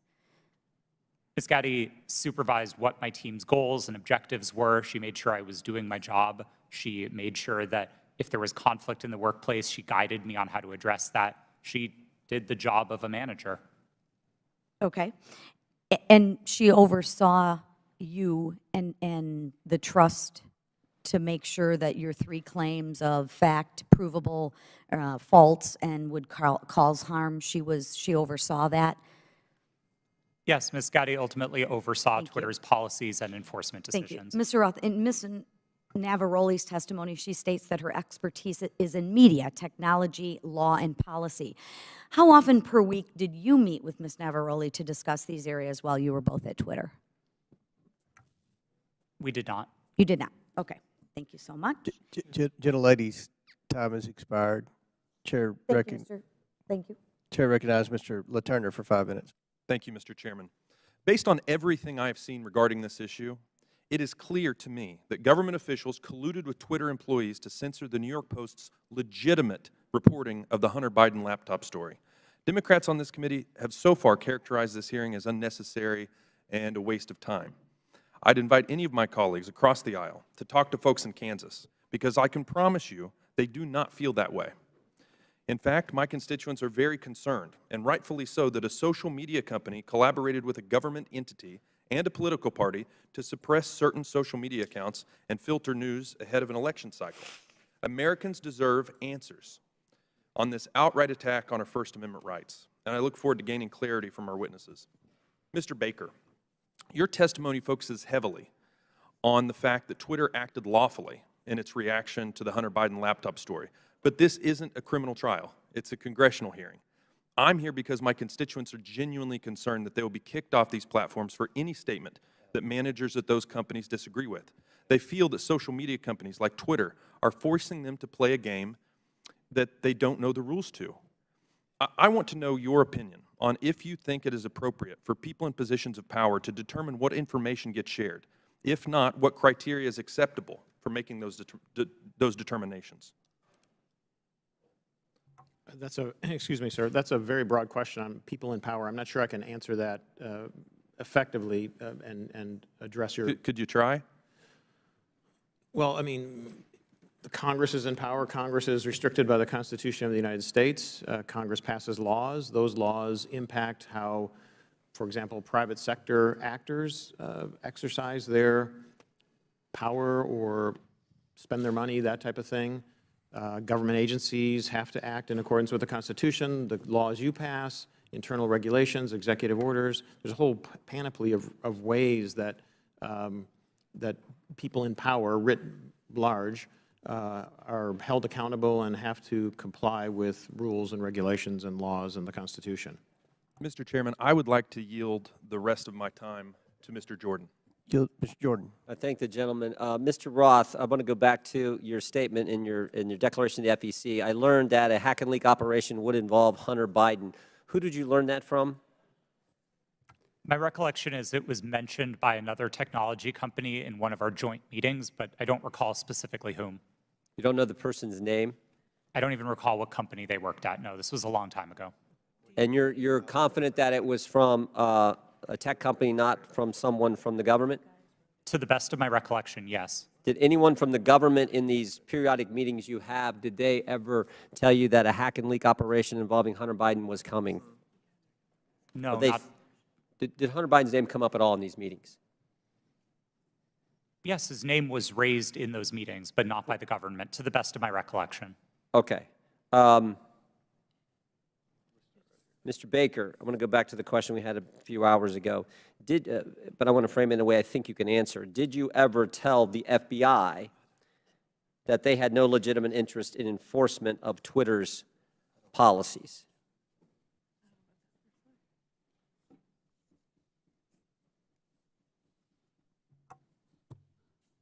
I don't think I understand. I think I understand the question. I don't recall ever having such a conversation with the FBI. Okay. Did you think there was a problem with the FBI sending you a list of names and accounts and saying, "Hey, these violate your policies"? Did you see that as as some kind of potential concern?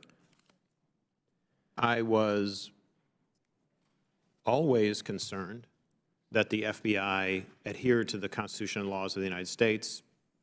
Period. And you didn't think that crossed the line?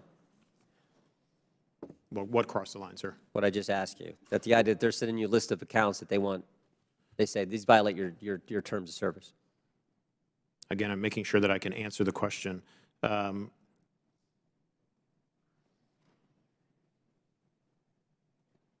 Had I thought that they were doing something unlawful, I would have taken appropriate steps to address it.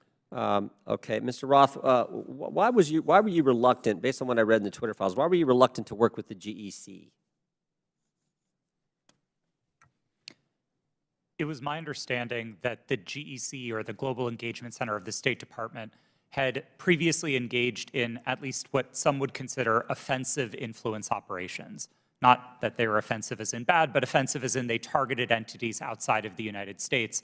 And on that basis, I felt that it would be inappropriate for Twitter to engage with a part of the State Department that was engaged in active statecraft. We were dedicated to rooting out malign foreign interference, no matter who it came from, And if we found that the American government was engaged in malign foreign interference, we'd be addressing that as well. Gentlemen, time's expired. In closing, I want to again thank our panelists for being here. I know it's been a long day. We apologize for the electricity going out. That's never happened in my 6 years in Congress. But before we close, the ranking member and I are going to have very brief closing statements. I yield to the ranking member. Well, thank you kindly, Mr. Chairman. Thank you to the witnesses for your endurance and patience today. I hope you don't feel as bad about the day as you seem to look right now, but it's going to be over soon. I want to start with a simple point that I hope will be sympathetic to you, and I began the long day with this. It's even more important now that we have members who are actually threatening witnesses with arrest and prosecution for clearly imaginary offenses, or at least offenses that might make sense in their minds, but I don't quite know what they would be. But Twitter is a private First Amendment protected media entity, and you make your own decisions like Fox News makes its decisions. And I might get kicked off of Fox News, or they might not cover me, or Wall Street Journal, or MSNBC. I've got no constitutional right to go there. So I think there's just a fundamental legal fallacy and logical fallacy that pervades most of the questioning today. And my friend, the chairman, and my friend, Mr. Jordan, certainly know that under our First Amendment, there's a state action requirement. There is no state action here. Now, there's an attempt to perhaps jerry-rig some state action by claiming, well, it was really the FBI that committed whatever offense was there. But what do we have in terms of what we found today? Well, today's witnesses, each and every one, testified that no U.S. government official directed any of them to censor, remove, or take down the New York Post story. That was their mistake. 2, today's witnesses all testified that the Biden campaign did not direct Twitter to take action against the New York Post story. And 3, the whole hearing was predicated on the idea that the FBI directed Twitter to take down the New York Post story to protect Biden, but once again, not a single witness testified that the FBI even communicated with Twitter about the New York Post story. So to me, this has been a wild cyber goose chase all day. It has turned up absolutely nothing, but there was one serious point made by our witness, Ms. Navaroli, who said that the violence and the chaos that was wreaked upon this institution, not far from where we sit today, on January 6th, the attempt to topple a presidential election and install someone who had not been elected as president, was facilitated by Twitter and other social media entities. And at Twitter, at least, the brass there specifically rejected the pleas of employees to take seriously all of the signs and clues of coming violence in the insurrectionary action that took place. That's a serious problem that we're going to have to deal with at some point at a serious hearing, Mr. Chairman. I yield back to you. Gentleman yields back. I will conclude by reminding my friend, the ranking member, that you've gone through quite the transition at the beginning of the hearing. You, as well as many of your colleagues, said this was a conspiracy theory. After listening to the witnesses, now you say it's a simple mistake they made in suppressing the laptop story. Twitter is a private company, but they enjoy special liability protection, Section 230. They also, according to Twitter files, receive millions of dollars from the FBI, which is tax dollars, I would assume. And that makes it a concern of the Oversight Committee.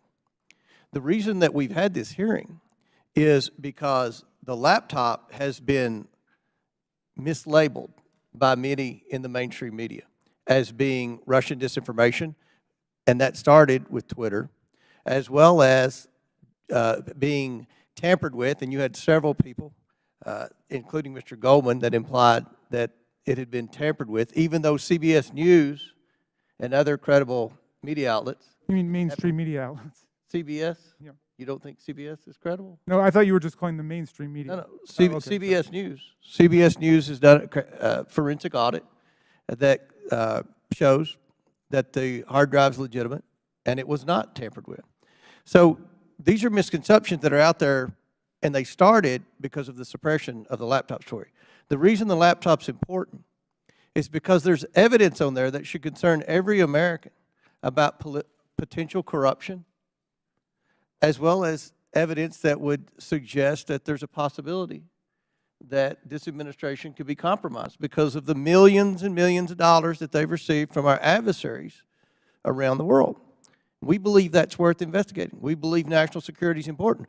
We had a hearing yesterday on our border. We believe there's a crisis at the border, and it threatens our national security. We had a hearing today. We believe that we need to make sure that this administration is not compromised because of the millions of dollars that they've received from our adversaries around the world. That much of that evidence is contained in the laptop.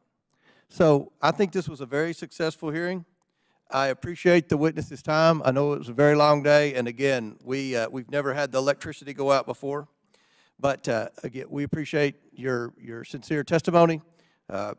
And with that, and without objection, all members will have 5 legislative days. Mr. Chair, I apologize to interrupt. It's come to my attention that I have to seek your unanimous request in order to submit some additional documents. Without objection, so ordered. Thank you. Apologies. With that and without objection, all members will have 5 legislative days within which to submit materials and to submit additional written questions for the witnesses, which will be forwarded to the witnesses for their response.